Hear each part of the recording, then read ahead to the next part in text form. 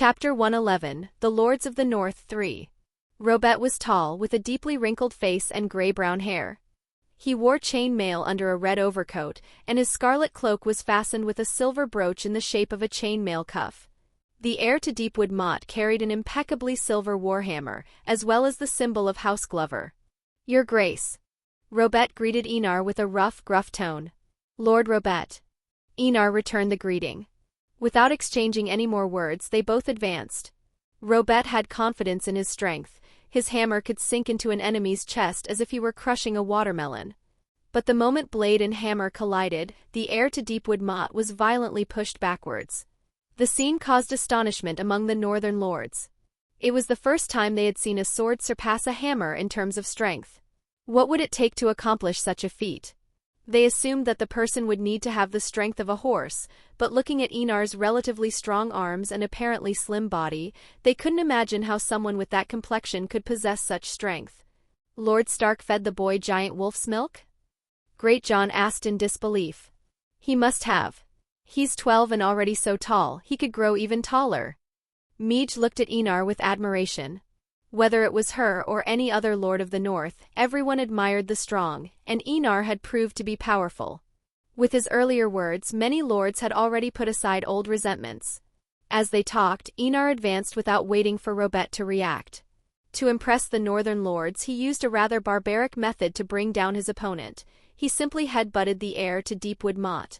Bang! With a loud, dry sound, Robet felt his head shake before falling unconscious to the ground. "Ha ha ha! Good fight, Enar the Powerful."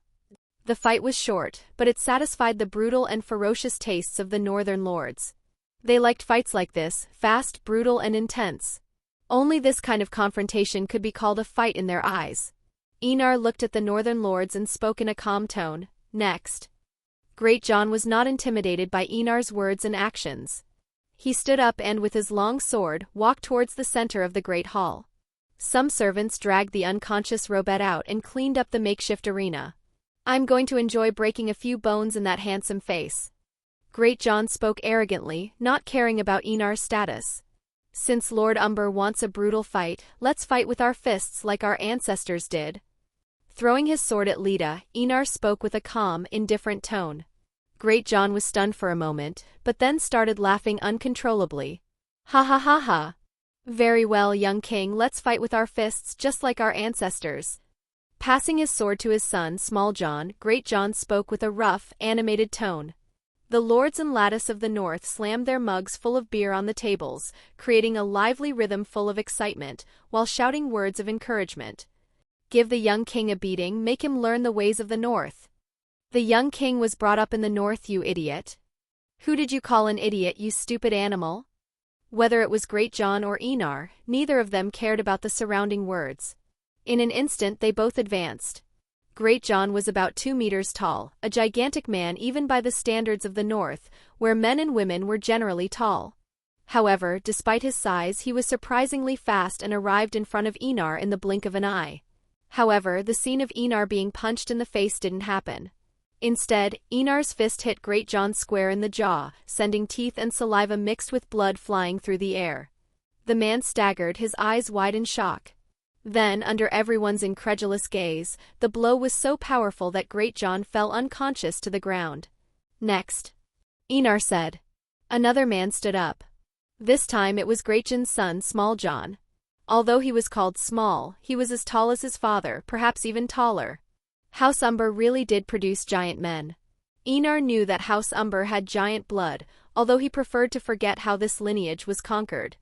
Believe me, the giant women were as hairy as the males of the species and had such ugly faces that it was hard to imagine how the male giants could consider them beautiful. Even so, Enar admired the ancestor of House Umber for having done the impossible, sleeping with a female giant and, what's more, fathering a child with her. "When my father wakes up, I'll say that I defeated the enemy that defeated him." Smalljon spoke with an arrogant tone just like his father. No one had any doubt that he was, in fact, Greatjon's son. Father and son resembled each other as much as could be expected. "Sword or fist?" Enar asked curiously. He was prepared to defeat all the northern lords and, if necessary, even the lattice should they wish to fight. "Fist. It's been a while since I've had a real fight." Small John replied, popping his stiff shoulder as he walked towards Enar with a big smile, showing off his teeth. Enar smiled back. It's been a while since I had a good fight either. The last one was against Khal Drogo, the man who commanded the largest khalasar of his time, with 100,000 warriors. I defeated him in front of his people and cut off his head. Enar's words won the admiration of the men present. Facing an army of 100,000 men was no ordinary feat, and surely that fight deserved to be recorded in the books. The second field of fire. I've heard of it. Small John commented with an excited smile. Just imagining facing someone like that made his blood boil with excitement. Enar smiled and assumed a fighting stance, like an experienced boxer. He advanced without giving his enemy time to react, shortening the distance in an instant. Enar's first punch hit Small John in the chest, taking his breath away. The second punch hit his shoulder, followed by the dry sound of bones breaking. The third blow caught the left side of Small John's body. Like his father, he fell to the ground, like Goliath before David. Next. Enar said with a calm tone, as if he had done something simple and ordinary. However, the Northern Lords showed no fear in the face of Enar's consecutive victories. On the contrary, it made them even more excited. Whoever defeated the young king would gain all the prestige he had been accumulating. How could that not excite them? So, despite Enar's quick and absolute victories, the lords were only more motivated. What followed was simple, brutal, and physical. One by one, the Northern Lords were taken down, falling unconscious to the ground. Enar showed no weakness in his attacks, breaking bones, teeth, hands, and arms. The atmosphere became more and more intense with his victories. Every time a lord fell, the audience cheered. 2 hours later, all the Northern Lords were awake and didn't seem to care about their injuries. When Eddard saw this, he breathed a sigh of relief. Things had gone more smoothly than he had expected. There had been no deaths, just a lot of broken bones. The ground was marked with blood and missing teeth. The Lord of Winterfell rose from his seat and attracted everyone's attention. Then, under the watchful gaze of the crowd, Eddard knelt before Enar and swore his oath.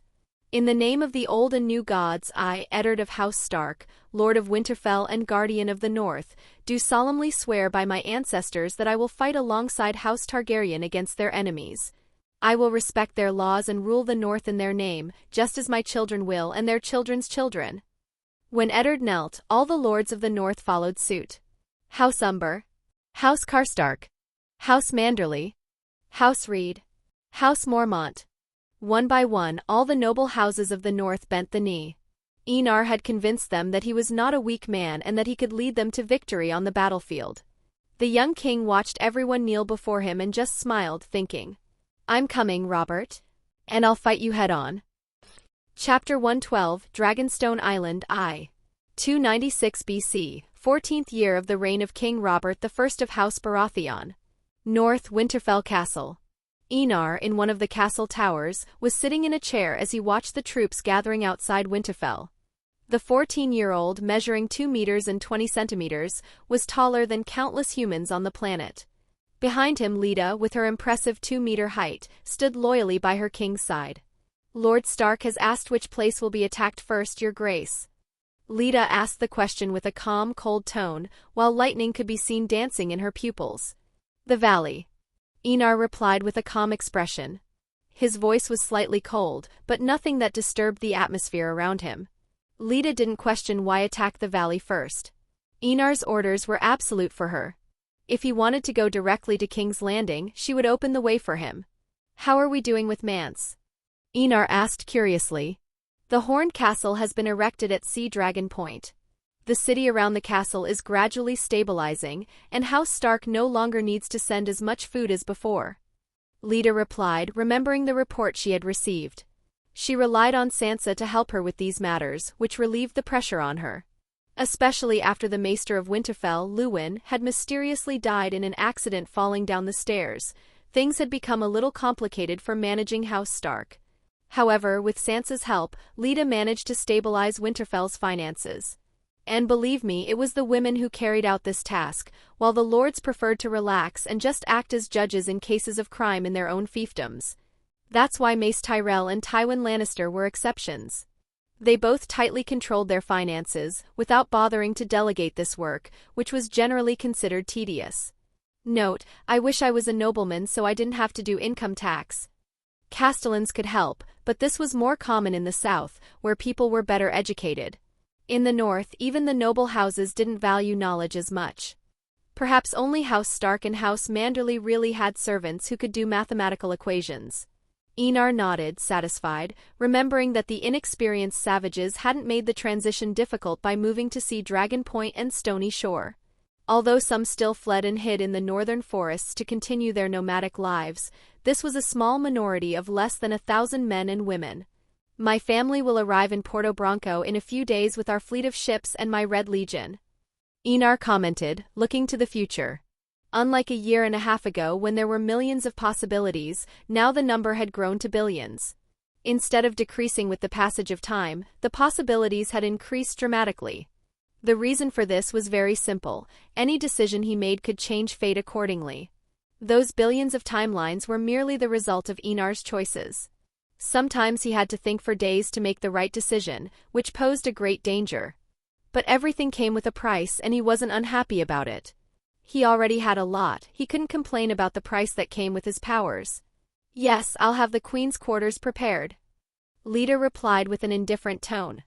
Her eyes lit up at the mention that the entire court of Essos was arriving in Westeros. The reconquest was ready and they would begin the march to the Vale. Your Grace, what about the Riverlands? Lita asked with a touch of caution in her voice. The Riverlands were a delicate subject in Winterfell. Although everyone already knew the fate that awaited House Tully, destruction. Hoster Tully will feel the despair of seeing all his vassals betray him.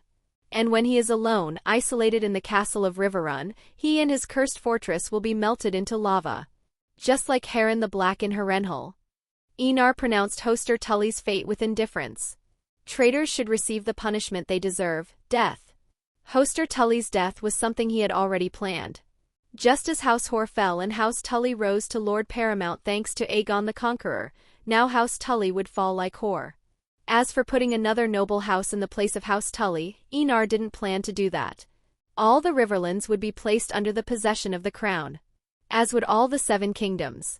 In the future there would no longer be such a strong sense of nationalism among the kingdoms, there would only be the Imperium and nothing else. These grandiose reforms would make many furious, and several noble houses would rebel. But Enar wasn't exactly worried about that. There were plenty of other people willing to accept the new reality and become the next generation of nobles. For the houses that didn't adapt, only oblivion and extinction would be their ultimate fate. He would show no mercy to rebels and traitorous noble houses. Suddenly, just as Enar was about to say something, he heard someone knocking on the door. Gesturing for Lita to open it, he looked calmly at the red-haired woman who appeared before him as soon as the door was opened. Catelyn Stark, born Tully. The woman looked as beautiful as the last time he had seen her, but she was thinner and slightly paler, a sign that she had not been eating well. Your Grace. Catelyn greeted Enar with an etiquette that would make many ladies stare. Lady Stark. Enar returned the greeting and gestured for her to sit down in front of him in a beautifully crafted chair. But Catelyn didn't move, and instead of sitting she knelt before Enar. I come to your Grace with a request. Enar looked at the woman kneeling in front of him with disinterest. He wasn't petty enough to hurt or even order Catelyn's murder, even if the woman had made his childhood worthy of being called a living hell. I'm listening, Lady Stark. Enar spoke with a calm tone. Spare my father's life, House Tully is loyal to House Targaryen. Catelyn didn't dare raise her face and spoke her words with her head bowed. Her voice was tinged with pleading and sincerity. Hearing Catelyn's request, Enar's eyes gradually grew colder.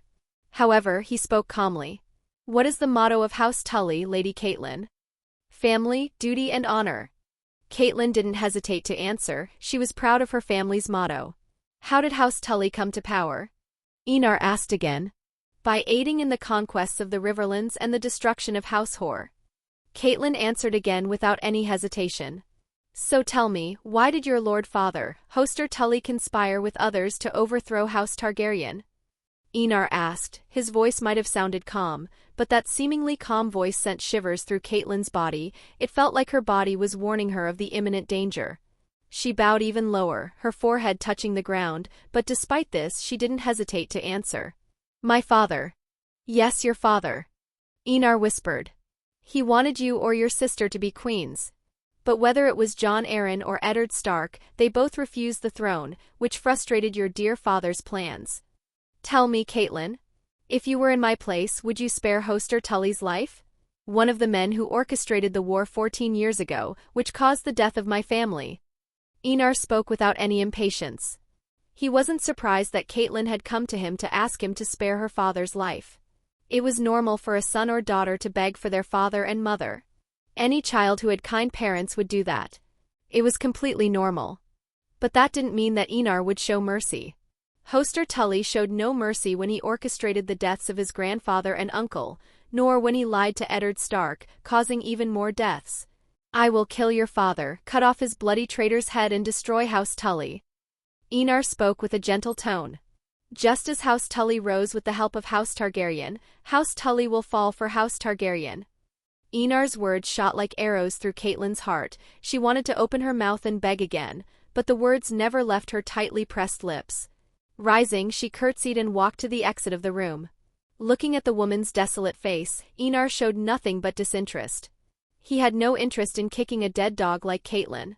Catelyn, this is the last time we will meet. Do not appear in front of me again. You are forbidden to leave Winterfell for the rest of your life. Before she left, Enar spoke with a cold tone. He wouldn't kill Catelyn for her children, but that didn't mean he wanted to see her again.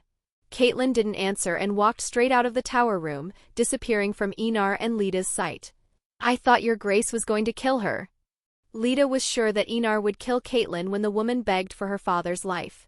She would have liked to have seen the scene after all. Because of Catelyn, her mother, Ash-Era didn't marry Eddard. I almost killed her, but I stopped myself. Enar replied in a calm tone. Let's go. Enar said, getting up from her chair. Everyone is waiting for me. Chapter 113, Dragonstone Island 2. Narrow Sea. An imposing fleet was cutting through the voracious waves of the Narrow Sea. Made up of almost 1,000 ships crammed with soldiers, provisions and supplies for the war, the armada stretched over an area of almost 12 kilometers. Each ship proudly bore the coat of arms of a three-headed dragon on a black background. The coat of arms of House Targaryen. On board the Black Dragon, Riella observed the grandeur of the fleet. Her eyes roamed over the horizon, but no matter how hard she tried, she couldn't see the end of the fleet. A sigh escaped her lips. The sight was simply overwhelming. However, his attention was soon diverted when his youngest daughter's voice echoed next to him. Mother, I don't want to go to White Haber. The Dowager Queen turned to Daenerys, frowning slightly. Why? She asked in surprise. Until then, her daughter had been just as anxious as Visenya to meet Enar again. But now there she was, saying she didn't want to go. I want to conquer Dragonstone. Daenerys answered without hesitation. At 13, after a year and a half, she had grown. She was now about 1.57 meters. Although she was still small, she was already showing signs of maturity. Note, I know the age isn't right, but leave it at 13 anyway. Daenerys' words made Riella frown even more. I know you want to impress Enar, but the Dragonstone isn't that important at the moment. Her voice came out persuasive, but it didn't seem to have any effect. No. Daenerys refused her mother's suggestion without hesitation. I'm going to conquer Dragonstone. It's essential that everyone knows we're back. And nothing better than to start there. Her tone was firm, resolute. Once I've conquered Dragon Rock, I'll summon all the noble houses of Blackwater Bay and make them kneel before me. Riella sighed, feeling a twinge of headache. Her daughter's determined expression made it clear that there was no point in insisting. Refuse? How could she refuse Daenerys' order? She was the king's grandmother, yes, but Daenerys was the king's wife. As queen, her right took precedence even over that of a crown prince or princess. Riella knew that Daenerys wasn't asking for permission, just informing her that she was about to leave. Snorting coldly, the Dowager Queen couldn't contain her irritation. If you want to go, go. You don't have to tell me. Visenya approached the two, about to speak, but soon noticed the tension in the air. What's going on? She asked curiously. It was rare to see her mother and sister arguing so seriously. Daenerys wants to conquer Dragonstone. Riella replied, still irritated by her daughter's stubbornness. For her, the most important thing was to reach the north with the troops and the dragons, and any deviation from the plan was reckless. Visenya understood the reason for the argument almost immediately. However, to Riella's surprise, her eldest daughter didn't take her side this time. Daenerys is a queen and a dragon rider. She has the right to go where she wants. Her tone was carefree, almost casual.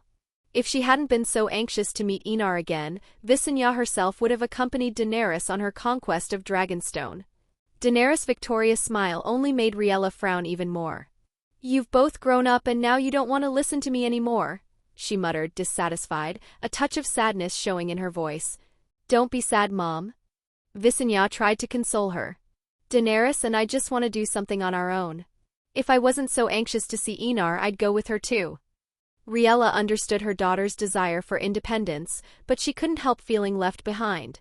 For the first time in decades, she felt like a powerless queen again, unable to influence her own family's decisions.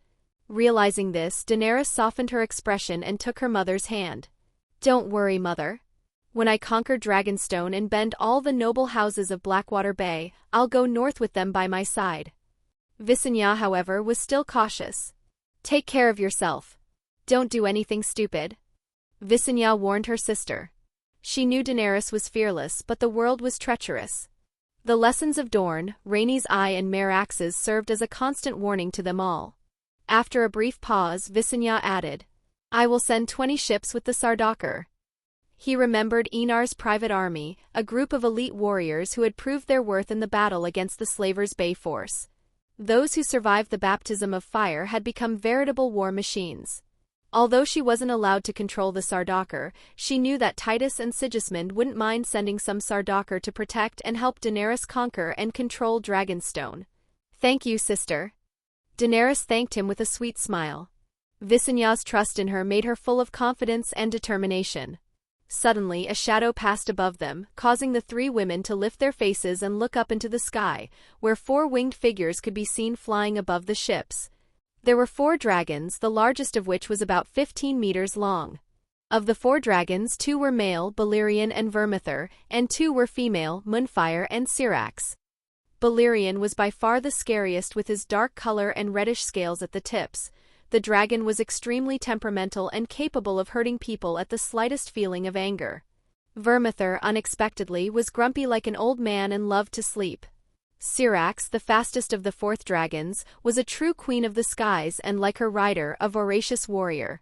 Moonfire, the largest of the 4, was the most agile and could perform real miracles in the air. As if sensing Daenerys' desire for flight in war, Balerion let out a roar and lowered his altitude, passing dangerously close to the ship. "Be careful and don't hesitate to run if anything goes wrong."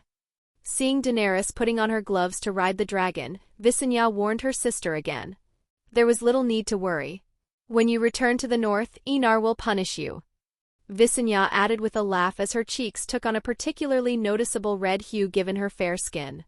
"You'll like it, apparently," Daenerys commented with a hint of sarcasm, seeing Visenya's red cheeks. She knew her sister had some quirks in bed, but she didn't comment too much. Visenya glared at Daenerys, but as the older sister, she acted maturely and ignored her provocative words. Half an hour later, 20 of the 1,000 ships broke away from the main fleet and veered off the course that was destined to reach the north. Watching the ship with Daenerys disappear from her sight, Riella couldn't help but let out a helpless sigh. As her daughters grew up, she noticed that they were both becoming more and more independent.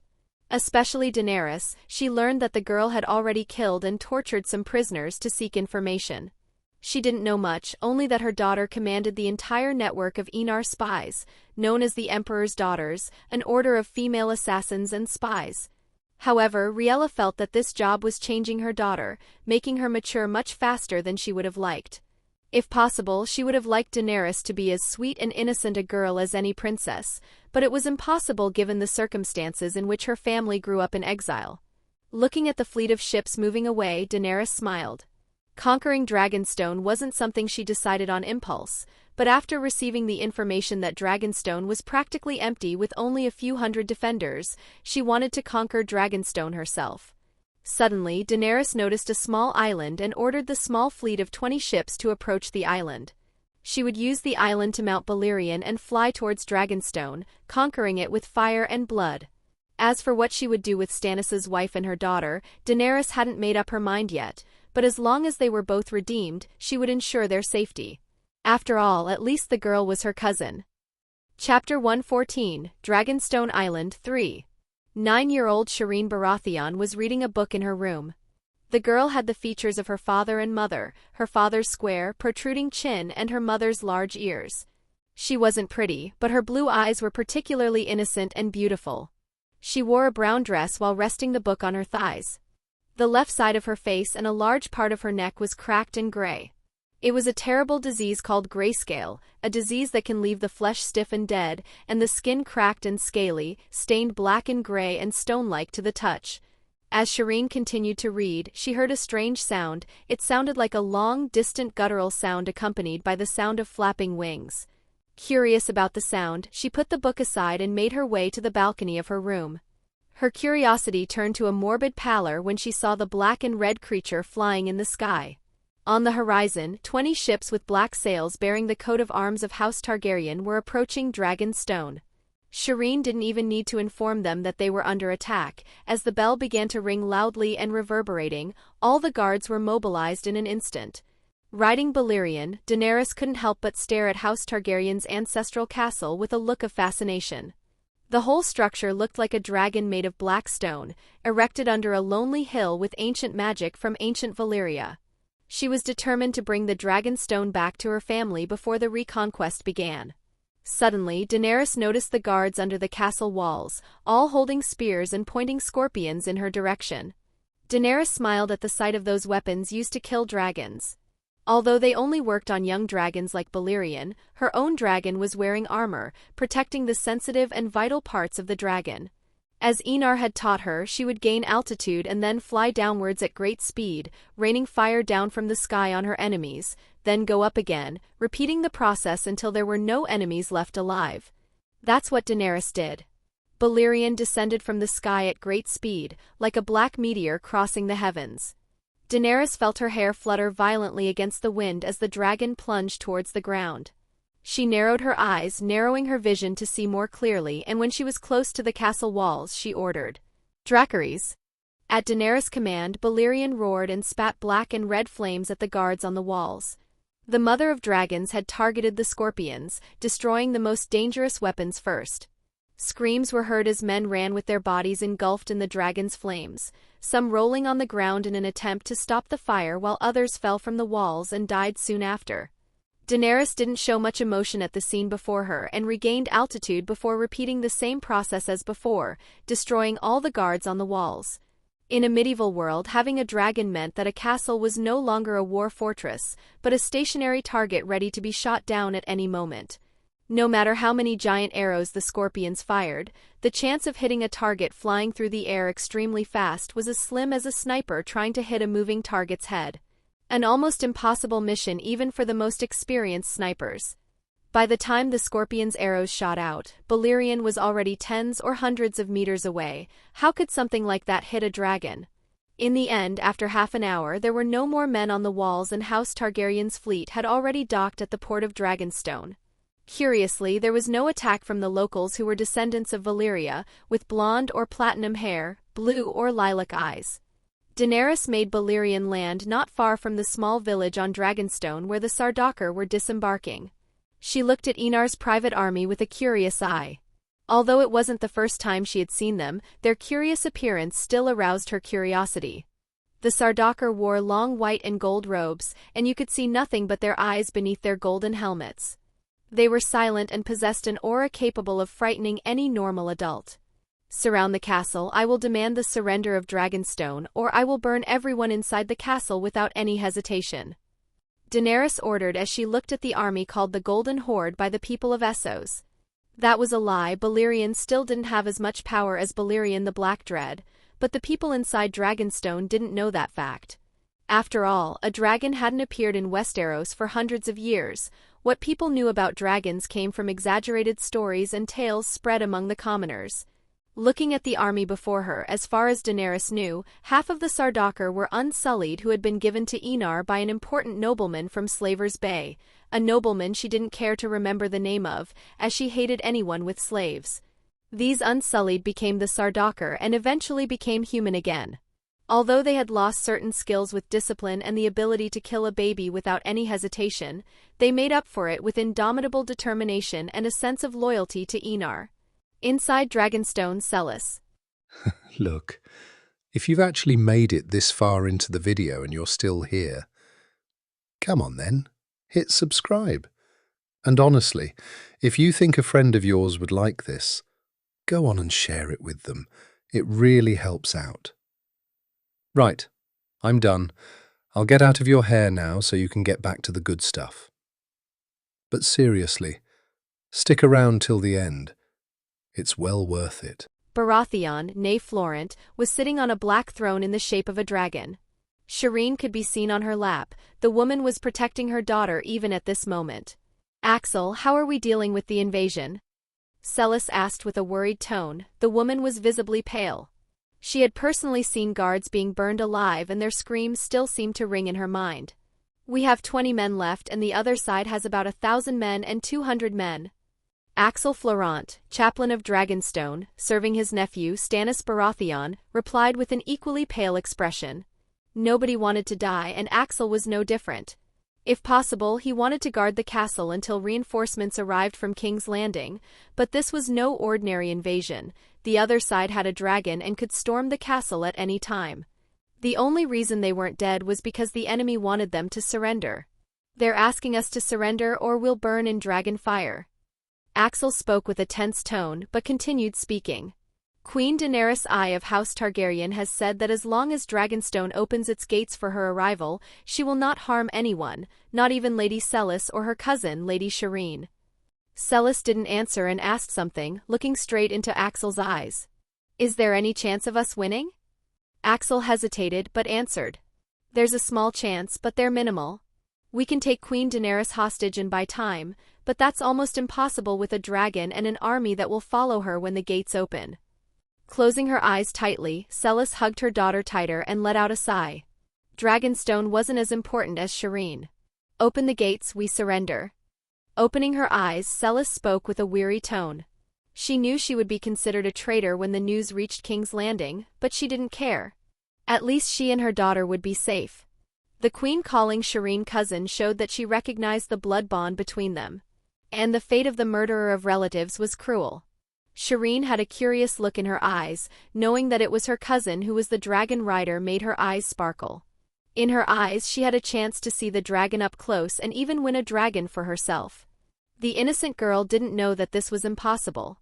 But as Shireen had thought, she did have a chance of bonding with a dragon, although the chances were almost nil given the 4-generation lineage separating her from Rael Targaryen, grandmother of Robert, Stannis, and Renly. With Celis' decision, the gates of Dragonstone were opened and the Sardaukar advanced, protecting Daenerys in their midst. Balerion flew above them all, looking at anyone with a particularly fierce gaze. Welcome to Dragonstone, Queen Daenerys.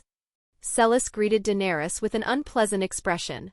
After all, no matter how kind Daenerys had been to preserve her and her daughter's lives, it didn't change the fact that no one would want their castle invaded by anyone. Lady Baratheon, I hope you're in good health. Daenerys greeted Celis back with a kind and warm gaze, as if they had been friends for a long time. Chapter 115, Dragonstone Island 4. Looking at the black throne which seemed to protrude from the ground, Daenerys walked with her head held high and sat down. She observed the throne room, filled with Sardaukar, with an amused look.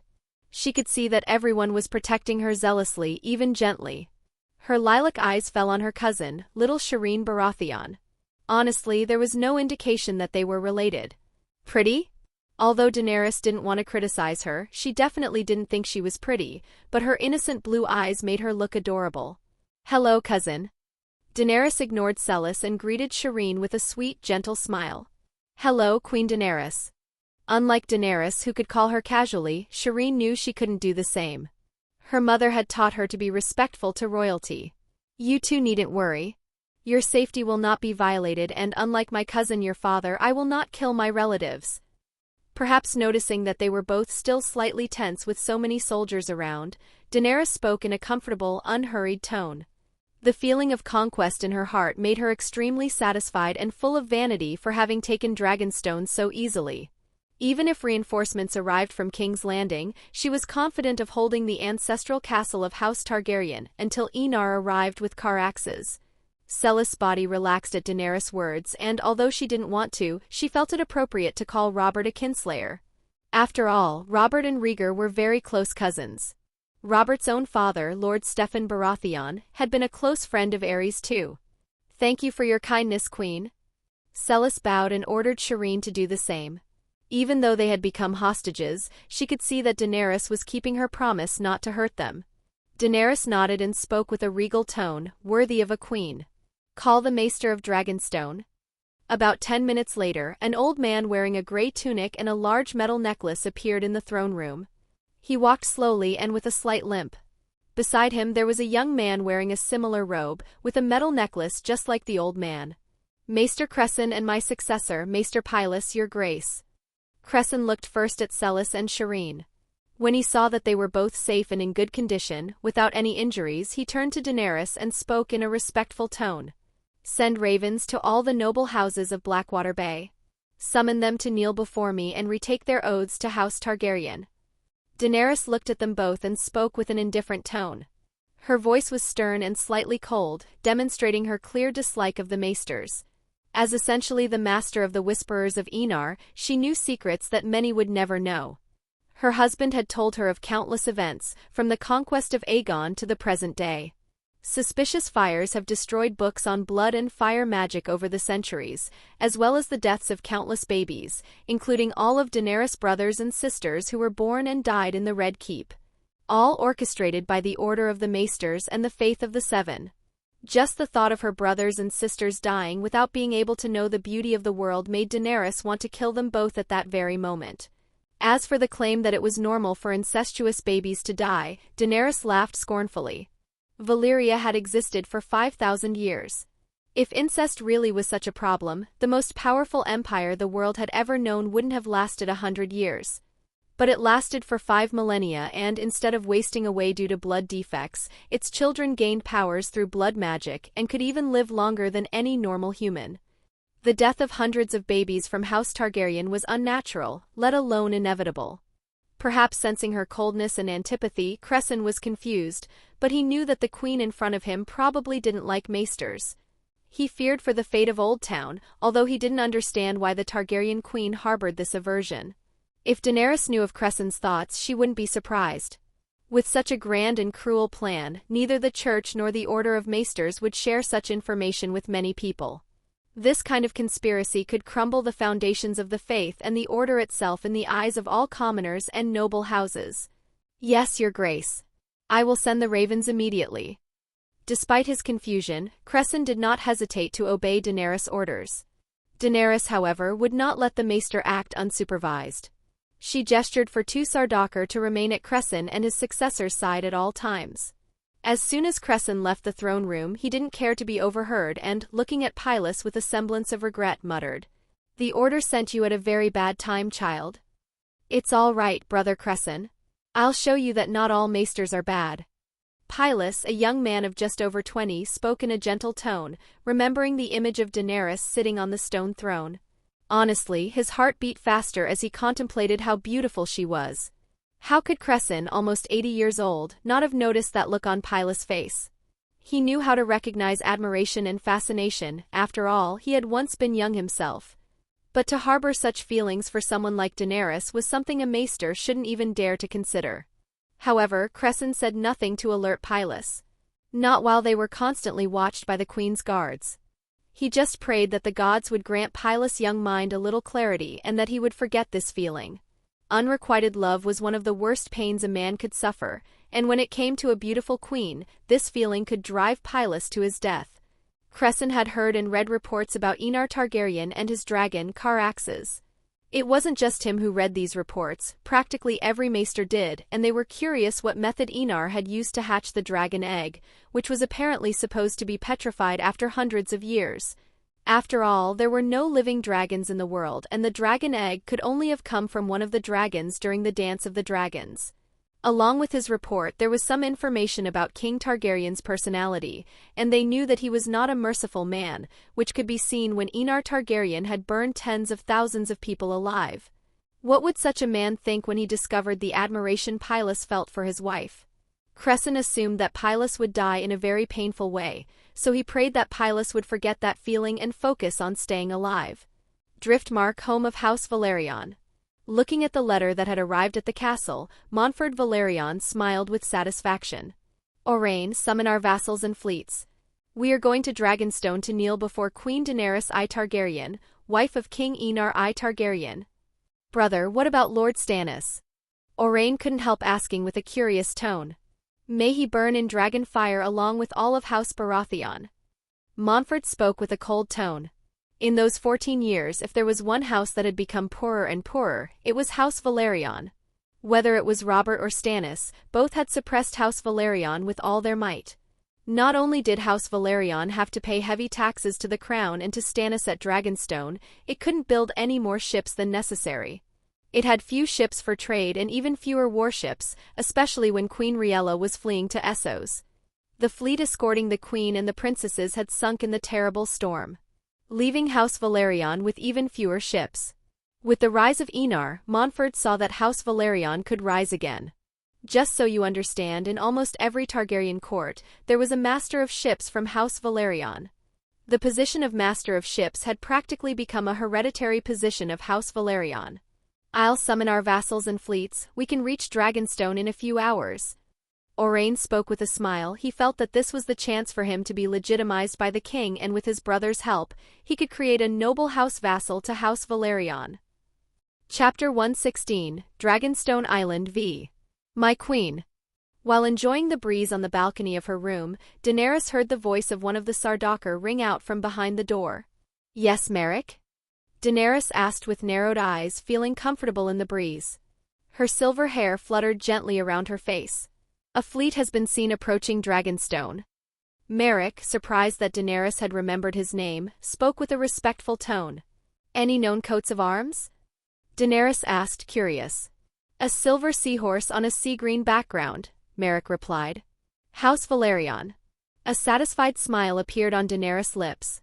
For House Valerion to have come to Dragonstone so quickly was a sign of how eager they were to be sworn back to House Targaryen. With the Valerions on their side, at least 20 to 30% of the ships in House Baratheon's fleet would disappear in an instant. Daenerys began to dress herself. She had forgotten to bring Missandei from House Martell's ship. The girl had become a close friend of the Sand Snakes, as had she herself. Oberyn's bastard daughters were a funny bunch and easy to get along with. She wore a black outfit with the dragon of House Targaryen in red in the middle of the chest. The creature's wings formed a beautifully elaborate neckline, elegant without being vulgar. Montfort Valerion, accompanied by his half-brother, straightened his clothes and adopted a posture worthy of a descendant of ancient Valyria. After all, in terms of kinship, however distant, House Valerion had provided 3 brides for Targaryen princes, including a king consort during the reign of Rhaenyra I Targaryen. Not to mention the countless marriages between the two houses before the conquest. Aegon the Conqueror's own mother was Valina Valerion. As soon as the doors were opened, Montfort heard the herald announce his arrival. Montfort Valerion, Lord of the Tides, Master of Driftmark and head of House Valerion, along with his half-brother Owain Waters. Owain was surprised to be announced, but quickly followed his brother. Montfort entered the throne room and, when he came within 10 paces of the black stone throne, he stopped and bowed to the beautiful young woman sitting on it. It is an honor to be in your noble presence, my queen. Sitting on the throne is Queen Daenerys I Stormborn of House Targaryen, rider of Balerion, the Unburned, mother of dragons, maiden of healing, daughter of fire and light. Merrick introduced his queen in a cold, indifferent voice, watching the guests from a distance. He and his brothers-in-arms protected Daenerys at all times. Lord Valerion, Lord Owain, welcome to Dragonstone. Daenerys crossed her legs elegantly, one over the other, and greeted them both with a curious look. The 2 men in front of her were handsome, like any descendant of Valyria, and carried themselves elegantly. Lord Montfort's half-brother, however, looked rather malicious. But Daenerys knew that this malice was not directed at her. His smile itself conveyed that impression, which meant that he was a cunning man and probably thirsty for power. Thank you for the warm welcome, your grace. Montfort replied with a polite smile, marveling at Queen Daenerys' beauty. I presume your grace the king is coming to Dragonstone? He asked with a respectful tone. My husband is in the north, about to begin our reconquest. He will not come until Dragonstone is besieged by the usurper fleet.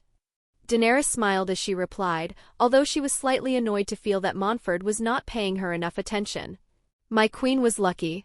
House Baratheon's fleet is in King's Landing right now, or your grace would have a hard time dealing with 200 Dromons. Montfort spoke with a relieved tone.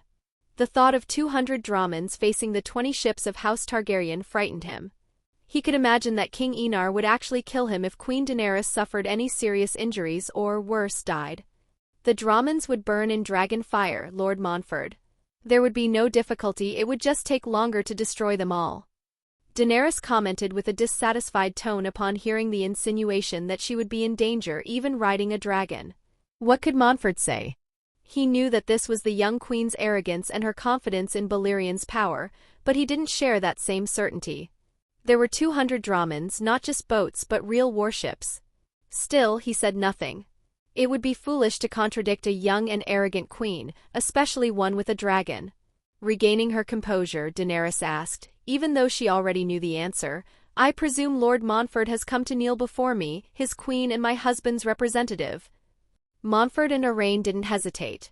They both knelt, but only Montfort pronounced the oath. I, Montfort, head of House Velaryon, Lord of the Tides and Master of Driftmark, swear to fight alongside House Targaryen against their enemies and to respect their laws as my own. I will protect the seas in the name of House Targaryen until the end of my days, as will my son and the sons after him. I accept your oath in the name of my husband, Lord Montfort. I swear never to dishonor your name or that of your house.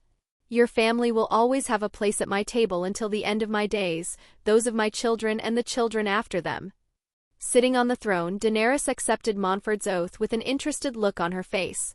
It was the first time she had received an oath and she really liked the feeling. However, she wasn't so enthusiastic about Montfort's oath.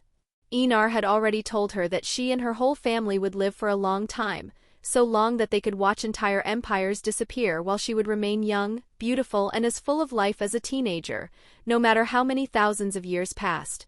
Daenerys assumed that she would see all the lords of House Velaryon disappear one by one, until one day House Velaryon itself would cease to exist. After Montfort's oath, other lords of Blackwater Bay came, House Celtigar, House Bar Emmon and House Sunglass. They all swore allegiance to Daenerys and consequently to Enar, who was still in the north at the time.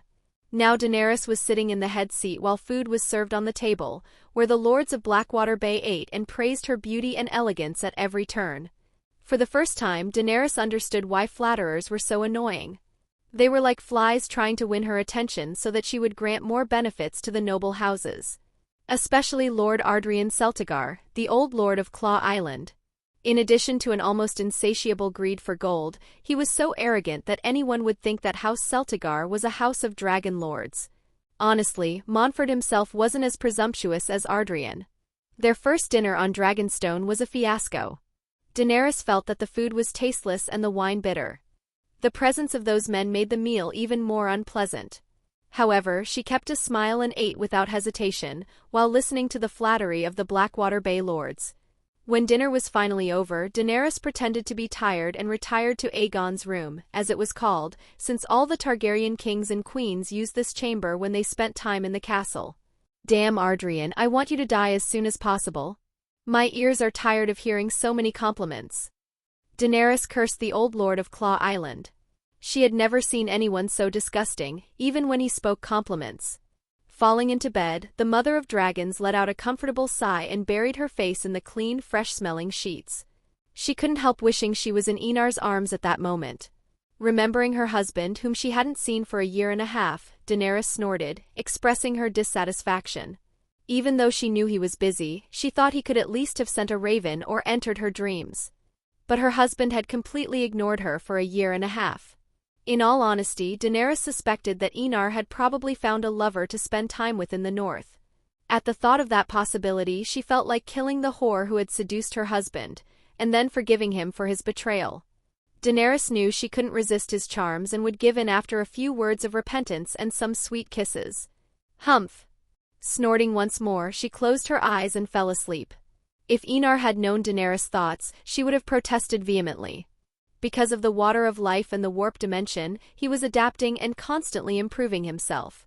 In the process, he couldn't shield anyone from his mind, so he did absolutely nothing but train and grow stronger until he could finally communicate across great distances again. Chapter 117, White Harbor I. North White Harbor. Your Grace.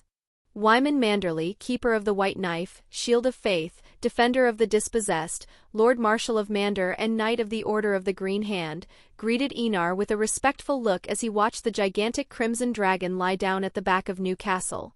Even though it wasn't the first time he had seen the creature, he still couldn't help but feel a sincere fear in the face of the gigantic beast, capable of reducing White Harbor to ashes in a few minutes. Lord Manderley, I see you're still in good health? And eating a lot. Enar greeted the Lord of White Harbor with a joke. Leda stood behind him, watching the fat old lord of New Castle, the castle of House Manderley. She couldn't believe that man could walk as big as he was. She estimated that no horse could support his weight. Wyman touched his enormous belly with his fat fingers and let out a loud, powerful laugh. Perhaps I should have eaten fewer eels. These are my sons, Your Grace. Wyllis and Wendell, both great knights. Next to Wyllis is his wife Leona. Wyman introduced his sons with a big, proud smile. Your Grace. Both brothers bowed with difficulty and greeted the king with respect. They looked at him with admiration. The first impression Enar gave them was of an incredibly tall man. Like their father, Wyllis and Wendell were huge and fat. Curiously, the wife of Wyllis, heir to White Harbor, Leona, was a rosy, plump woman with yellow hair. Her face was round, fleshy, and ruddy, although you could see that she had been a beautiful woman in her youth. These beautiful young ladies are my granddaughters, Winifred and Willa. Wyman introduced them with an even prouder smile than when he had introduced his sons. Your Grace. Winifred and Willa greeted Enar with curious looks. They were shocked by the king's height, feeling like children next to him. Note, damn George Martin for creating such similar names. Although it's normal in Nordic and English regions, I still want to cry when I remember how many similar names this guy wrote in his books. You have a fine family, Lord Manderley. Enar complimented the old lord of White Harbor with a smile. He could tell that the whole family was close-knit and cherished the affection between them. I'll order them to serve a sumptuous lunch. I hope the king will be pleased with the hospitality of House Manderley. Wyman said, maintaining a cheerful, charismatic smile. Perhaps later, Lord Manderley. My fleet of 1,000 ships will arrive at White Harbor in a few hours. Although Enar had said that the fleet would arrive in a few hours, in fact, it would only arrive in half an hour. Wyman's face changed dramatically when he heard the number of ships. 1,000 ships was not a small number. Perhaps no port in the world could dock so many at the same time. What's more, the city couldn't support so many people. He assumed that there would be between 60 and 70,000 men. Don't worry, Lord Manderley. They're bringing supplies to camp outside the city and prepare for war. Enar certainly knew about Wyman's concerns. Any lord of a port city would be stressed by a fleet of this size. Wyman's face relaxed when he heard the king's words. It seemed that Enar had everything prepared and that he, as the host, wouldn't have to worry about many things, which pleased him. At the same time, he was shocked by the size of the king's fleet and army. This was no small number of men. In fact, it was second only to the Reach in quantity, surpassing the Western Lands and Storm's End. With the horses lent to them by House Manderley, Enar, Leda, Wyman, Wyllis and Wendell set off towards White Harbor's outer harbor. Once on the quay, Wyman looked at the horizon, but saw no sign of the fleet. Just as he was about to suggest that Enar sit down, he couldn't help holding his breath when he spotted small black dots on the horizon. There were countless of them. And as they approached White Harbor, he could see the immensity of the fleet. Thousands of ships were breaking the violent waves of the narrow sea. The black sails, bearing the crest of House Targaryen, filled his entire vision. Incredible. There was no other word to describe what he was feeling at that moment. Visenya watched the port city with a surprised look. Between the choppy waves, White Harbor seemed to emerge from the sea. The entire city was white and looked especially imposing from afar. White Harbor. Visenya murmured with a bright gaze. She wanted to see Enar as soon as possible. Being away from him for a year and a half had simply been agonizing. Only when he wasn't around did she realize how much she missed his presence. Even dinners were less lively without him. Looks like we've arrived. Riella commented, balancing herself on the ship without stumbling. She had flown on a dragon countless times. Keeping her balance on a ship was nothing compared to this. Looking at her daughter, who seemed excited to be reunited with her nephew, Riella rolled her eyes. However, she understood well the pain of being away from the person you love. She couldn't help but think of the man she had loved when she was just a girl at Daenerys' age. He was just the heir to a minor house while she was a queen. In the end, she married Aerys, not the man she loved, on her parents' orders and out of duty, as was expected of a princess. Suddenly, the temperature around them rose, drawing the attention of Visenya and Riella. Both noticed the approach of the Reverend Mother, Kinvara. "I've already ordered the fleet to slow down." Kinvara spoke in a respectful tone, and as soon as she had finished, a trumpet sounded. Other trumpets soon followed, announcing the order to the entire House Targaryen fleet. "Thank you for your hard work." Riella thanked Kinvara with a kind look. The two had become great friends over the past 3 years. Kinvara shook her head and replied in a pitying tone. "It is only my duty as my lord's servant. I am merely a tool for his purposes." Riella rolled her eyes, but she understood why Kinvara and so many others considered Enar a god. His powers, the prescience and brainwashing, were enough to make the commoners worship him with sincerity and devotion. If she hadn't received a higher education, she might also have believed that Enar was a god. Suddenly, Kinvara looked up at the sky. In her eyes, the blue and red hues seemed to be fighting a constant battle in the sky. She knew it was the gods fighting, and the scene before her was a reflection of this confrontation still in progress. "Great Other."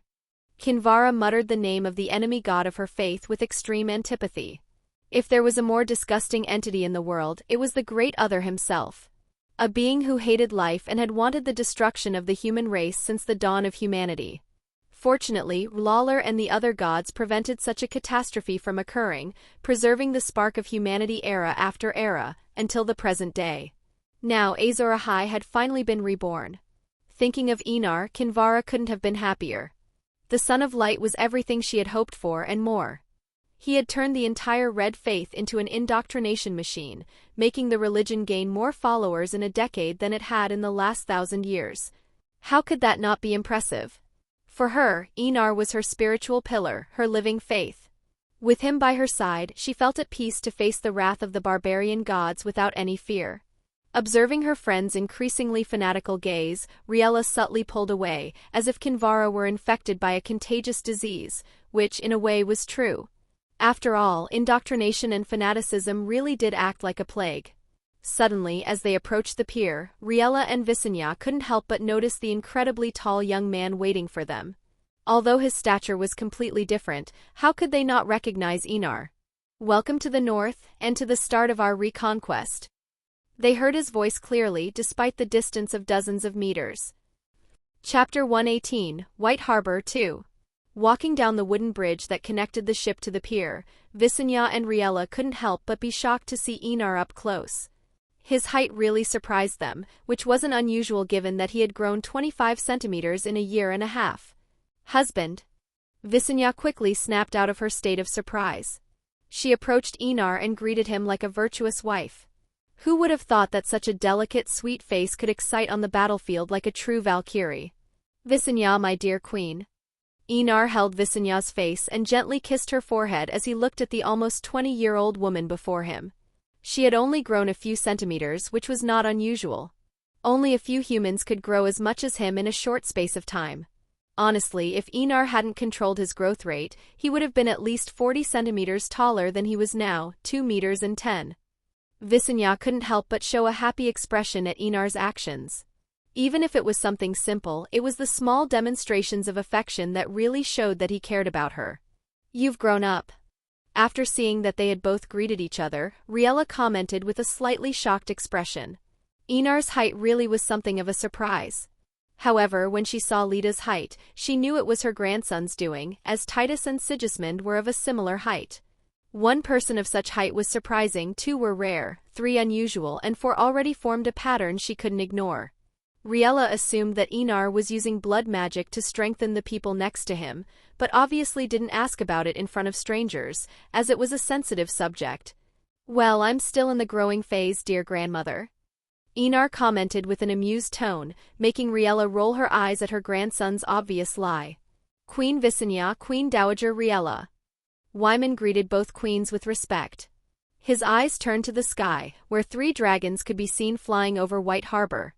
He couldn't help but be shocked to note that House Targaryen owned 5 dragons, all of which were of considerable size and could be ridden to take part in the war. He also couldn't help but thank Lord Stark for kneeling down without too much difficulty. The king's dragon alone was capable of destroying all the castles in the north. The north was as helpless as a virgin maiden in the face of such flying monsters. Lord Manderley, it's been many years since we've seen each other.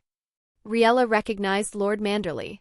She had seen him at the Harrenhal tournament as one of the most important vassals accompanying Lord Stark, who at the time was Rickard. However, the Lord of House Manderley was much fatter than he had been decades ago. The man had been fat for a long time, but he had become even bigger during the time she hadn't seen him. I'm honored that the Queen still remembers me. Although Wyman knew why he was remembered by Riella, he didn't care. Others might think him cowardly and weak, but only he knew that this was exactly the image everyone wanted him to convey. While Lord Manderley and Riella talked, Enar looked at Kinvara and nodded to his loyal subordinate.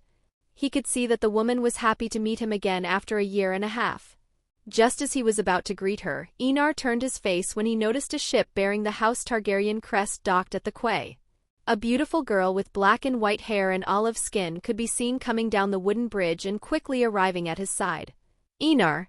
Rhaenys greeted him with a tight hug. She didn't care how tall he was and hugged him even tighter, as if to finally satisfy the longing she had felt after so long. Visenya watched the scene and narrowed her eyes. She may have been a little naive when it came to matters between men and women, but she wasn't stupid.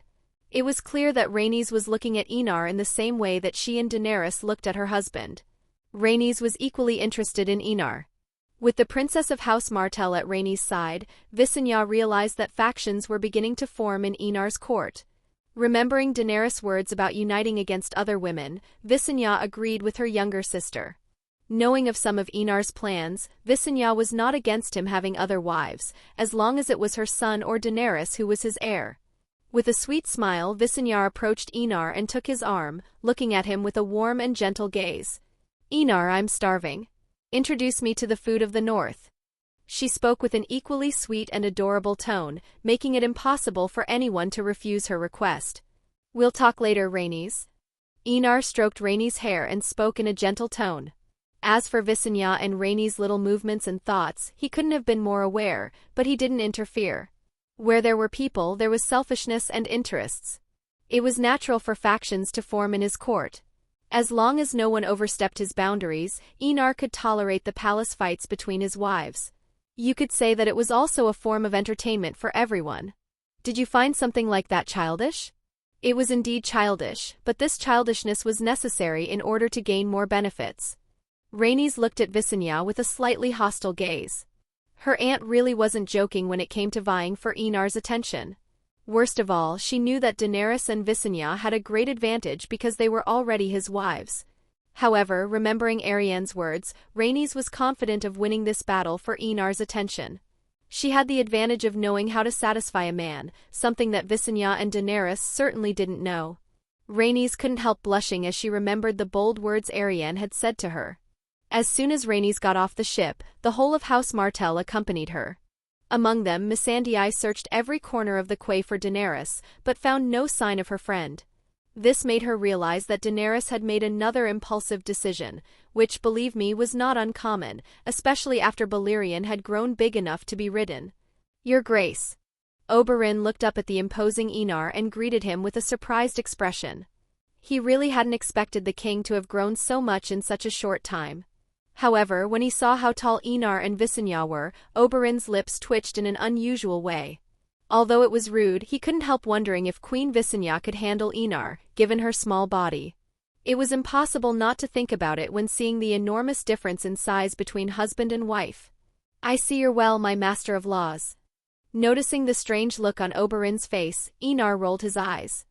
Prince Martell's thoughts were so obvious that they seemed to be written all over his face. However, Enar knew that such thoughts would be common when faced with the size difference between him and his wives. Fortunately, he was already prepared to perform the blood ritual on Daenerys and Visenya. When he heard Enar call him Master of Laws, Oberyn's eyes lit up with a touch of satisfaction. Now he was part of Enar's court and would have more say in future decisions, which would not only improve his status in everyone's eyes, but also raise Dorne's standing. It would be an honor to serve your grace. Oberyn replied with a respectful tone, bowing elegantly before the king. Enar nodded and rolled his eyes as he felt a burning gaze upon him.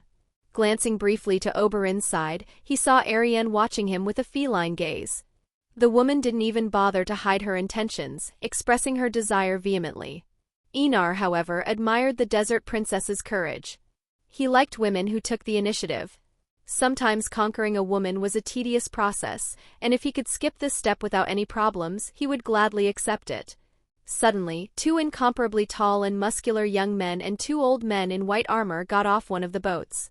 Enar couldn't help but smile at the sight of his two primarchs and the royal guard, Willem Darry, as well as Riella's guardian, Cerberus Tan Selmy. Titus and Sigismund were really big, reaching 2 meters in height. Their muscles were strong and explosive, even their heavy armor couldn't hide the power of their bodies. The 4 men knelt before Enar. They looked at their king with a reverent gaze, especially Titus and Sigismund, who practically seemed to be looking at a god. "I hope the trip was to your liking." Enar gestured for the 4 of them to stand up and commented with a smile. "We will always fight at the king's side, regardless of whether we have to cross mountains and seas." Sigismund spoke with a respectful tone while looking at Enar with a firm and determined gaze. Enar didn't doubt his words. The faith the brothers had in him was something akin to Leda's devotion. "Order the ships to dock off the coast and camp in front of the city," Enar ordered, looking at the 4 men before him. He left these more mundane matters to the 4 of them. "Yes, my king." The 4 spoke at the same time. Chapter 119, White Harbor 3. Newcastle, home of House Manderley. At the Triton Court dinner table in the great hall where House Manderley held its feasts and celebrations, the atmosphere was lively and slightly noisy. Observing his court gathered in the north, Enar had a satisfied look on his face. Sitting on the White Harbor throne, Enar chewed on a piece of sheep meat while declaring to everyone, "We'll stay a few days to let the Red Legion and the Sardaukar rest. Then we'll leave without delay for Moat Cailin, where we'll meet the rest of the army. The food and weapons are ready to sustain a war for a year, as your grace ordered before leaving for Westeros," Oberyn informed, making Enar nod in satisfaction. Honestly, this amount of food and weapons was far from the total accumulated by the Red Faith over the last 8 years. However, with the long night approaching, Enar didn't want to waste food on a prolonged war. He intended to end this war in at least a year and at most 2. Even with dragons, conquest could not be rushed. He needed time to consolidate his rule in the 7 kingdoms. After all, conquering wasn't just about taking land. Dominating territories was easy, keeping them was difficult. Enar needed to ensure that the nobles who submitted to him didn't betray him as soon as he turned his back on them. It had taken Aegon the Conqueror years to stabilize his rule, and he had had to deal with countless rebellions. Compared to this, Enar felt that his conquest was relatively simple. Aegon I and Jaehaerys I had already solved many of the structural problems for him. Now it was a matter of restoring House Targaryen to the throne of Westeros. Of course, he would speed up the process by appointing some soldiers who had made conquest as the new nobility in Westeros, facilitating his rule over the 7 kingdoms.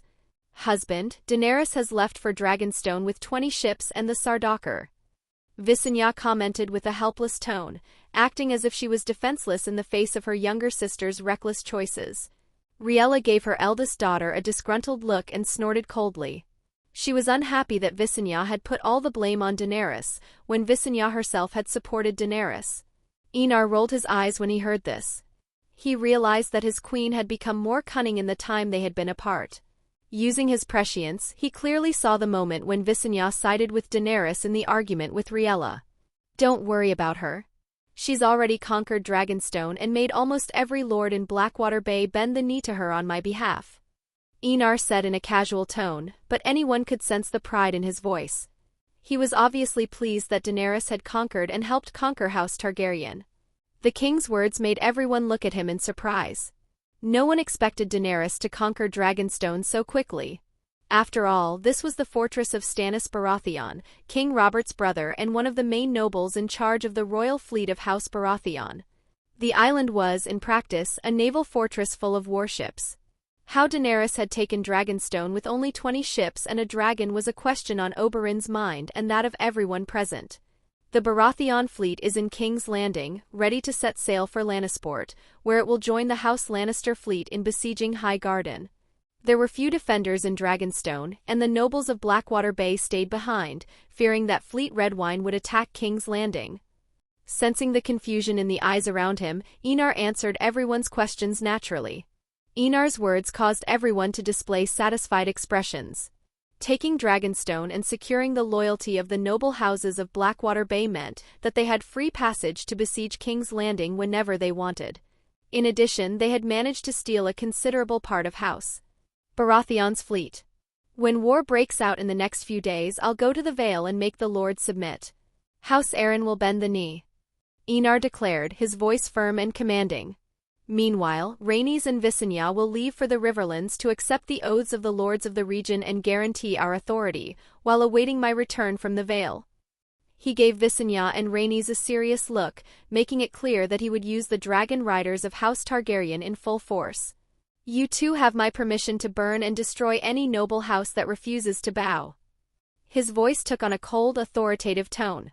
Furthermore, I authorize you to appoint new lords and grant land to soldiers who demonstrate valor. Those words made Visenya and Rhaenys' eyes sparkle with satisfaction. Neither of them had expected to take part in the war so soon, let alone receive so much power. Enar had practically handed the Riverlands over to them to conquer. However, before any of them could express their elation, he added with a sharp look, "But you must not move against Riverrun. House Tully is mine to destroy." Enar turned to Riella, his voice laden with authority. "I want Harrenhal as a fortress to contain threats from the western lands. I will entrust that task to my grandmother." He paused briefly before adding, "Queen Riella will have the same powers as Visenya and Rhaenys." In conventional armies, fighting on so many fronts could be a strategic mistake, weakening the forces by dispersing them. However, with dragons, few problems couldn't be solved with dragon fire. Riella was surprised by the appointment. She genuinely hadn't expected to be mobilized for war, but a sense of satisfaction quickly overcame her. The fate of House Targaryen was being played out on the battlefield, and she would not stand idly by while her family fought to regain its throne. "Who will be Lord Paramount of the Riverlands, husband?" asked Visenya, intrigued. Knowing that House Tully would be destroyed, she wanted to know who would take their place. After all, the Riverlands couldn't be without rulers. It wasn't just her curiosity. Oberyn and Riella also turned their gazes to Enar, attentive. After all, this was no ordinary fiefdom, but one of the 7 kingdoms. Enar, however, answered naturally, without caring about the impact of his words, "House Targaryen will rule the Riverlands." Oberyn and Wyman's eyes widened in surprise. Enar's decision broke a centuries-old tradition. One of the reasons Aegon I had managed to subjugate the 7 kingdoms with relative ease was that he had allowed the kingdoms to continue with regional laws and customs. But Enar saw this as a mistake. The truth was that, even after centuries of Targaryen rule, the 7 kingdoms were still 7 kingdoms, not a single united kingdom. For Enar, this system of power was similar to that of the Holy Roman Empire, where an emperor was elected by the kingdoms, but each still maintained its own autonomy, laws and customs. The only difference was that House Targaryen could not be replaced by vote. Even so, in practice, Westeros was more like a confederation of interests than a truly unified nation. Such a thing could not be considered serious in the eyes of House Targaryen, which still had dragons, but after House Targaryen lost the dragons, they had nowhere near half the power they had when they had dragons. Without dragons, the weapon to destroy any rebellion, the 7 kingdoms became a hidden danger that all the Targaryen kings feared would one day explode at once. Which proved to be true with the rebellion 14 years ago. Do you think that if Aerys II Targaryen had a dragon the size of Caraxes, the rebellion would have happened?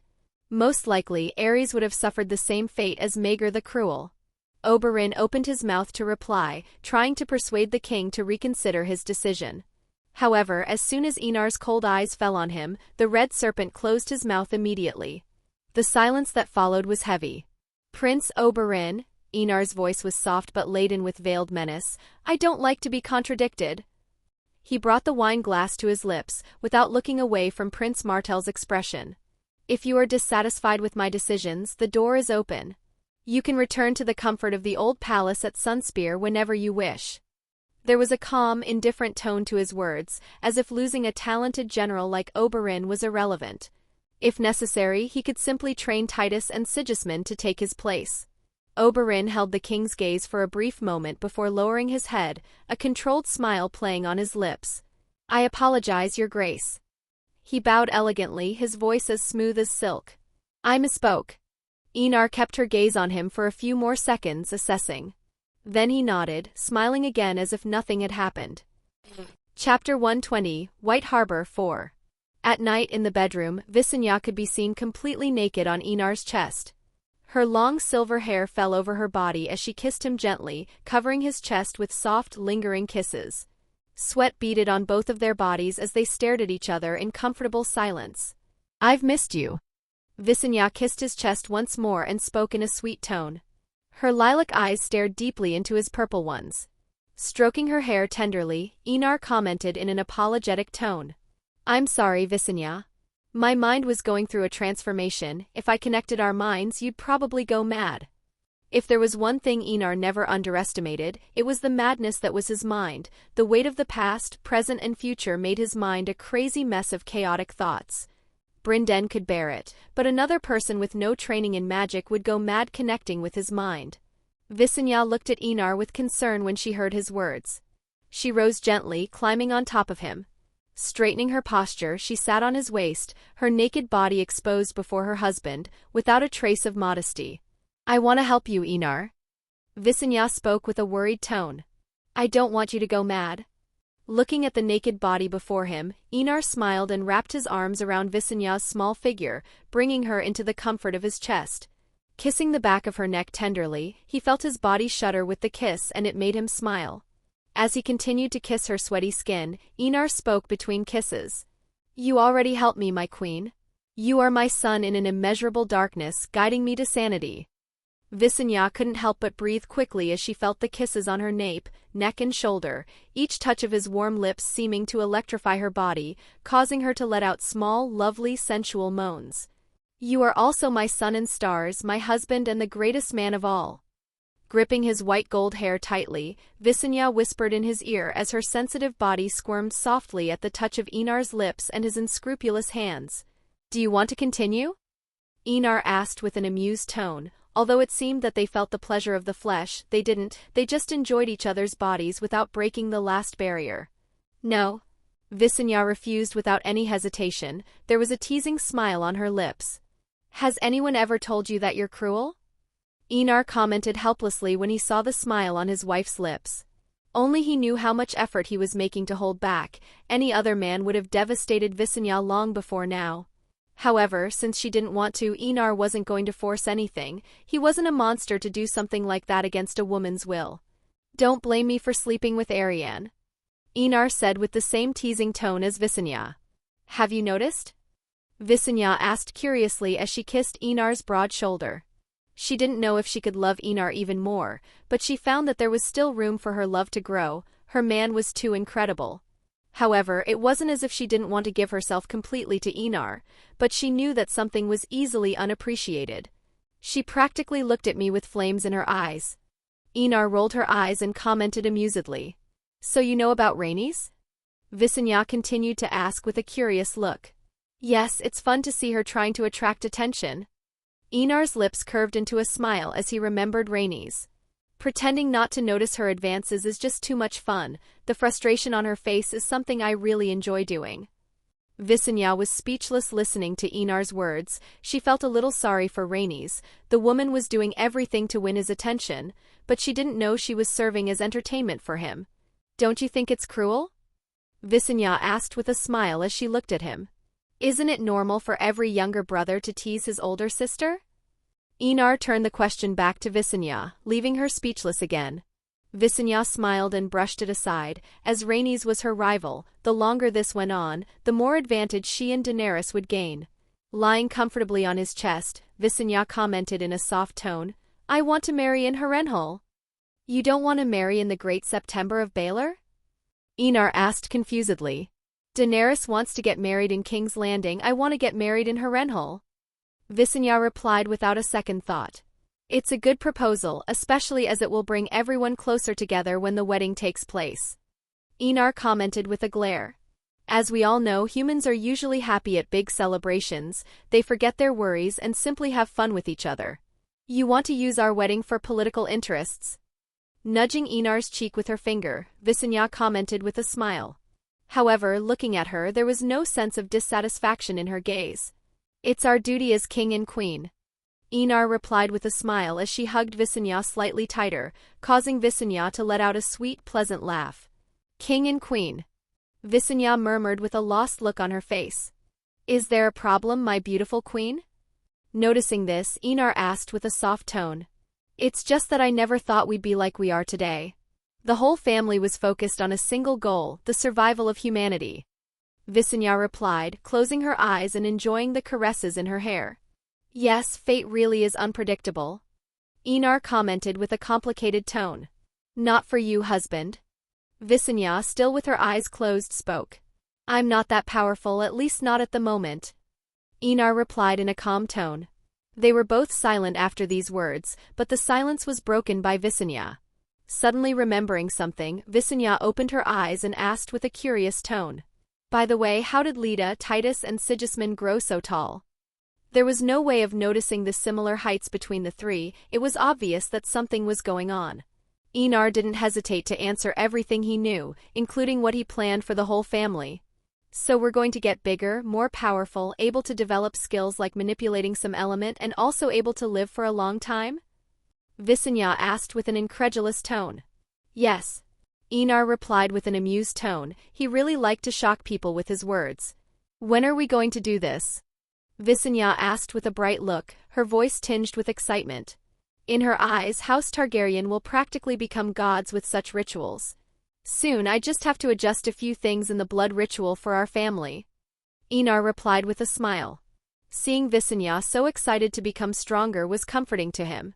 At the same time, the blood rite for House Targaryen and the blood rite for the Primarchs were two different things. House Targaryen would have the more advanced and powerful version while the Primarchs would have the weaker version. The reason for this was simple: humans could be used by chaos, and even if they had good intentions, those intentions would be manipulated. Therefore, in order to prevent the Primarchs from becoming too strong and rebelling if they fell to the Chaos Gods, Inar had to limit their strength. That's not to say that they would be weak, they would be equally powerful demigods. But they would be weaker than the divine dynasty he was creating. Visenya nodded, but the excitement on her face was hard to hide. Who wouldn't want to have the advantages that Inar spoke of? They practically became gods to the people and would rule for all eternity. Honestly, now I feel a bit stupid for caring about the heir to the kingdom. Visenya commented, settling back comfortably on Inar's chest, using him as a pillow. If they were to be immortal, having an heir was irrelevant. Inar would live forever just like them, so the idea of choosing an heir seemed irrelevant. That's not true. I can spend a few centuries on vacation enjoying life with my beautiful wives, and for that I need an heir. Inar said with an amused and playful tone, making Visenya laugh. Forgive me for not thinking about your vacation, dear husband. Visenya said with a laugh as she hugged Inar tighter. Chapter 121, Moat Cailin I. 3 days later, a war march advanced towards the south of Westeros, made up of a legion of men wearing red armor and men in golden masks. Mounted on a horse, Inar and his court could be seen surrounded by the Sardaukar. Unlike the 50,000 men of the Red Legion, the Sardaukar were fewer in number, around 20,000 men, all wearing golden masks and white and gold cloaks. This certainly made a strong impression on the 4,000 soldiers of House Manderly. Many didn't dare approach the men in the golden masks. Your Grace, in order to reach the Vale and the Riverlands, we have to pass through the Twins at the Green Fork on the Trident. Oberyn spoke in a cold tone, mentioning the castle called the Twins. An expression that Wylis, heir to White Harbor, shared. If there was a noble house more notorious than the Boltons themselves, it was House Frye. All kinds of bad and malicious names could be attributed to House Frye and its lord, Walder Frye. Inar nodded. Of course he knew about House Frye. There was no ignoring the noble house that had dared to kill Robb on his wedding day. Even if it was in another reality, House Frye was no different, and the Lord of the Crossing was an unscrupulous man whom Inar planned to destroy with his own hands. Will the Lord of House Frye dare block our march south? We have dragons. Visenya asked in a curious tone. Although she didn't know anything about House Frye from Oberyn and Wylis' disgusted expressions, she knew that it was a house with a very bad reputation. He'll probably want us to pay for the passage, Oberyn replied to the future Queen of Enar, with a respectful tone. He would dare charge us? Visenya exclaimed in disbelief. They had over 70,000 soldiers and 4 dragons. This was an army that not even Harren the Black had had the privilege of facing hundreds of years ago. She couldn't imagine that anyone would be foolish enough to demand payment for their passage. Don't underestimate people's greed, my queen. Gold and silver are often more tempting than life itself, Oberyn said with a serious tone. Although he didn't think Walder would charge the army for passage either, given how cautious he was, he wouldn't be surprised if the Lord of the Crossing demanded something. When we reach the twins, we'll attack the castle, Enar declared at that moment, causing everyone to look at him in surprise. They hadn't really expected Enar to attack directly, without even giving House Frey a chance to survive. Walder Frey will invite us to dinner and poison us.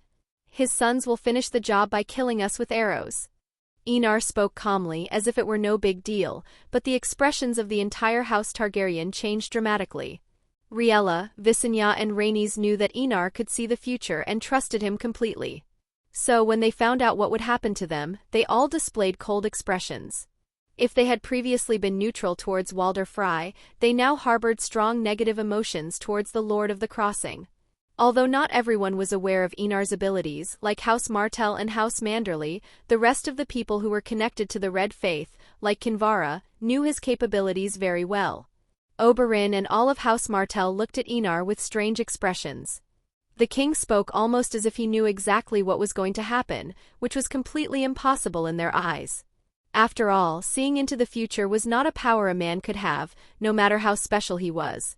So Enar's words sounded more like an assumption based on the description he had heard from Oberyn. No matter how ambitious Walder is, he won't dare violate guest law, your grace. He would make an enemy of practically all the noble houses, including his own vassals, who would not dare trust their backs to such an untrustworthy lord. Oberyn spoke with a serious tone. The right of the guest was something practically sacred, which few had dared to break over the millennia. And those who did suffered terrible fates. You forget that fear can do wonders for one's reputation. If he kills us, how much prestige do you think he'll gain? Who would dare attack someone who eliminated the Targaryen, who possessed dragons? Enar said, looking at Oberyn with a smile on his face.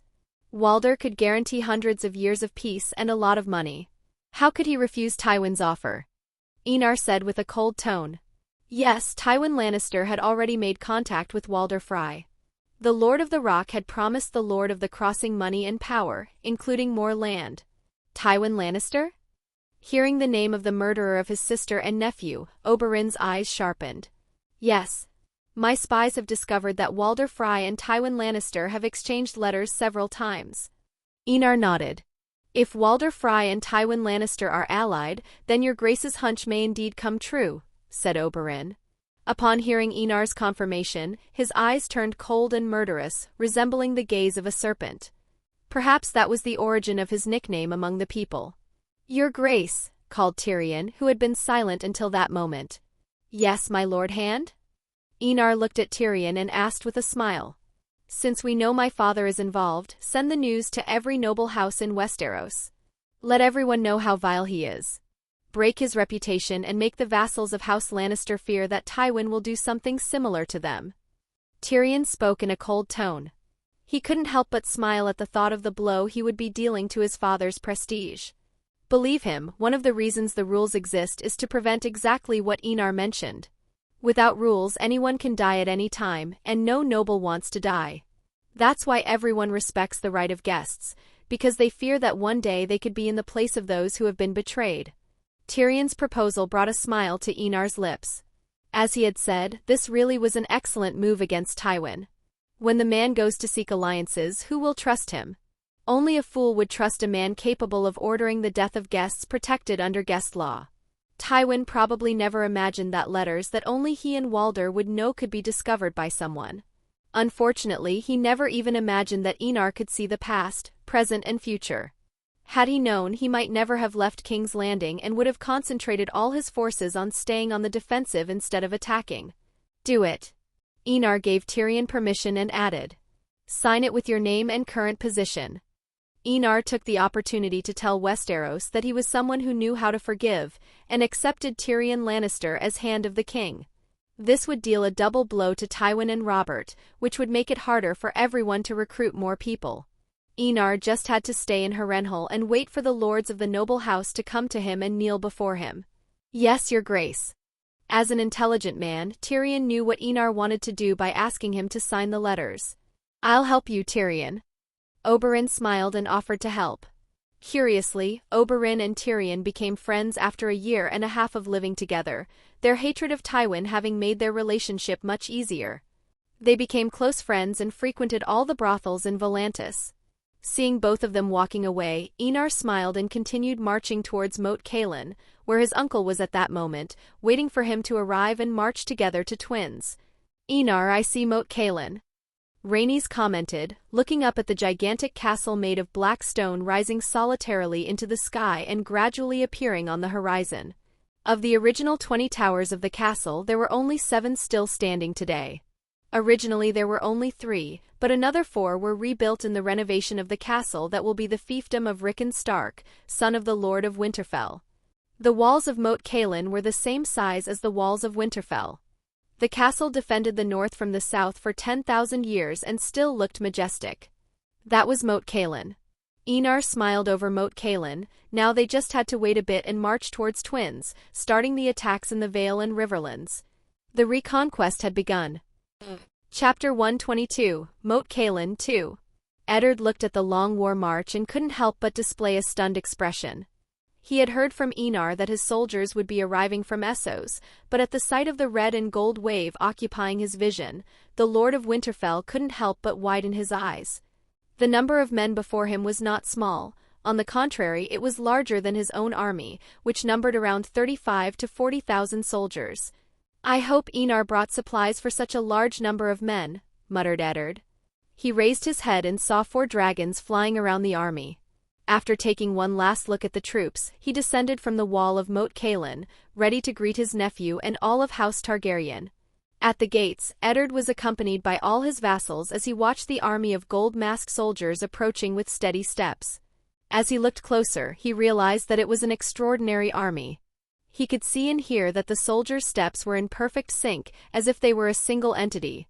This showed admirable discipline, something that the soldiers of the north could never match. Then Eddard spotted the members of House Targaryen. The Lord of Winterfell let out a sigh as he saw them approaching. If there was one thing he truly regretted, it was the fact that his actions had caused so much suffering to innocent people who had nothing to do with the Mad King's sins. Your Grace. Eddard greeted Enar first, and then his eyes fell on the older woman with the long silver hair and lilac eyes. He took on a regretful expression and spoke in a softer tone. Queen Dowager Riella. Riella watched the mature man before her and couldn't help noticing how much Eddard Stark had changed since Harrenhal. The shy boy, unable to converse with a lady, had completely transformed into a man. I see you've learned how to talk to a woman without stuttering, Lord Stark. She commented in an amused tone, joking with one of the people most responsible for the fall of House Targaryen. Eddard's eyes widened when he heard Riella's joke. Ha ha ha ha. The lords of the north burst into laughter at the queen's words. They looked at their liege lord and couldn't help but laugh even louder. Lord Stark, as a young man, really stuttered in front of a beautiful woman, commented Greatjon, letting out a loud and powerful laugh. In the old days, Lord Stark looked like a wolf cub who didn't know how to bite yet, added Meege in an amused tone. Eddard, seeing his vassals laughing at him, was speechless, but cast a complex glance at Riella. The woman showed no animosity towards him, and that only made him feel even more ashamed. He looked like a hypocrite, while Riella looked like someone of honor. Honestly, he would have preferred to be shouted at in anger, even slapped in the face, but when he saw the serene, peaceful look on her face, he knew that wouldn't happen. Under everyone's surprised gaze, Eddard knelt down in front of the horse Riella was riding. I know that my words can never bring the dead back to life, but I still want to apologize. My actions have led both you and me to lose important people. Every time I remember the events of 14 years ago, I feel unworthy to look you in the eye. He spoke with a tone full of regret and pain. The cheerful atmosphere was shattered by Eddard's words. Everyone looked at him, shocked. Riella displayed a complex expression and, in an instant, got off her horse. Looking at the man kneeling before her, the Dowager Queen spoke with a weary tone. He killed your father and brother. You had every right to fight for revenge. I don't blame you for rebelling against my husband and brother. Aerys was mad, a hostage to fear and a grandiosity he never had. Stand up, Lord Stark. We've all lost almost all of our family, we don't need to put the blame on each other. Perhaps in another circumstance we could have been a family, with Lyanna being Queen of the Seven Kingdoms and Enar growing up as a true prince in the Red Keep, but fate didn't want it that way. Then don't blame yourself. I'd do the same thing myself if I were in your shoes. Riella helped Eddard to his feet and spoke with a sincere tone. She had 14 years to sink into hatred, but she hadn't. She knew that everything was the fault of Aerys and the other conspirators. The more Riella showed understanding, the more Eddard felt ashamed, not daring to look the queen in the eye. However, without anyone knowing, he had made an important decision. When the war was over, he would relinquish his titles and pass on the lordship of Winterfell to Robb. Then he would join the Night's Watch and serve the Order until they no longer needed him. Enar, who had heard everything up to that point, cast a calm glance at Eddard and let out a helpless sigh. Sometimes he wished he didn't know what would happen in the future. Still, if that man was at peace with his choice, Enar would accept it. Let's go in, we have a war to plan. Enar spoke, making the atmosphere slightly more relaxed. Everyone bowed to him and replied, "Yes, Your Grace." Eddard looked at his nephew and realized that Enar knew of his decision, which didn't surprise him. Not for the first time, he suspected that he could see into the future. Remembering the dragon dreams, a gift of House Targaryen, he knew that Enar could indeed have glimpses of what was to come. However, seeing his nephew's look of approval, Eddard understood that Enar respected his choice and would accept his joining the Night's Watch. At Enar's words, everyone entered Moat Cailin and the real pre-war meeting began. In the great hall of Moat Cailin, which had been rebuilt, a carved wooden table displayed a map of the Seven Kingdoms. Enar was standing next to it, staring intently at the map in front of him. He pointed directly at the twins, who would be his next target. Our first target is the twins. We're going to destroy the castle and kill all the Fry. As soon as Enar uttered these words, the northern lords who were not yet aware of the situation were shocked. Before you say anything, know that Walder Frey is conspiring with Tywin Lannister to kill us as soon as we enter his castle as guests. Enar spoke with a calm, cold tone, anticipating the questions. Damn Walder Frey. Damn Tywin Lannister. Great John slammed his fist against the table and shouted, his gaze filled with fury. The right of the guest was a sacred law, so strong that even if the most hated of wildlings was staying in a northern castle, no one would dare raise a voice against him. The expressions of the others present were no better than Greatjon's. Knowing that they could be killed under the protection of the right of the guest was terrifying. It was as if there were no laws left to maintain order in Westeros. For that reason, we're going to destroy the twins and House Frey. This trash can no longer exist. Enar declared coolly, causing many to look at him with admiration, especially the Northerners, who saw his decision as a sign of strength and courage. After all, it wasn't every day that someone dared to destroy one of the most powerful castles in Westeros. What do you intend to do, Your Grace? Burn down the entire castle with your dragon? Eddard asked in a calm tone. But behind his apparent calm there was a silent fury about to explode. Like his liege lord House Tully, he knew that the Freys were not worthy of trust or respect. No. Let's test my new siege weapons. They are capable of attacking castles and causing great damage to their structures. Enar's words took everyone by surprise. Eyes widened and expressions of shock filled the hall. A weapon capable of causing major damage to the structures of a castle? How could they not be surprised? Enar knew that trebuchets existed in that world, but for him these siege weapons were inefficient. So he created something much simpler with the knowledge he had in his mind. He brought into existence the greatest invention of the human race in ballistic terms. Gunpowder. Chapter 123, Moat Cailin 3. Tyrion looked at all the lords and ladies of the north and realized that they were present. He noticed the look of confusion on their faces when they saw the weapon called bombard. This, however, did not surprise him. The metal weapon itself wasn't large and didn't look particularly threatening, just an ordinary bronze cylinder. If Tyrion hadn't personally seen the power of these weapons, he would probably have had the same expression of disbelief. But after witnessing its destructive force, he realized that the world was much vaster than he had imagined. Who would have thought that an apparently simple and unimpressive weapon could contain such overwhelming destructive power? Enar watched the Sardaukar loading the cannonballs. The 3 soldiers of his private army stared at him, awaiting his orders. With a simple nod, Enar gave permission for the attack. Boom! Boom! Boom! In an instant, Tyrion heard a huge explosion. His ears were filled with a deafening ringing before 3 more detonations reverberated across the field. The northern lords opened their mouths in shock at the sight of the craters in the ground. Never in their lives had they witnessed a simple metal ball cause such destruction. But the proof was right in front of them and they couldn't deny it. That power terrified them. They imagined that weapon being fired at the walls of their castles, and they felt fear. Estimating the resistance of their fortifications against this new weaponry was frightening. Castles with great walls could withstand such an impact for perhaps a month, or just a few weeks. And this conclusion shook them to the core. Castles were known for their endurance and for withstanding sieges for months and, in cases of abundant supplies, for up to 5 years. Great John, Lord of the Last Hearth, felt this fear even more intensely. House Umber's castle was made of wood, and in the face of a weapon like that it wouldn't last a month. Perhaps not even a day. Looking at the faces of those present, an almost imperceptible smile appeared on Enar's lips. He wanted to demonstrate this power to the lords who were still reluctant to follow his orders. However, what they didn't know was that the bombard's rate of fire was absurdly slow for someone who came from a world where a single gun could fire hundreds of projectiles per second. Another limiting factor was the material from which the cannons were made. Being made of bronze, the barrel would quickly overheat and could explode, destroying the gun itself. Even so, Enar was pleased to have been able to develop this technology in just a few years. The blacksmiths of Volantis worked hard to build the bombard.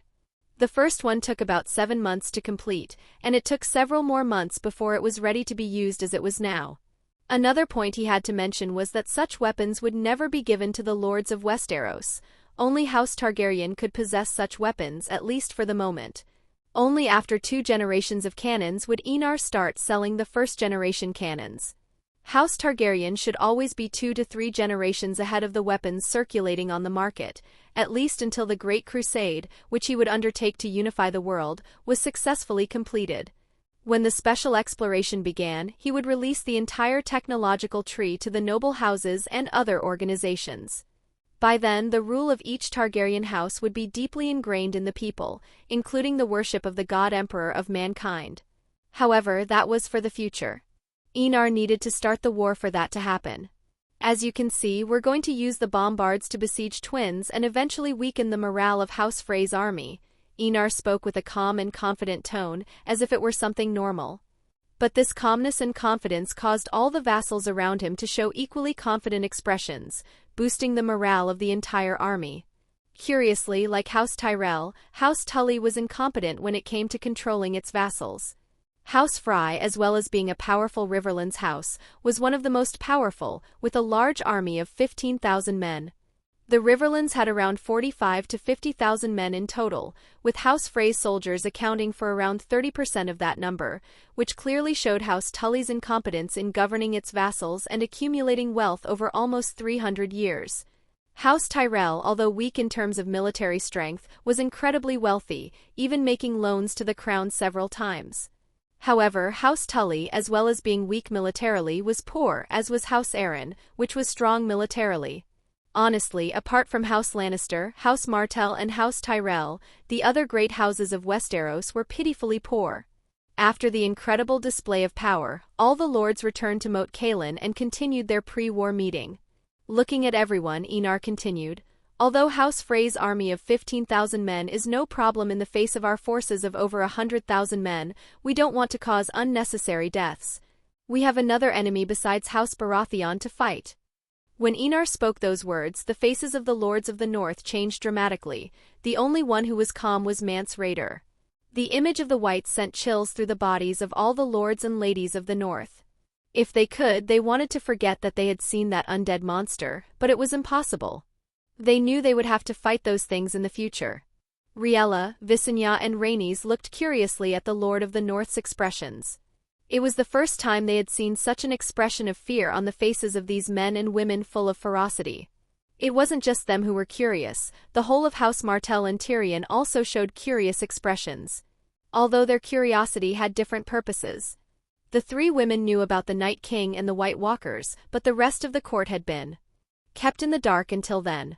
Enar, seeing this, realized that he had forgotten to introduce the White Wanderers. Lita, go get the cage and bring it out for everyone to see, Enar ordered his loyal sword with an amused tone. Lita looked at Enar wordlessly, knowing that the king wanted to shock people more. She left and returned 10 minutes later. She returned dragging a cage that was the size of a grown man and the width of 2 men. However, what was imprisoned was what caused the shock in the eyes of Oberyn, Tyrion, and all of House Martell. Grua! A bestial roar escaped the White's blue lips, causing Oberyn's mistress, Illyria Sand, to recoil with an expression of fear. That's a White.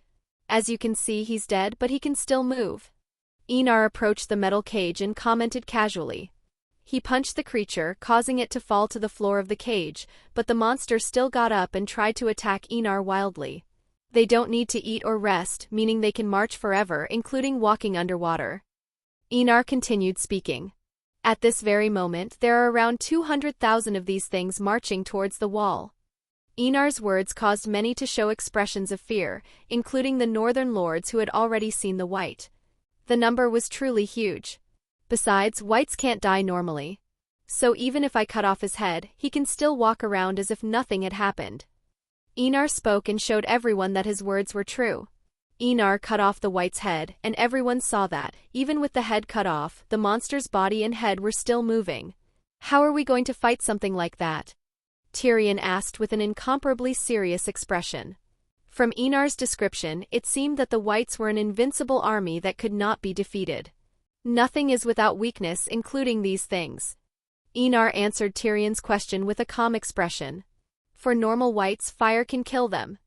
But the Whites are not the problem. Who creates the Whites is the crux of the problem. Enar looked seriously at everyone. The White Walkers can create Whites infinitely. In other words, when we're fighting the Whites, anyone who dies will be transformed into that kind of monster and will kill you without any hesitation. An incredibly heavy atmosphere hung in the air. Enar's words were still clear in their minds. This kind of ability was terrible for humans, who had volatile emotions and cared about their companions. Not only that, the White Walkers, as well as being able to control the dead, can use ice magic to create weapons and shields as they please. They're as strong as 10 grown men and as fast as a mountain lion. Enar spoke calmly. Can we win against such monsters? The one who asked the question was Rhaenys, who was silent, staring at the White trapped in the cage. Her fear gradually calmed down. Yes. Enar spoke without any hesitation. We're going to win. Chapter 124, Moat Cailin 4. Enar's words rekindled everyone's morale, especially when they saw his calm, confident face. It seemed that nothing could shake the man in front of them, and that made everyone calm down in the face of the impending war. I know many are worried, but the White Walkers are not without weaknesses. Dragon fire, dragon glass, obsidian, and Valyrian steel can kill them easily. Enar spoke in a calm, deep tone, his purple eyes scanning everyone in the great hall of Moat Cailin. Fortunately, my queen has conquered Dragonstone, where there is a mineral vein of dragon glass. We can start mining as soon as this war is over. Enar added with a satisfied smile, remembering Daenerys' actions. The girl's bold move had saved him a lot of time. The expressions of many eased at the knowledge that they had the means to kill the White Walkers. Valyrian steel was rare, and dragon fire even more so, since dragons had only recently come back to life after centuries of disappearance. That's good, Your Grace. I will immediately send a raven to Dragonstone, asking Queen Daenerys to start the mining process as soon as possible. Even if she doesn't have many miners available for the job, any amount of dragonglass will help enormously in the coming war. Tyrion spoke with an incredibly serious tone. Now that he knew the war wasn't just about the throne, but about the survival of humanity, he was even more determined to end it as soon as possible. Enar nodded, agreeing with his hand's proposal, and continued, After extinguishing House Frey, the army will be divided into 2 fronts. The valley and the riverlands will be the first objectives to be conquered. We will attack both at the same time. I'll follow the army to the valley mounted on caraxes. My wives and my grandmother will fly with the army that will march to the riverlands, to make the lords there bend the knee. The command of the troops marching to the riverlands will be held by 3 generals, Lord Eddard Stark, Prince Oberyn Martell, and Queen Visenya Targaryen. Enar announced, looking directly at Eddard, Oberyn, and Visenya. Visenya, like Rhaenys and Riella, has permission to destroy any house that refuses to kneel. At the same time, they also have the authority to grant land to soldiers who distinguish themselves on the battlefield. Enar looked at everyone and spoke aloud. His words caused many to express joy and determination. Feuds were not something common, let alone given out casually. Knowing that soldiers could win fiefs made many sons of lords' eyes light up. These sons had no right to inheritance, not even fiefdoms. Many became knights-errant, and the luckiest ones managed to become masters of arms for some lord. As for the destruction of the noble houses of the Riverlands, they weren't worried. The possibility of gaining fiefdoms and becoming a rightful lord was enough for many there to become true barbarians, willing to do anything. Rhaenys observed everyone's expressions and couldn't help thinking that her brother really was fit to be king. Something that any lord would treat with caution boosted people's morale enormously. She had no doubt that these people would do anything to gain a piece of land. That's the power you and I want, Rhaenys. Look, your brother is deciding the fate of houses that have survived for thousands of years with just a few words. Rhaenys heard Arianne's whisper and couldn't help but agree with her. Such power was something everyone wanted to possess. Yes, I'm tempted by such power, but don't treat me like a woman of great ambition, Arianne. I don't want to waste my time on stupid palace intrigues. Rhaenys whispered to her cousin with a firm tone. You may not want to now, but when your child is born you will. Every mother wants the best for her son, and being a prince he'll need a fiefdom. But do you think only you will have a fiefdom?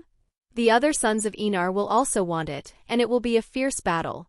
And the woman with the most power at court will decide who gets the best fiefdom. Arianne whispered in her ear with a serious tone. She would not allow Rhaenys to become passive in the future contest for power at court. If that happened, she and Rhaenys would be at the mercy of other women, and that was not to her liking. Rhaenys' eyes became determined at Arianne's words. Although she didn't want to get involved in a power struggle, she knew that, to ensure a comfortable future, she needed to have at least some influence at court. Looking at Enar discussing matters of war with the lords, her determination grew more and more. Riella watched everything with an interested eye. She knew things wouldn't get to the point of murder. After all, Enar would never allow anything like that to happen. Therefore, she would just watch everything with curiosity, without getting involved in this palace struggle. Enar didn't know that things were about to escalate, and even if he did, he would just laugh it off, finding it all very amusing. Entertainment was always welcome in his and anyone else's eyes. We'll start mobilizing the army in 3 days. We'll give the soldiers time to relax before the war, and we'll march on the 4th day. Enar finished the war orders, making everyone nod, especially the lord's sons. Even if the war was dangerous and many died, they didn't care. What really mattered to these young and middle-aged men was gaining merit and land. Enar watched everyone leave the Great Hall, returning to settle urgent matters of war, and remained silent, glimpsing the variables in this war. At night in his room, just as Enar was about to lie down to sleep, Leda, who had remained in the room to ensure her king's safety, moved in an instant. Her figure was no more than a fleeting gray ray in the vision of an ordinary man. In the blink of an eye, Leda reached the balcony, her sword dangerously close to the invader's throat. Her eyes, sharp and trained, widened for a brief moment as she recognized the figure before her. A children of the forest? Leda murmured, still incredulous. She had seen so many things that would make anyone doubt reality, but meeting a children of the forest was something she had never expected to witness in her life.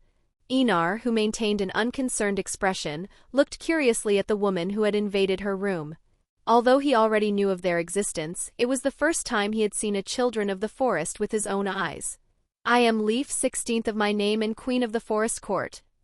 The children of the forest introduced herself with a surprisingly elegant tone.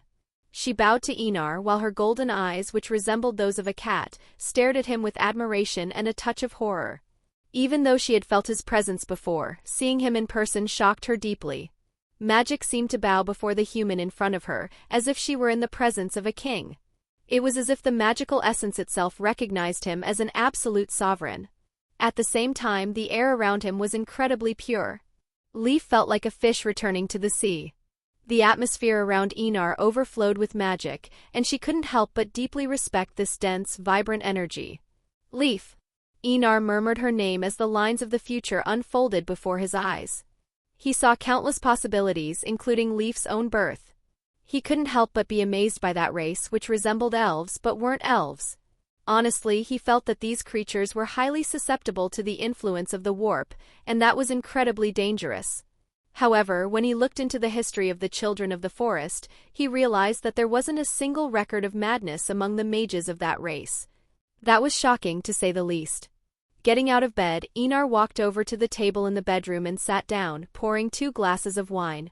"Come, satisfy my curiosity, Queen of the Forest and the children of the forest," Einar commented with a smile, staring directly into the golden-green eyes before him.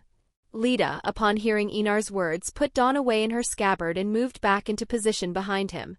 However, anyone could see the glint of curiosity in her eyes as she watched the children of the forest. Chapter 125, Moat Cailin v. Leaf looked like an adult, but she was slightly taller than a child but not childish. Her skin was brown with lighter patches that resembled the fur of a deer. She had 3 fingers and a thumb on each hand, sharp black claws instead of nails, and large ears. What was most striking about Leaf was her hair, a tangle of brown, red and gold strands, the colors of autumn, with vines, twigs and wilted flowers entwined in her locks. Under her hair a crown of flowers and vines could be seen, evidencing her high status among the children of the forest. "Thank you, Your Grace." Seeing that Einar seemed receptive and kind, Leaf breathed a sigh of relief. Even though she knew she wouldn't be hurt by Brinden, she still felt a little stressed in front of such a powerful being. Sitting down in the chair opposite Einar, Leaf knew it was polite to drink her host's drink and took a sip without hesitation. However, as soon as she did, she started coughing after a small sip of wine. "Haha!" Einar couldn't help but laugh at seeing the queen in such an embarrassing situation. He couldn't believe that a little wine and alcohol could make such a mystical being look so embarrassed. Leaf wanted the ground to open up and swallow her when she heard the laughter of the king sitting in front of her. She couldn't believe that grapes could taste so bad. How humans could drink something so unpleasant was a mystery she longed to understand. Putting aside the idea of drinking wine, Leaf put the cup back on the table and looked at Einar seriously, as if nothing had happened. "As I said before, I am Leaf, 16th of my name and Queen of the Forest Court," she continued. "I have come at the request of Brinden the Green Seer to negotiate with the Dragon King." Einar, however, did not immediately begin the negotiations. Instead, he asked a completely different question than Leaf had expected. "How is my great-uncle?" Despite his surprise, Leaf answered sincerely, "His time is near. Soon he will return to nature. The Green Seer is only not dead because the weirwood is maintaining his vitality, but if he leaves the Tree of Life, he will undoubtedly die."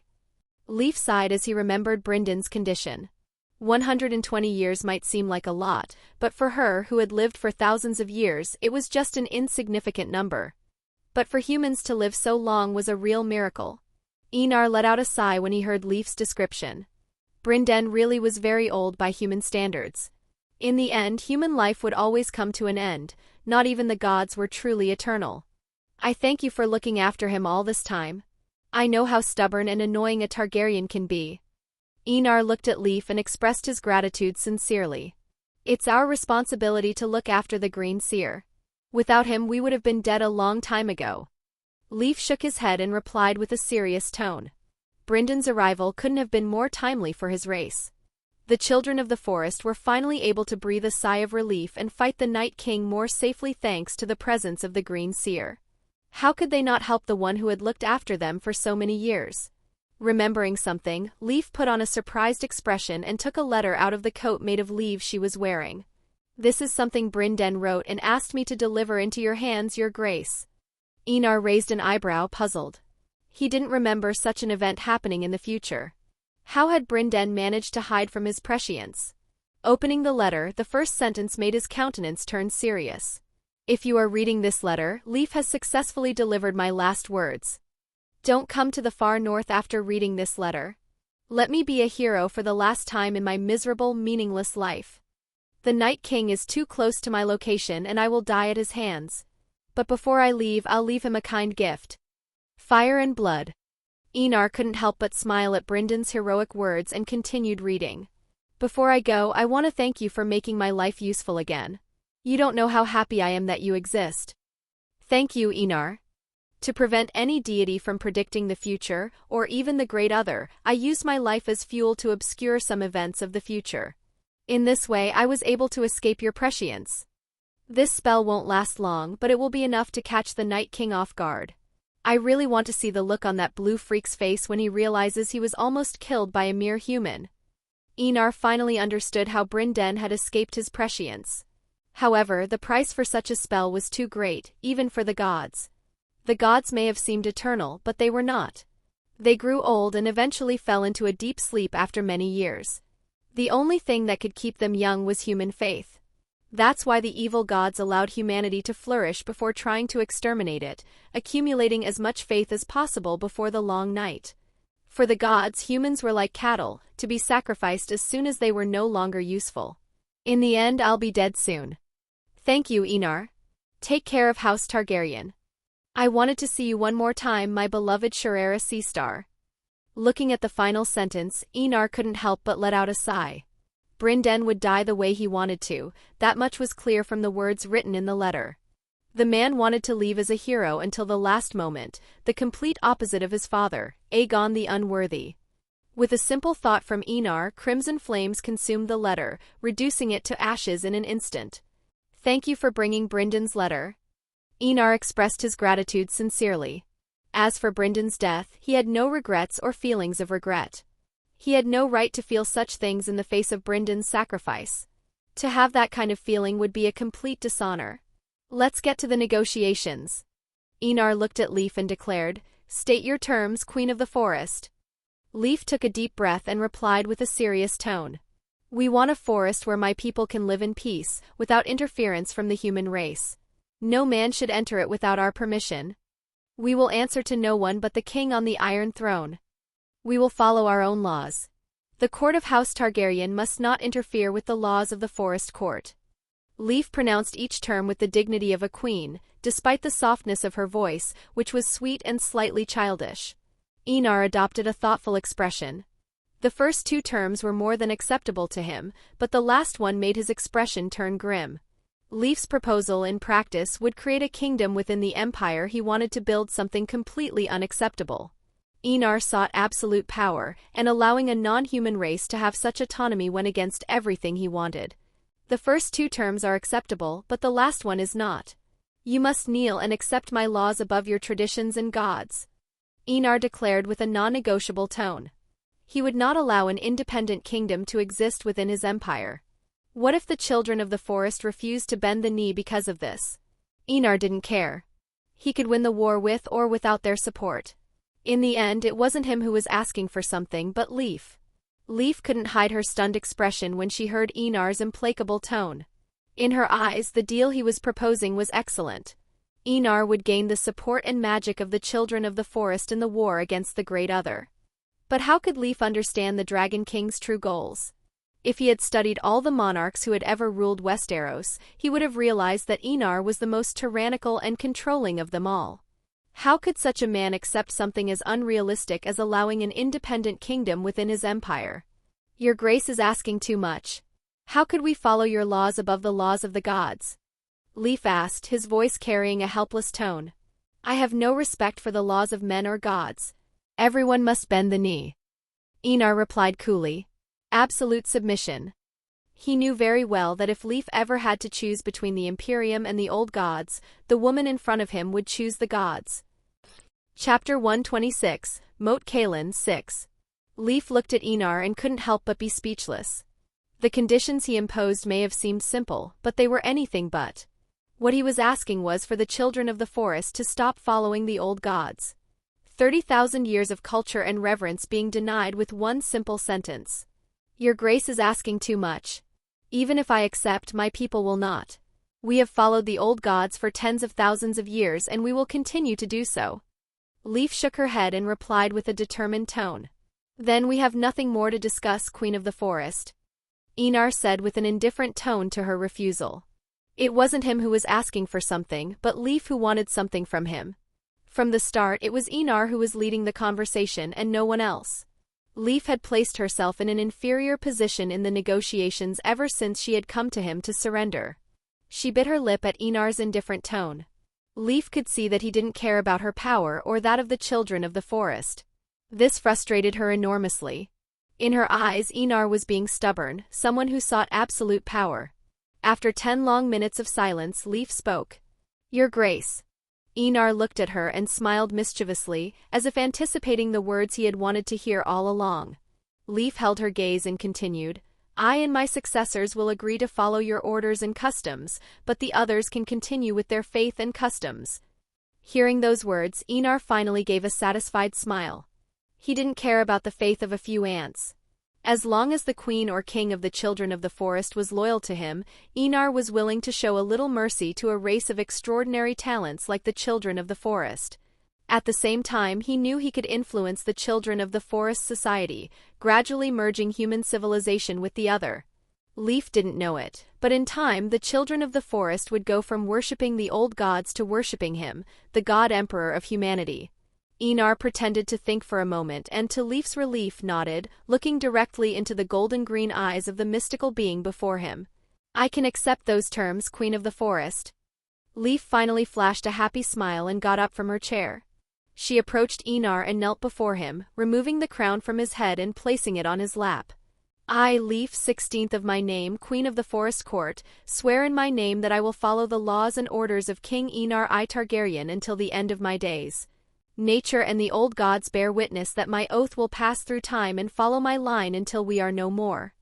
Leaf pronounced each word with a serious and sweet tone. Her hair fell down her back as her eyes stared into the purple eyes in front of her. "I accept your oath, Lady Leaf, Mistress of the God's Eye." Enar named her directly as Lady of the God's Eye and all its surroundings. He assumed that the children of the forest wouldn't want to live in a place without a weirwood, so he simply granted Leaf one of the only places south of the wall that still had these sacred trees intact. In addition, the God's Eye had little interaction with the human race, making it a suitable location for the children of the forest's fiefdom. Leaf certainly knew the Eye of God and couldn't help but show a happy expression. As Enar had assumed, her people really didn't want to live in a place without weirwood. The choice of their fiefdom was more than appropriate, for as well as being untouched by the human race, the site was home to countless sacred trees and held deep significance for their race. "Tomorrow, I'll introduce you to the lords and you'll need to get acquainted with the nobles of Westeros." Taking a sip of wine, Enar spoke in a calm tone. There would be no discrimination from everyone, especially the lords of the north, who would see the alliance as something sacred. "Yes, Your Grace." Leaf knew exactly why Enar wanted her to get close to the humans, nothing more than a way of showing off her own power and influence over the lords and ladies of the court. Seeing that Leaf accepted his orders without hesitation, Enar nodded in satisfaction and began to ask about the history of the children of the forest, a subject that Leaf related with pleasure and enthusiasm. The conversation lasted all night, but the 3 people in the room didn't feel the slightest bit tired, despite the long hours of conversation. With the warp's energy, Enar didn't even need to eat or sleep. He just did it out of habit. Essentially, he could live without food and drink, but obviously he didn't.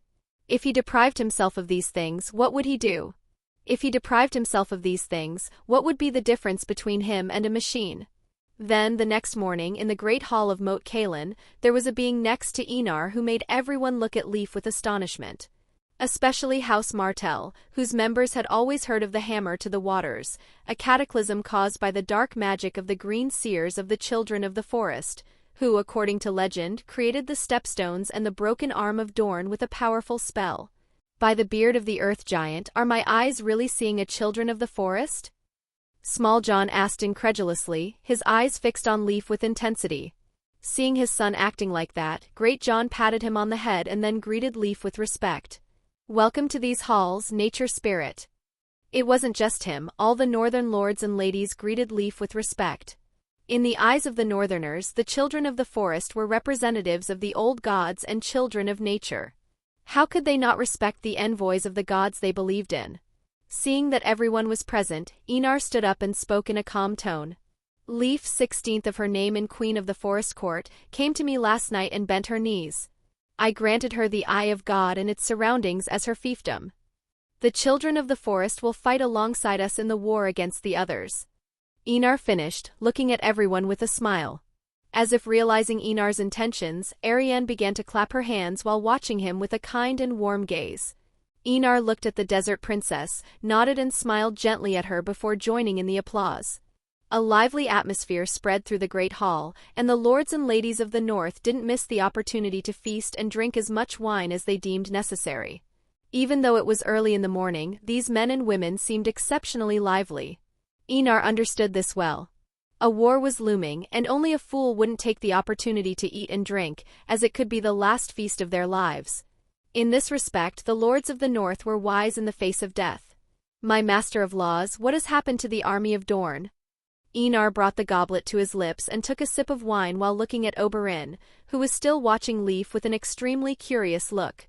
Oberyn reluctantly looked away from Leaf and replied in a respectful tone. "From my brother's news, he will be attacking Storm's End with the army of Dorne." Enar couldn't help but give Leaf an unpleasant look. Attack Storm's End? Who did Doran think he was to dare try to take one of the most powerful castles in the Seven Kingdoms? House Tyrell had laid siege to Storm's End for a year without success. Although part of this was due to Mace Tyrell's incompetence, the castle itself was extremely difficult to conquer. How, in the name of the gods, could the army of Dorne, with a mere 25,000 men, bring down a fortress that had only surrendered to Aegon, Visenya, and Rhaenys? Noticing Enar's expression, Oberyn smiled bitterly.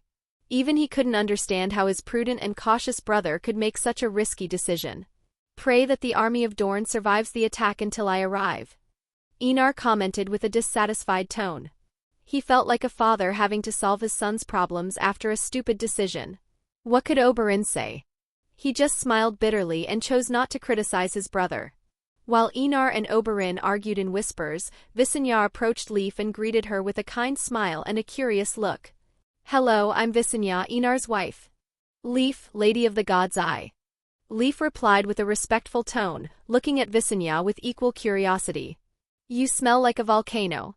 Leaf commented with a smile. Visenya laughed on hearing this and replied, "Blood and fire run through my veins." They both engaged in an interesting conversation, exchanging information. Chapter 127, The Battle of Hay Castle I. The war march set off from Moat Cailin and marched down the King's Road like a tidal wave of men. Even from miles away you could hear the sound of the army marching.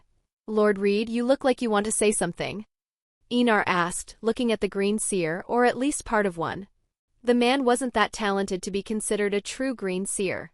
"I'm looking for any signs that your grace is Lady Lyanna's son, but no matter how much I look there aren't any." Howland, Lord of Greywater Watch, commented in a low, calm tone, his face obscured by the green cloak that covered his body. "Have you fallen in love with my mother, Lord Reed?" Enar asked with a smile, watching the shorter-than-normal man with interest. With his mother's beauty and charm, he wouldn't have been surprised if such a thing had happened. Howland Reed lifted his gaze and looked directly into Enar's eyes before replying in a calm tone. "No, but I've always admired your mother. She was a strange woman, even by northern standards, a true nature spirit." Enar didn't sense any lies coming from the man, so he believed Howland's words. "It seems that my mother really did leave a mark on you." He spoke in an amused tone, despite the increasingly tense atmosphere because of the war. Howland nodded. "Memories that I will take to my grave with great esteem. Lady Lyanna was someone I would give my life for if necessary. Or act cowardly like shooting Ser Arthur Dayne in the back." Enar added in a calm tone, but whether it was Leda, Willem or Barristan, all three looked at Howland with sharp glances. Leda, in particular, looked at Howland with a slightly colder gaze. She finally understood how Eddard Stark, even though he was so young, had won against her uncle. It had been a cowardly and unfair duel from the start of the fight. Despite this, Howland seemed indifferent and replied in a calm tone, "He killed 6 people in the blink of an eye. When I was about to kill Lord Stark, I did just what any loyal vassal would do to save his liege. I went for Ser Arthur's throat from behind." Leda didn't know how she didn't draw Dawn from her scabbard and cut Howland's head off at that instant, but all the training, pain and devotion to Enar spoke louder than anything else. Barristan looked at Howland and spoke coldly. "You should have died with honor rather than kill Arthur like a coward." Howland didn't retort to the old Kingsguard's words. He knew it was a cowardly act, but in the circumstances at the time there was no way Lord Stark could win. So he did what he did without any hesitation. "I do not regret my actions, Ser Barristan," Howland said in a calm tone. "I would do the same thing if it meant saving Lord Stark from death." Barristan snorted coldly. He regretted Arthur's death. The boy deserved a more dignified and honorable death than being stabbed in the back. Perhaps noticing Leda's gaze, Howland took on a complex expression. I saw when Lord Stark took over Ser Arthur's murder.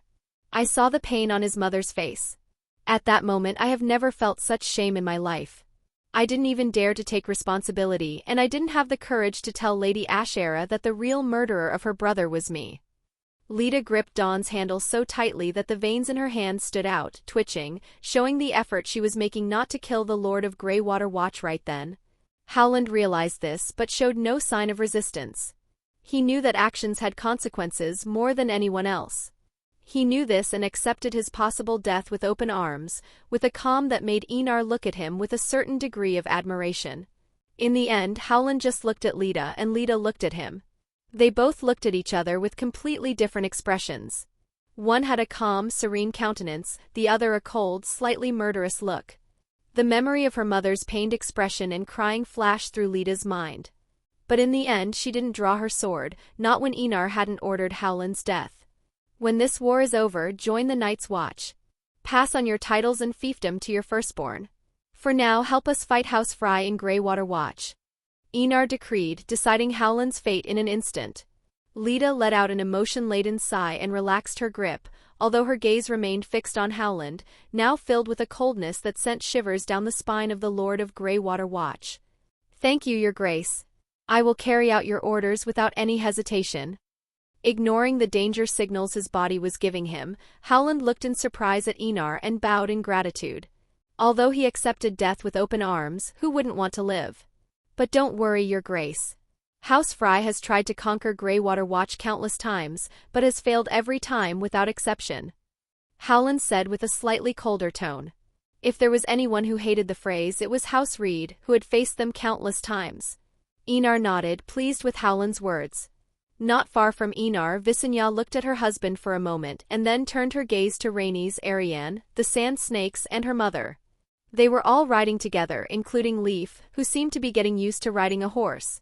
The Dowager Queen looks like the queen who visited the Wall. Leaf commented, gaining the attention of all the women. Which queen are you talking about? Riella asked with a touch of curiosity. As far as she could remember, only 1 or 2 queens had ever visited the Wall. I don't know her name, but she rode a very beautiful silver-colored dragon. Leaf replied, not noticing that her words had caused a hush around them. Riella widened her eyes, completely shocked. From Leaf's description, the queen she had seen could only be Alysanne I Targaryen, the rider of Silverwing. Queen Alysanne? Riella exclaimed, still incredulous. The other women were equally surprised by Leaf's words. How old are you, Leaf?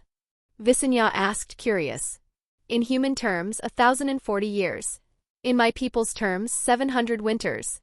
Leaf answered casually, as if it were the most normal thing in the world to be thousands of years old.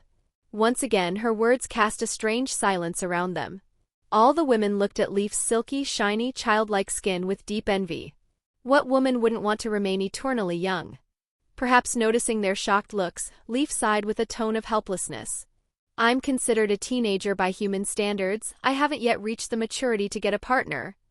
Leaf's words left them all speechless at the absurd life expectancy of the children of the forest. She was thousands of years old and still considered a teenager. They couldn't tell if living so long was a blessing or a curse.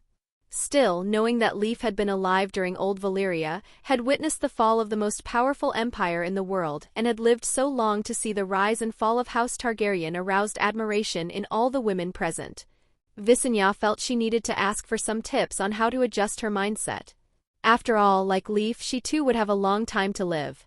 She needed to adapt to this new reality, and there was no one better to help her than a being who had lived for so long. Incredible.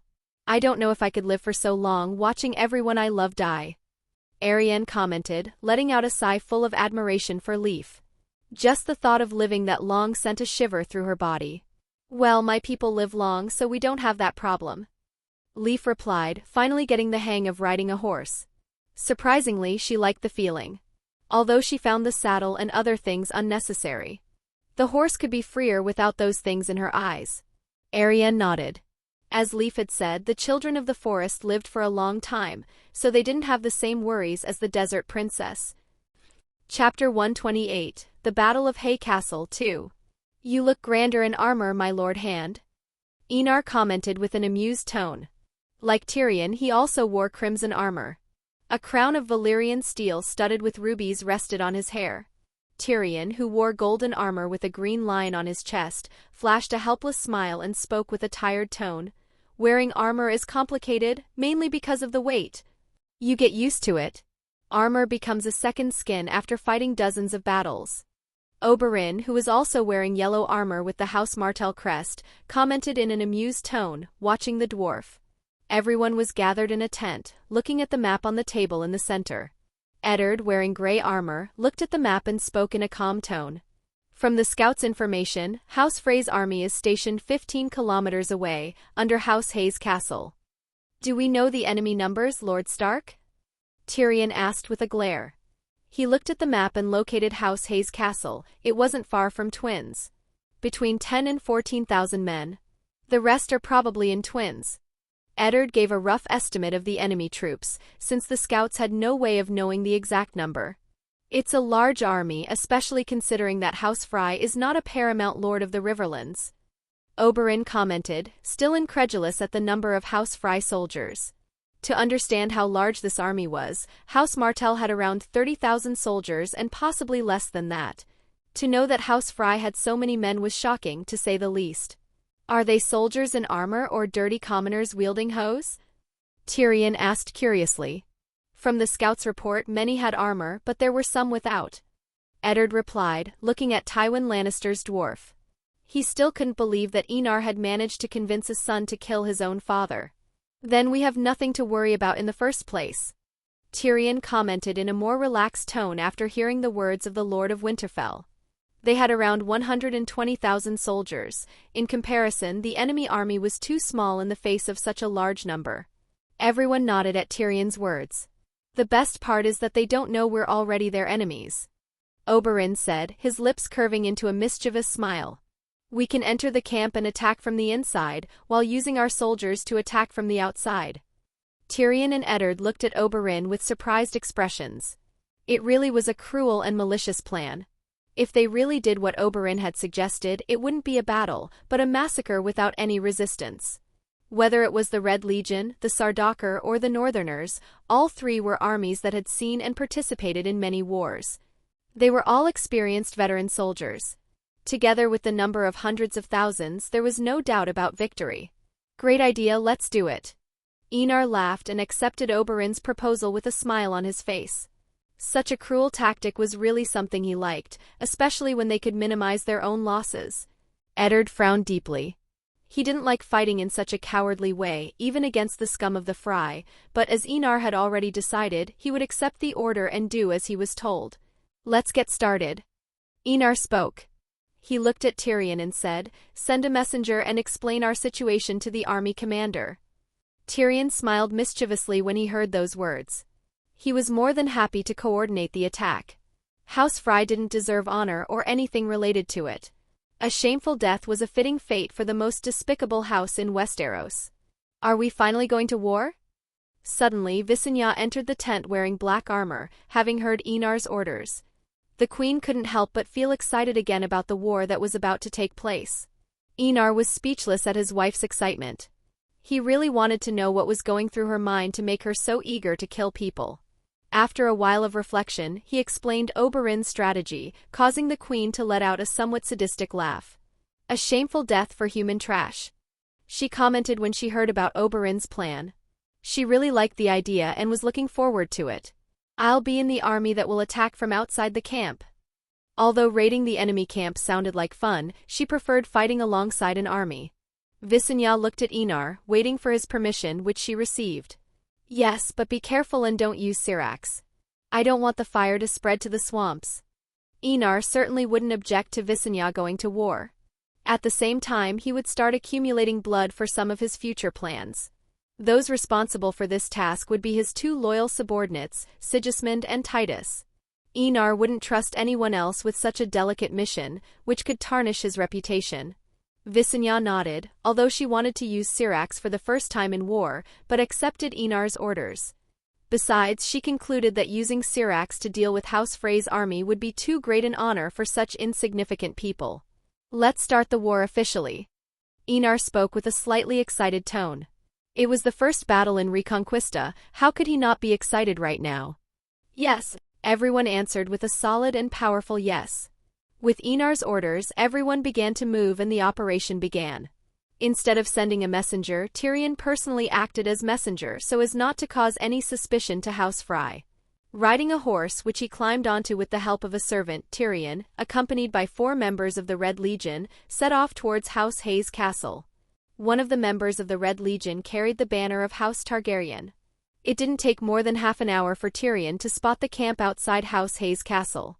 Among the coats of arms that were present, besides House Hay, there were 2 others, House Ironford and House Charlton. There was no other coat of arms apart from these 3, who were vassals of House Frey. However, the numbers of these 3 houses really surprised him. Even in the Westlands, it wasn't every house that had 3,000 to 4,000 men.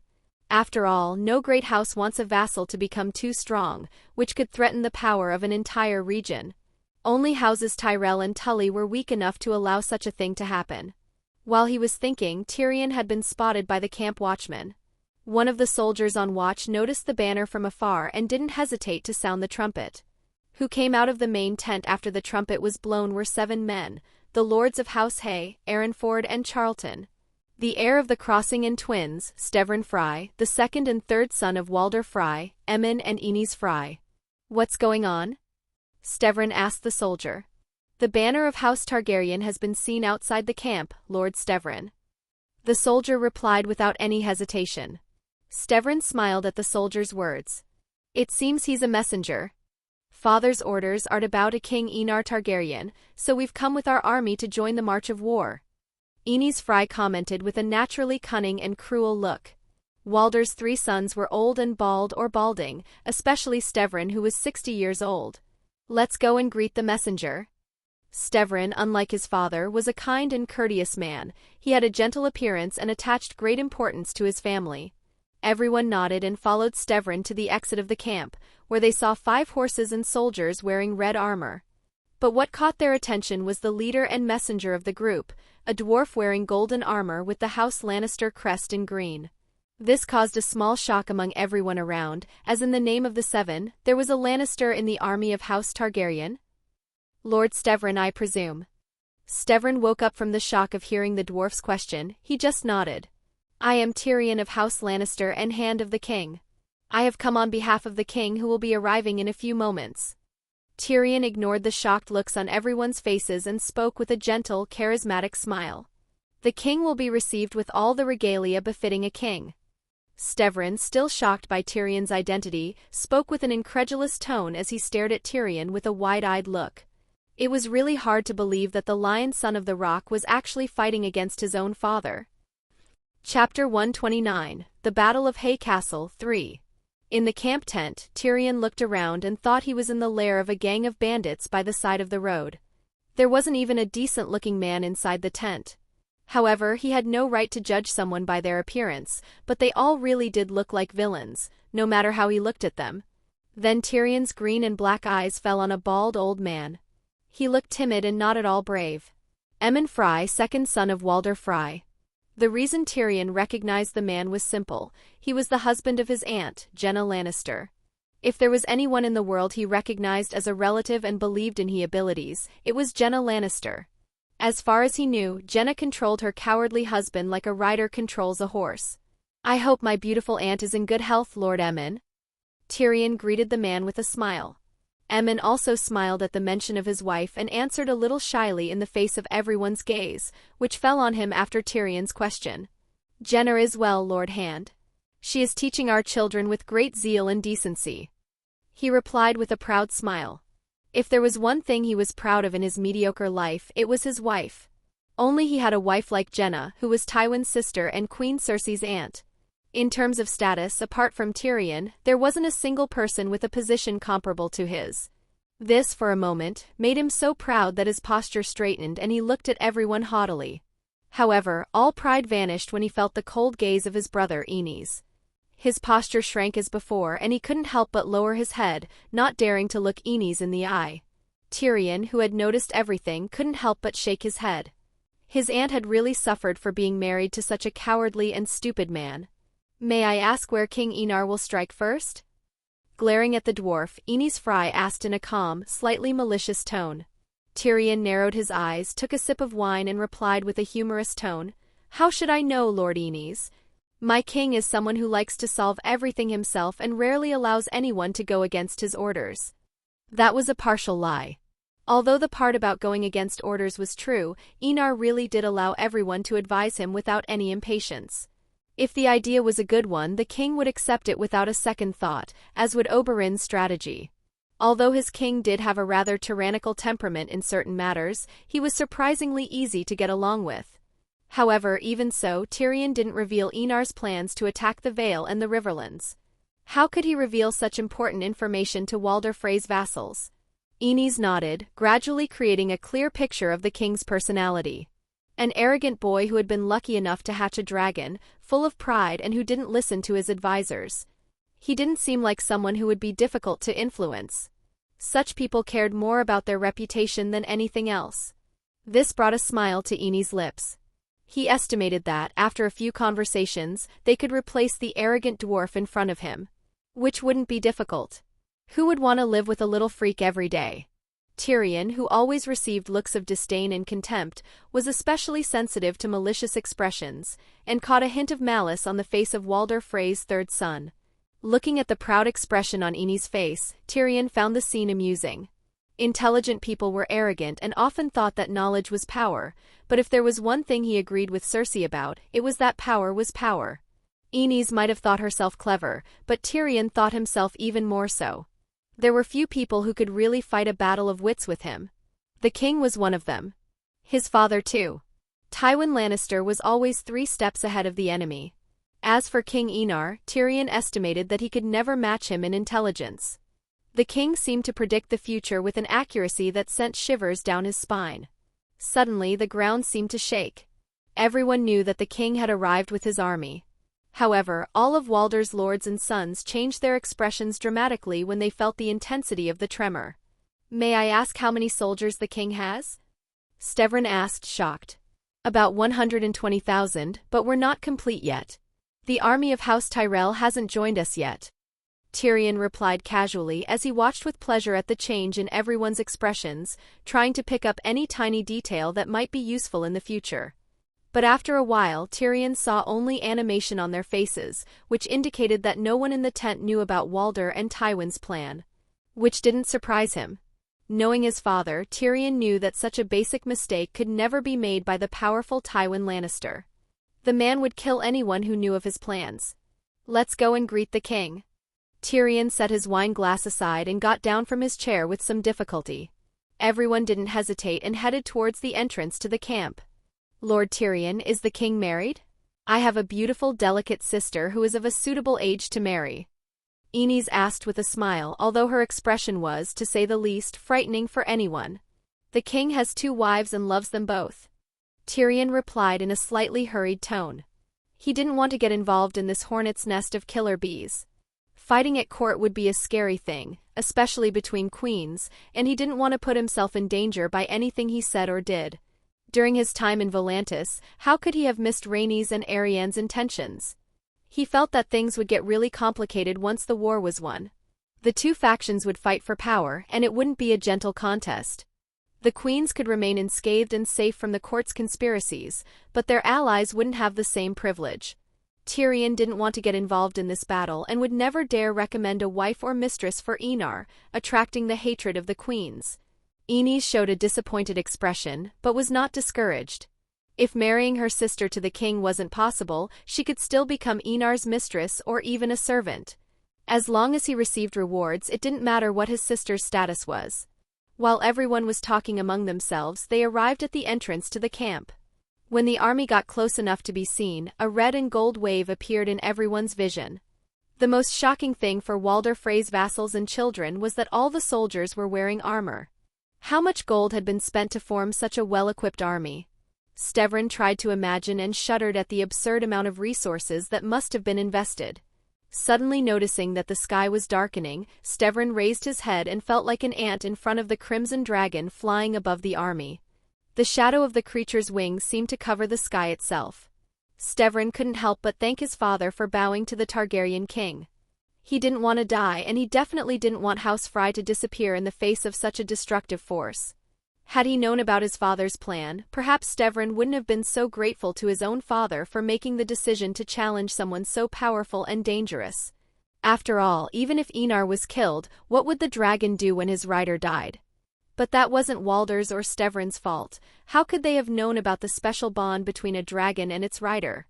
It was then that he saw the Targaryen king. Enar was surrounded by men in white armor, whom Stevrin assumed were members of the royal guard. However, what really caught his attention was the king's size. The man was gigantic, perhaps the biggest Stevrin had ever seen in his 60 years of life. He was wearing red armor with the coat of arms of House Targaryen and a crown adorned with rubies under his white gold hair. "I hope I'm not late, heir of the crossing." Enar greeted Stevrin with a gentle smile, even though he was about to kill him. Stevrin straightened up and bowed to the king. "We are your vassals, your grace." He looked at Enar and continued in a respectful tone, "How could we blame you for any lateness?" "Don't flatter me, Lord Stevrin. I'm tired of traveling for so long." Enar smiled, responding to the man's flattery with an amused tone. His words made the atmosphere more relaxed. Seeing that the king was approachable and kind caused many to start introducing themselves, each trying to impress him in some way. Chapter 130, The Battle of Hay Castle 4. Surround the tent and prevent anyone from entering. Enar ordered a Sardaukar before entering the tent with his royal guard and the members of the court. Upon entering the main camp tent, Enar naturally sat down on the main seat. His gaze roamed around those present until it settled on Walder Frey's eldest son.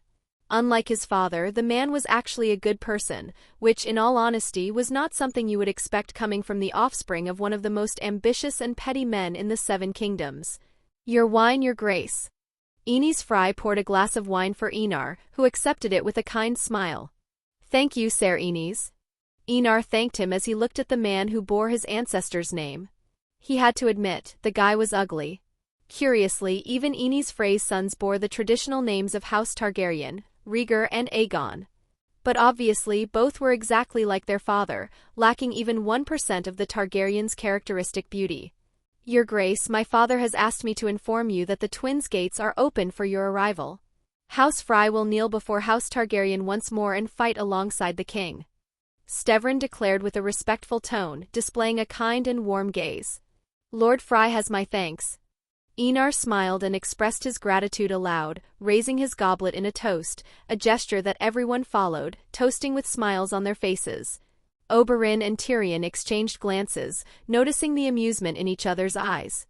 Did they feel pity or mercy for these people? No. Even if they didn't know exactly what Walder and Tywin's plans were, they were both quite sure that these same men would obey Walder Frey's orders and kill them without any hesitation. So there was no room for pity. On the contrary, the situation seemed ironic, almost comical. Especially for Oberyn, the real orchestrator of the plan. He couldn't wait to see their expressions when they found out the truth. "Your Grace, can I ask you something?"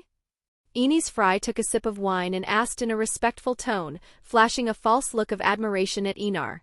He knew very well how to satisfy a man's vanity and ego. "You may ask, Ser Aenys." Enar narrowed his eyes and replied in a calm tone. He recognized an ambitious sycophant when he saw one, and Aenys Frey was exactly that kind of person. How could he allow someone like that on the small council? Did Aenys think Enar was like Aegon IV, surrounded by sycophants and incompetents? "Where will your Grace strike first?" Aenys asked, slightly excited. He felt that this was his chance to prove himself to the king and secure an important position at the court of House Targaryen. "I will attack Riverlands," Enar replied, causing everyone who didn't know this information to open their eyes in shock. In everyone's eyes, including those of the many noble houses of Westeros, if House Stark had knelt before the king, House Tully, linked by marriage to House Stark, would surely kneel too. But when they heard Enar's words, they all realized that the reality was not exactly as the rumors said. For certain reasons, House Tully will no longer be Lord Paramount and will no longer be able to rule Riverlands. Enar took a sip of wine and commented casually, watching as everyone was shocked by the information he had just revealed. Aenys' eyes couldn't help but light up when he heard Enar's words. He felt his heart beat faster, thinking that this really was the chance for House Frey to reach a level never seen before in history.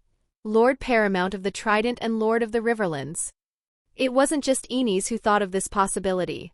Stevrin and Emmon also showed excited expressions. If House Tully could ascend to Lord Paramount during the conquest of Aegon, House Frey could also ascend during the conquest of Enar. At this thought, the brothers looked at each other and saw the excitement in each other's eyes. How could they not be excited? It was the chance their father had always hoped for. Yes, Walder Frey, an ambitious and cruel lord, had always looked at the weak House Tully with greedy eyes. Honestly, it wasn't just House Frey that had this desire. Without the protection of House Targaryen, House Tully could never contain powerful houses like Blackwood or Bracken, both noble lineages that were once kings during the Age of the 100 Kingdoms. These two noble houses were extremely powerful in the Riverlands, possessing vast lands and armies larger than those of their liege, House Tully. They also had their eye on the title of Lord Paramount. How could they ignore this possibility when they saw House Tully's weakness? House Tully possessed something it didn't have the strength to defend, nor even the authority to command its most powerful vassals. In this world, everything came down to force, especially during the Age of 100 Kingdoms, where kingdoms were overthrown every month as if they were mere minor lords. Your Grace, don't worry, House Frey will help you pacify the rebels. Stevrin beat his chest and promised in a brave tone. Even someone as kind as him was consumed by greed when faced with an opportunity like this. Enar looked at everyone and spoke in a gentle tone. I appreciate the good intentions, but this won't be possible. His words left everyone except the members of his court extremely confused. Right now, Walder Frey is preparing a grand reception for me in my court. The kindness disappeared from Enar's eyes. He's poisoning the wine and preparing bows and arrows to kill me and everyone I care about on Tywin Lannister's orders. Silence prevailed in the room after Enar's words still echoed in the minds of the vassals and Walder Frey. As soon as Enar spoke, Leda, Willem and Oberyn drew their swords. They must all be killed. Taking a sip of wine, Enar ordered with a casual tone. His eyes were indifferent to the massacre about to begin. Your Grace, I don't know where you heard these false rumors, but my father would never do something like this. Aenys spoke with a smile, but his eyes showed a trace of panic. Her words were lies and he knew it. Deep down, he could well imagine his father committing something so despicable. After all, that's how Walder Frey taught him. Enar didn't answer. What could he say to someone who, in his eyes, was already dead? Without having to repeat her orders, Leda acted without any hesitation. She cut off the heads of those next to Enar. Coincidentally, the closest was Aenys Frey. Walder Frey's third son, already of advanced age, didn't even have time to react.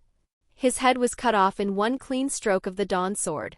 Curiously, Aenys' head fell onto Enar's empty plate.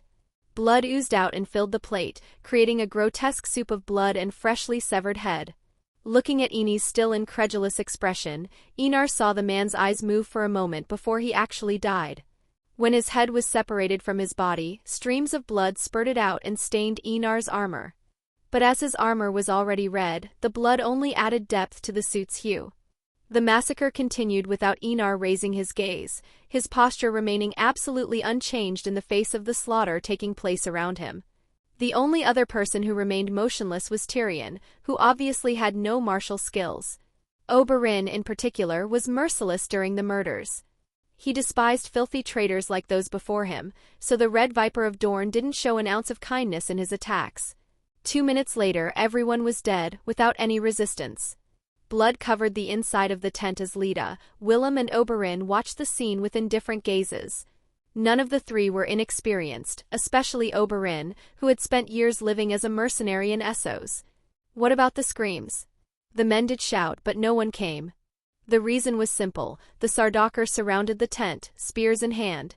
Leda approached Enar and took out a white handkerchief, carefully wiping away a few drops of blood that had splashed onto his face during the massacre. Oberyn, start your plan. Enar allowed Leda to do as she pleased and ordered with a cold tone. Don't worry, Your Grace. Oberyn replied, his voice laden with confidence. I will kill many, he said, smiling coldly. Chapter 131, The Battle of Hay Castle v. Before Oberyn left, he heard Enar's words. Don't kill so many enemy soldiers. Let them bend the knee. Oberyn was surprised to hear the king's words, but nodded nonetheless. Enar watched his back, closed his eyes and looked at the possible timelines. Enar felt that something was incredibly wrong. He didn't know where the feeling came from, but it was there and it made him feel uncomfortable. However, he soon opened his eyes and understood the source of this discomfort. A pair of eyes stares at me from the sky. Enar murmured, knowing who it was, or rather what it was. A god. More precisely, the god of the seven faces. In all honesty, there was no animosity between Enar and the god of the seven faces, at least not yet. In the future, this god of countless kinds would become his mortal enemy. The reason for this was simple. Enar would destroy the faith of the seven and eradicate this religion that had existed for 6,000 years. The Order of the Maesters was certainly an odious group, but the faith of the seven was even more annoying, odious and extremely uncomfortable. Much of House Targaryen's heritage had disappeared because of it. Looking up, Enar couldn't help but snort. Being stared at by a god was not comfortable, especially when that god didn't seem to want to stop peeping anytime soon. But since you want to watch, I'll let you see your believers begging for help while my soldiers slaughter them. Enar muttered with a touch of coldness. Although he knew this wouldn't affect a god after all, a being thousands of years old couldn't be shaken simply by the death of his believers. For the gods, if humans die, let them die. They only have to wait a few lousy years for 4 or 5 to be born in the place of one who has died. How could they care about a race whose birth rate was so high? Looking at Lita, who also had a tense and watchful expression, Enar couldn't help but smile and bring out his loyal sword. How do you feel about being stared at by a god? He whispered to her, not intending Tyrion to overhear the conversation. Lita's lips twitched as she heard the king's provocation, but her eyes narrowed as she grasped the real meaning of his words. God. That was a term she never thought she would ever seriously consider. But after living with Enar for so long, she knew secrets that few humans would even imagine discovering. Especially the truth about the long night. From this, she felt no respect or fear towards the gods, unlike most humans. This feeling extended even to the good gods, those who helped humanity survive.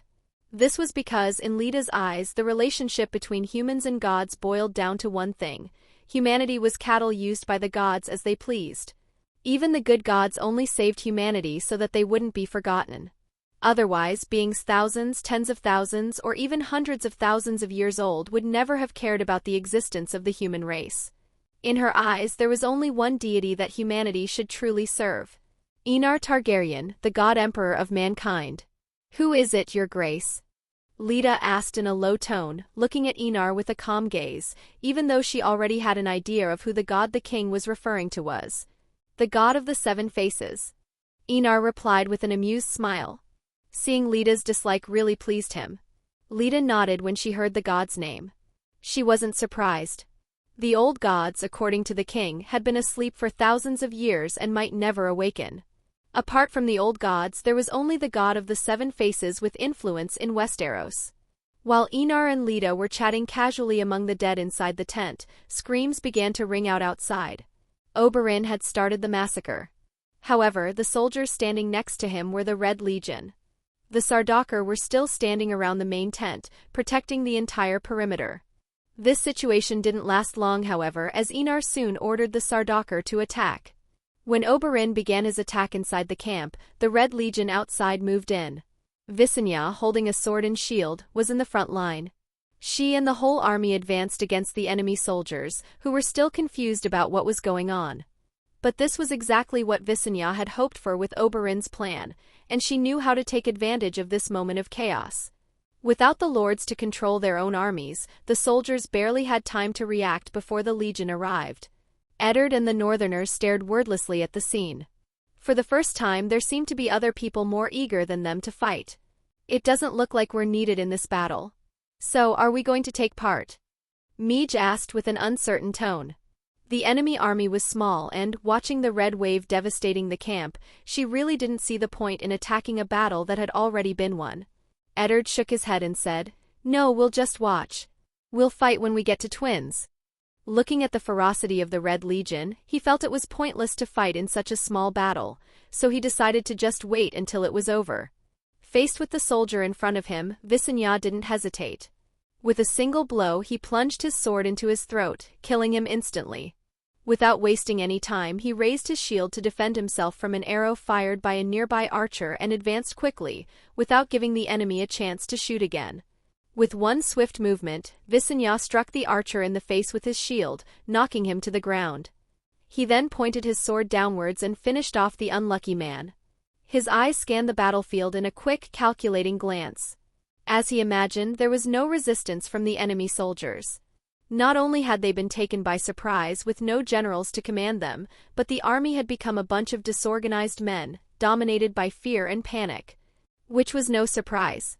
With no morale to fight, many had already thrown down their weapons and surrendered. Shaking her head, Visenya continued to fight, eliminating the enemies before her with her impeccable skill with the sword. Inside the camp, the scene was a veritable inferno. The Sardaukar, with their long spears, had become killing machines. Even the most experienced soldiers were nothing more than meat to be pierced by that relentless battle formation. Bodies were piled up in small heaps, and the ground no longer looked like earth, but a sea of coagulated blood. Fear and horror were on the faces of the enemy soldiers. Many of those inside the camp, those with private tents, were of noble origin or veteran soldiers. Even so, they were slaughtered without mercy. Even though he had seen the Sardaukar's skills before, Oberyn couldn't help but feel envious of that army.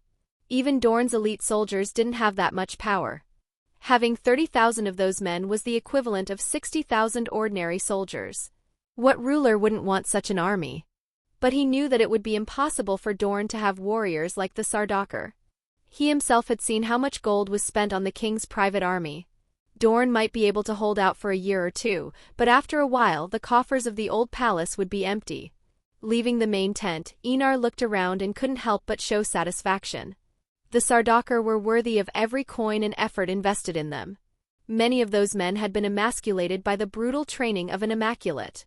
"What do you think, Lita?" he asked, curious. "Very strong. If they go through the blood ritual, they'll be the greatest weapon against the others." Lita answered sincerely.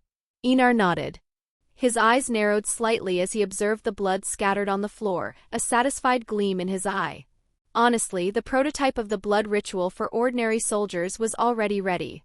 He would use the blood of ordinary people to baptize them, creating his own super soldiers. "Let's go," Enar commented, stepping forward. Chapter 132, The Battle of Hay Castle 6. Visenya felt someone beside her and turned around. She saw Rhaenys, who was wearing armor identical to hers, as black as her hair. However, what caught her eye was the sword in her niece's hand.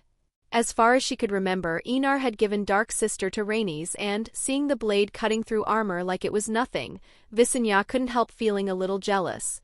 This was no ordinary sword, but the weapon wielded by great men and women. She had also wanted a Valyrian steel sword, but even with all the power of the Red Faith, her search had been futile. Those who possessed such weapons would never sell them, and those who had them hid them as if they were the most precious treasure. Visenya had put this desire aside, aware of the difficulty of finding such a sword. However, when she saw Dark Sister again, she felt that she deserved a blade of Valyrian steel, a sword that she herself would make legendary, just like her ancestor, Queen Visenya I. Suddenly, she remembered that Enar could see into the past. Her eyes lit up at the memory. If her husband had this gift, then he could find out how Valyrian steel was forged and with it, create weapons for the whole of House Targaryen. She even imagined an entire suit of armor made of Valyrian steel. At the thought of it, Visenya felt an almost uncontrollable urge to run to Enar and demand a complete set. Suddenly, a body fell beside her. Looking down, she saw the corpse of a man and Rhaenys pulling the sword from his body. "We're at war, Auntie," commented Rhaenys in a calm tone. "Don't get distracted." Hearing the presumption in her niece's voice, Visenya frowned and snorted coldly. Although there was familial love between them, that didn't mean they didn't have disagreements. Especially Visenya, who could clearly see the feelings in Rhaenys' eyes every time she looked at Enar.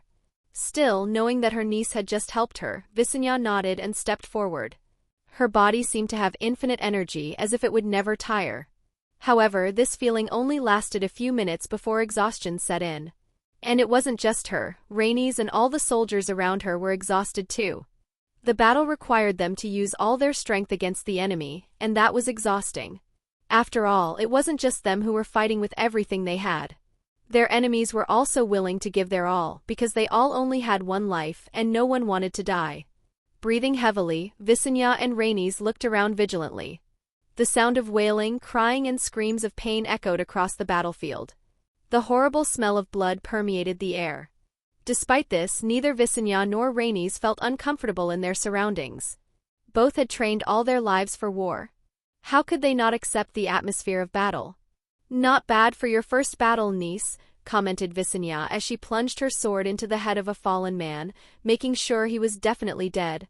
Rhaenys looked at Visenya and replied in a calm tone, "That wasn't a war but a massacre. Our numbers were superior to the enemy's and without commanders on the other side, it became just a slaughter of men."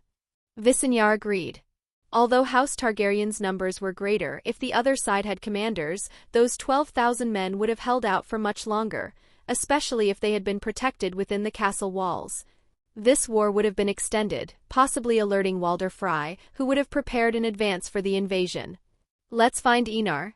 I want to kiss those delicious lips," Visenya commented in a gentle tone, casting a warm glance at Rhaenys. Gritting her teeth, Rhaenys was sure that Visenya had only said that to provoke her. And as much as she hated to admit it, the words really irritated her. However, when she thought about what she was about to do, she just scoffed. She knew that Visenya still behaved like a lady, but unlike her, Rhaenys didn't care whether she was married to Enar or not. If she wanted to, she would simply jump into his bed and make Visenya swallow every provocation she had heard over the years. Feeling disappointed that her words hadn't had the desired effect, Visenya headed towards the enemy camp. Rhaenys, meanwhile, with a proud look on her face, raised her head and walked beside her aunt like the true warrior princess she was. With a dragon, dark sister in hand and having taken part in a war, Rhaenys finally felt she could make her ancestors proud. A squad of the Red Legion followed them, ensuring their safety. The looks on the soldiers' faces, however, were pure admiration. They had personally seen these two women killing men with such ease that they couldn't help but feel respect for them. Upon entering the camp, Rhaenys saw bodies piled in small heaps and blood darkening the ground. The ferrous smell was so intense that it made her wonder if her uncle, Oberyn, was really prepared for what would happen when they faced the Lannisters. Her eyes soon found his figure. Oberyn was bathed in blood, his yellow armor had turned a crimson hue. Around him, the Red Legion and the Sardaukar were dragging out the bodies of the dead and adding them to the piles of corpses that had already formed. But Rhaenys noticed that the dead of the Red Legion and the Sardaukar, of whom there were not many, were positioned respectfully on the ground, a clear difference in the treatment of the deceased. "Niece, you seem to have enjoyed yourself." Noticing the arrival of Visenya and Rhaenys, Oberyn greeted the queen with a nod and greeted Rhaenys warmly. "You too, uncle," she replied in an amused tone. They both laughed. Noticing the difference in greeting, Visenya didn't mind. It was perfectly normal for Oberyn to side with Rhaenys. After all, he had raised and educated her for many years. Leaving the two of them talking, Visenya turned her gaze to the main tent and knew that Enar was inside. She put her sword back in its sheath and headed for the entrance. As she entered, the first thing her sensed was the strong smell of blood and the bodies of almost 10 men scattered on the ground. From the coats of arms on their clothes, she recognized that they were lords and sons of Walder Frey. However, her gaze soon settled on her husband, who was drinking wine with a casual, lazy air. She couldn't help rolling her eyes at the sight of him so relaxed. While she was exhausted from the battle, Enar was there, carefree, sipping wine. Moving closer, Visenya sat on his lap and wrapped her arms around his neck, looking him straight in the eye. "The war is over, husband," she whispered with a warm, passionate gaze. "Thank you for your hard work," Enar replied before stealing a kiss from his wife's lips. He didn't mind the blood on his face or the ferrous taste of the red liquid of the people his sword had killed. Visenya didn't mind either and gave in to the kiss.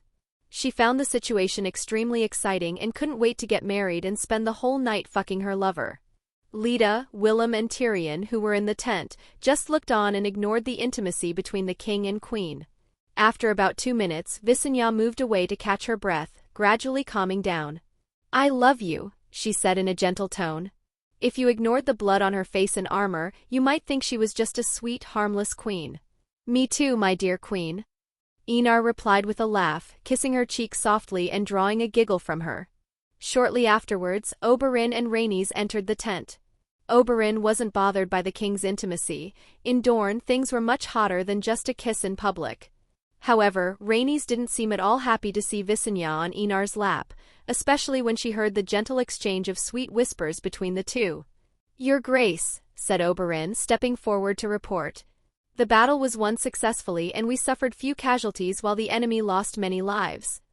4,000 were killed and the rest surrendered," he continued, with a big smile on his face. How could he not be happy? His strategy had not only been a success, but a true military masterpiece, worthy of being written about in books as an example for future generations. "Well done," Enar replied with a satisfied expression. The blood of 4,000 people would be enough to turn a few hundred Sardaukar into super soldiers. Although this couldn't be public knowledge at the moment, he could already imagine how the people would talk about this victory. Chapter 133, The Battle of Hay Castle 7. Visenya, mount Syrax and make the castle open its gates. Looking at his wife still sitting on his lap, Enar ordered with a gentle tone. Visenya's eyes lit up when she heard Enar's words. House Hay's castle had to open its gates or be destroyed. She didn't want to destroy it, especially since Enar might award it to some soldier who won glory in the war. "I'll go too." Rhaenys' eyes showed the same emotion as Visenya's. How could she miss the chance to make a castle surrender to House Targaryen? Yes, but no burning the castle. Enar agreed, but warned them both not to set fire to House Hay's fortress. Visenya got up from Enar's lap and left the tent with a big smile on her face. Rhaenys followed her aunt with the same determined look.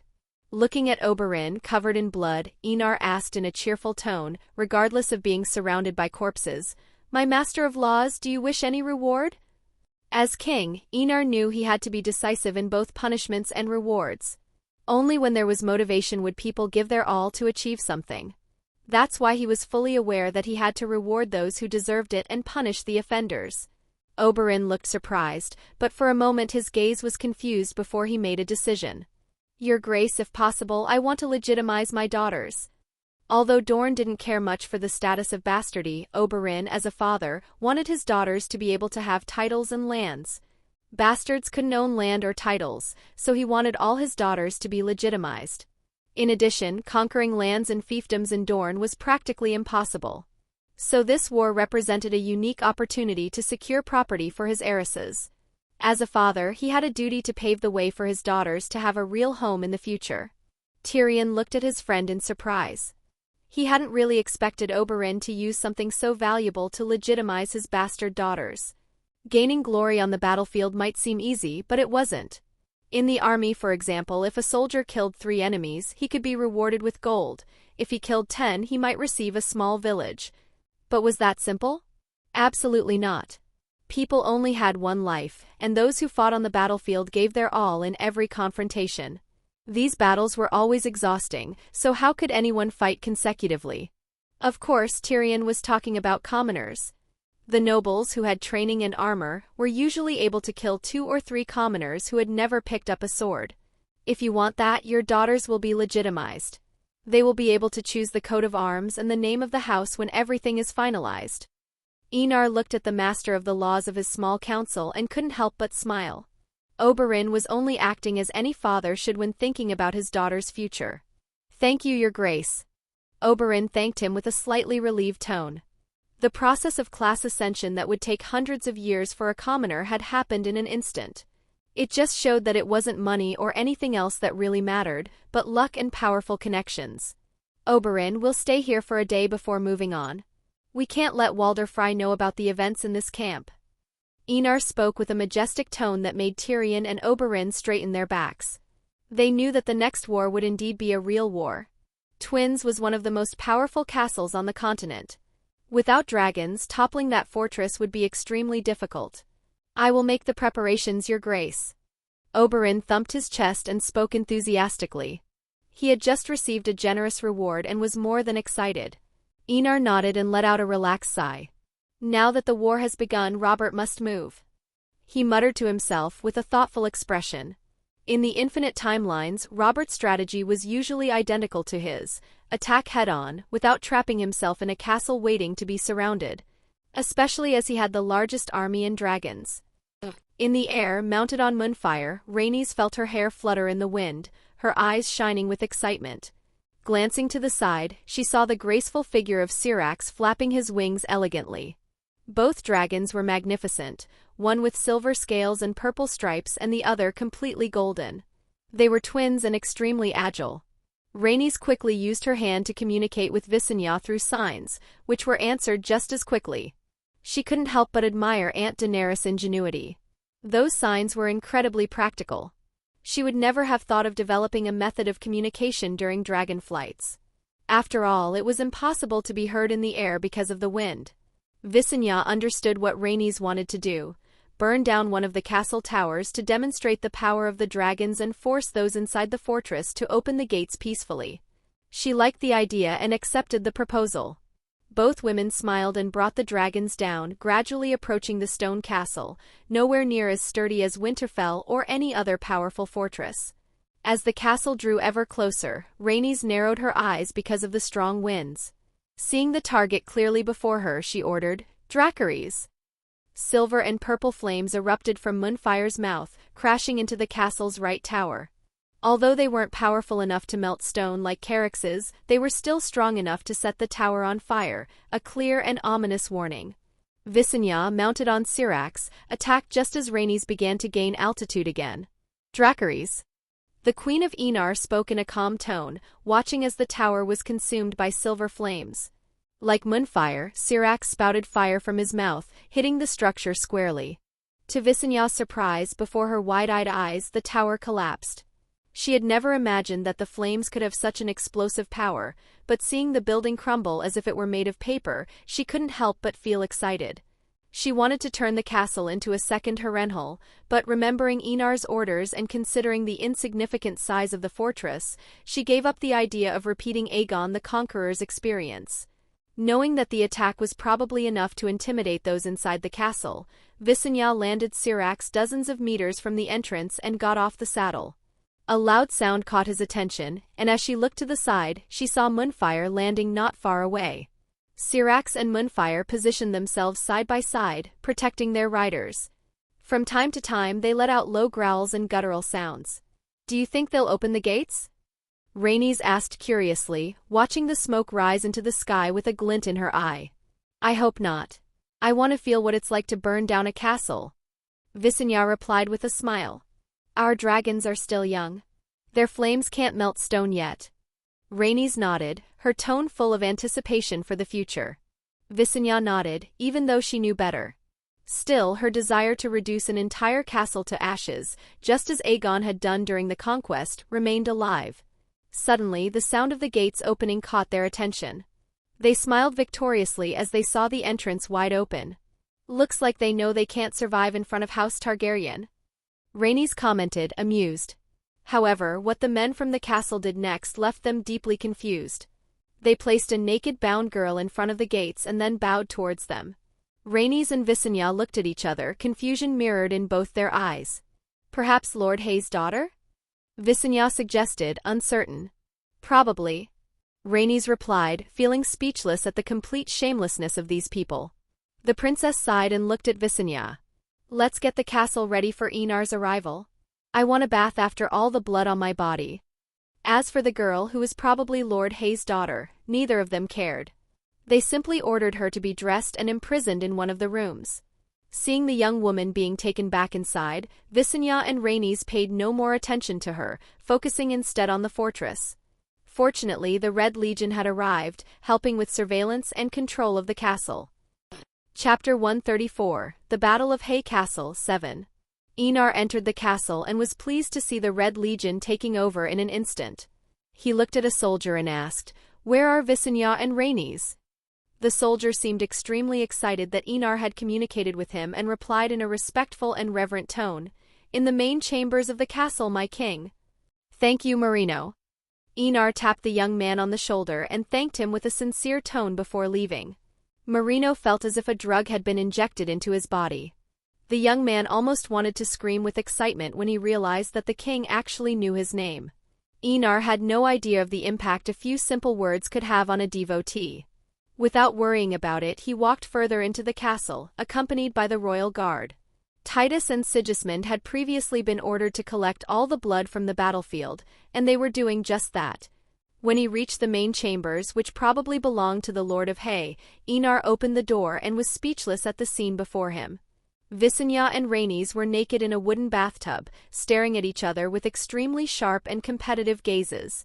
"What are you two doing?" Enar left Willem outside the room and entered, with Lita right behind him. Rhaenys couldn't help feeling a little shy at being naked in front of Enar for the first time. However, when she saw the indifferent expression on his and Visenya's faces, she put her shyness aside and cast a haughty glance at the incredibly beautiful and equally naked woman in front of her. Visenya, for her part, didn't care about Rhaenys and Lita's gaze. She stood up naked from the bath and walked proudly over to Enar. As she helped him take off his armor, she spoke with an angry tone. "I asked the servant to prepare the bath for me, and Rhaenys tried to steal it. Are you two children?" Enar was speechless at the childishness of the two women. Visenya had a mischievous look on her face when she heard his words and couldn't help but show a pitiful, sad expression. She was proudly showing off those two pieces of fat as if they were the best thing in the world.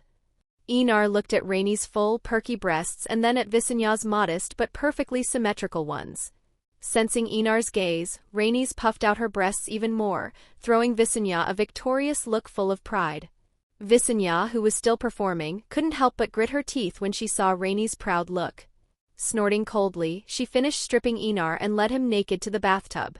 Seeing Enar's naked body for the first time, Rhaenys' shyness returned in full force, leaving her breathless for a moment.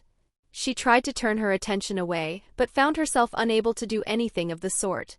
Noticing this, Visenya couldn't help but smile and under Rhaenys' surprised gaze began to clean Enar's entire body, without forgetting any place. Rhaenys opened her mouth in shock and felt that Visenya was incredibly shameless. However, she didn't want to be left behind. Standing up and revealing her seductive figure, she began to wipe Enar's strong chest with a shy look. Visenya frowned when she saw this, but noticing that Enar didn't care, remained silent while casting a hostile glance at Rhaenys. Her niece really knew how to make her angry. Suddenly, Enar looked at the far north with a dignified and serious expression. "Brynden," Enar murmured in admiration. Far north. Inside a cave, a gigantic weirwood could be seen.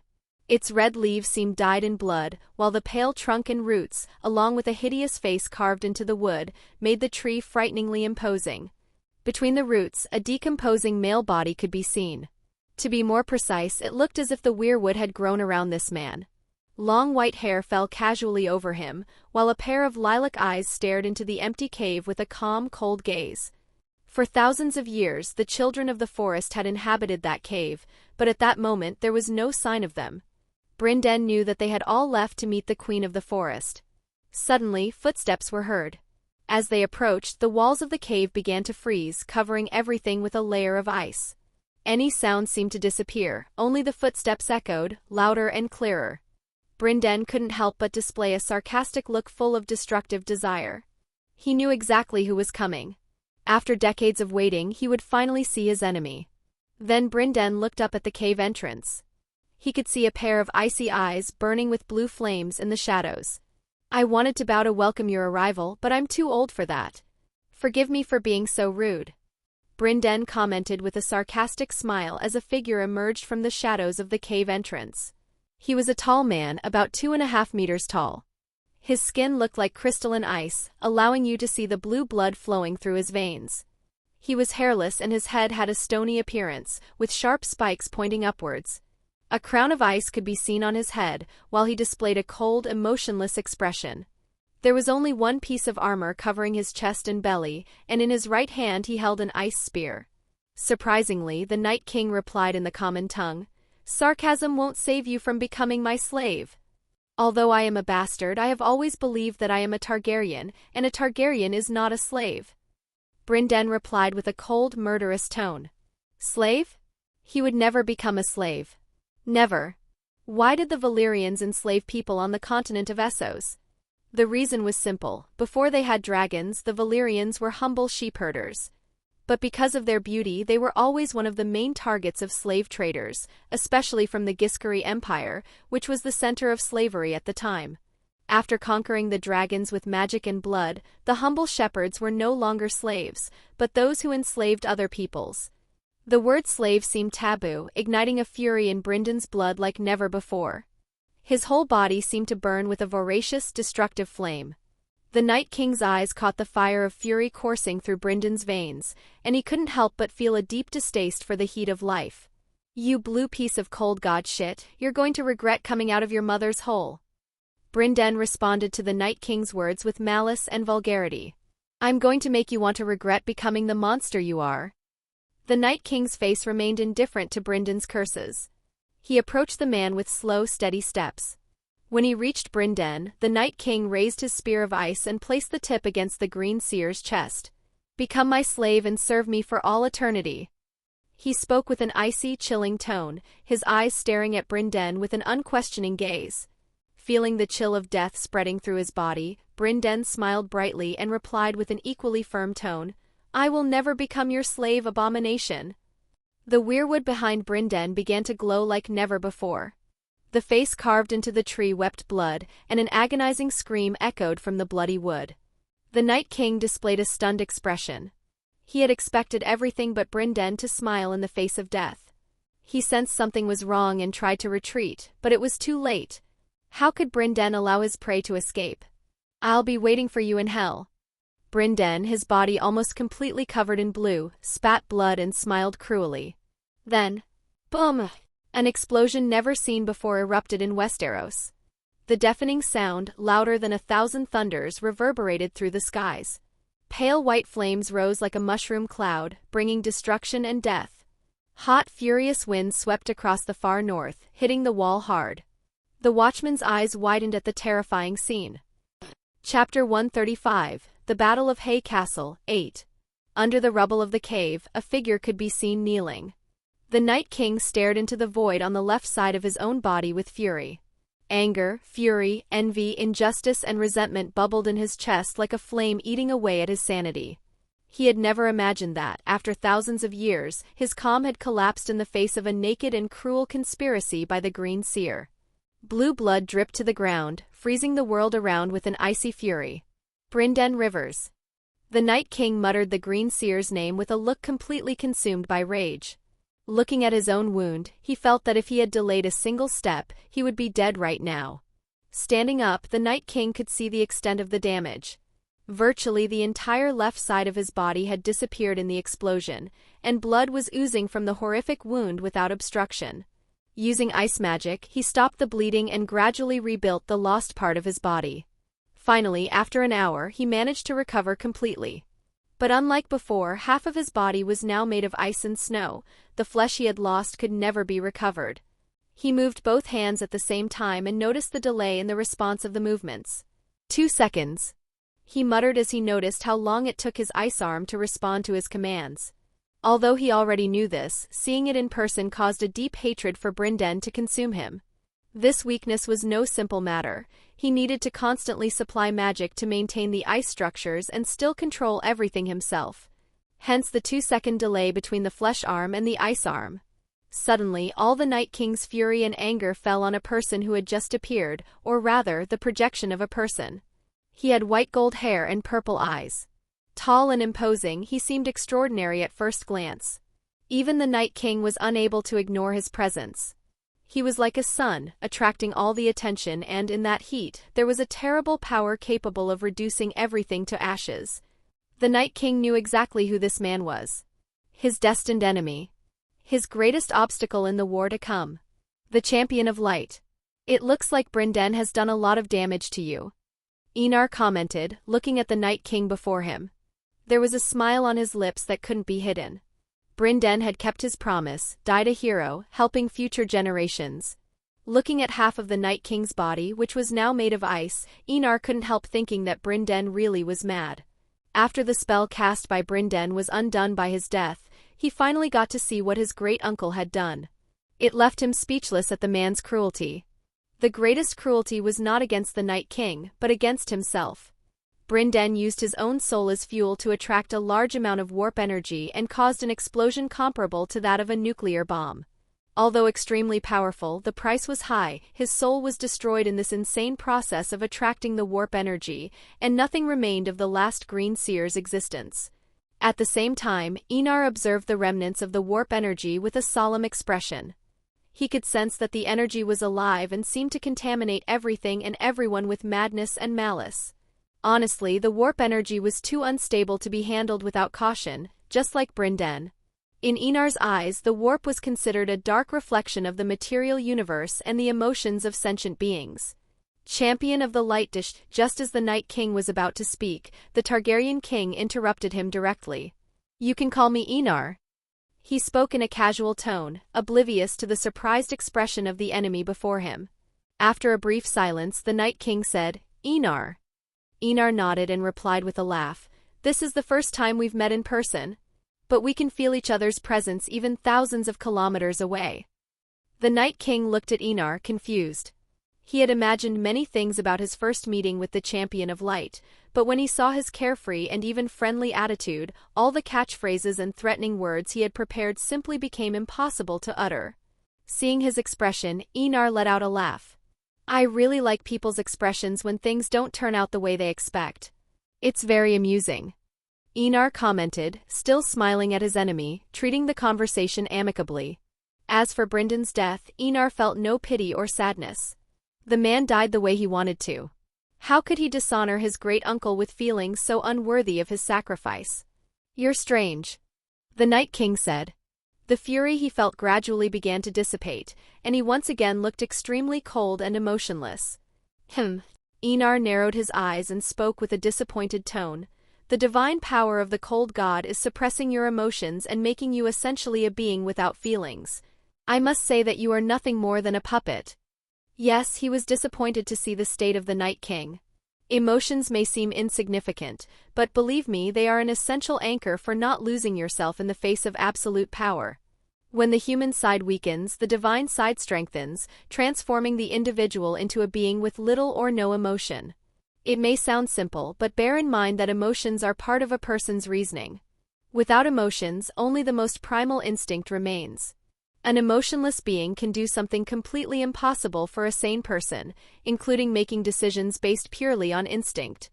"It looks like this war will be won more easily than expected," Enar commented, looking at the Night King as if he were looking at something lifeless. Without waiting for his enemy's response, he simply undid his mental projection.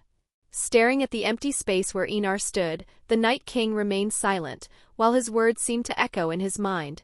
Looking at his own hands, he muttered, "Emotion, what a futile thing. Only true power is truly eternal."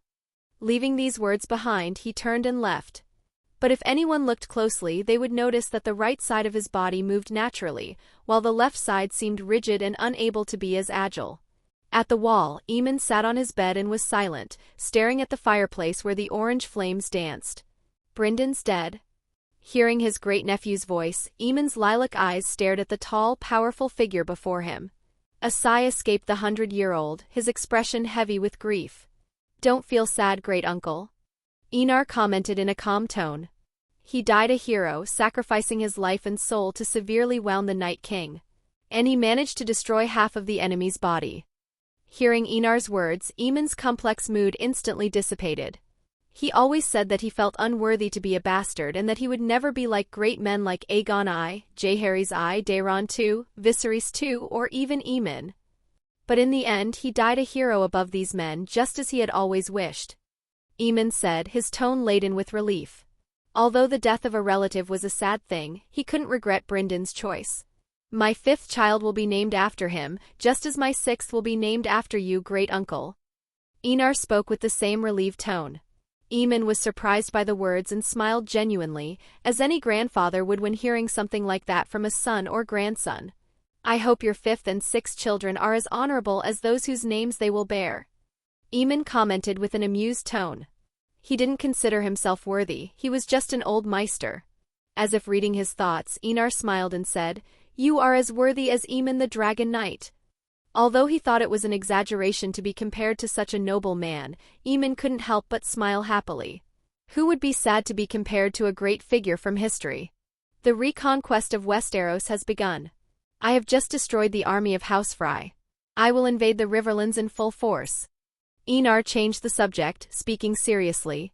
I'll let you know if anything changes. Aemon replied, his voice charged with renewed youth. Bryndon's heroic act inspired him more than he realized.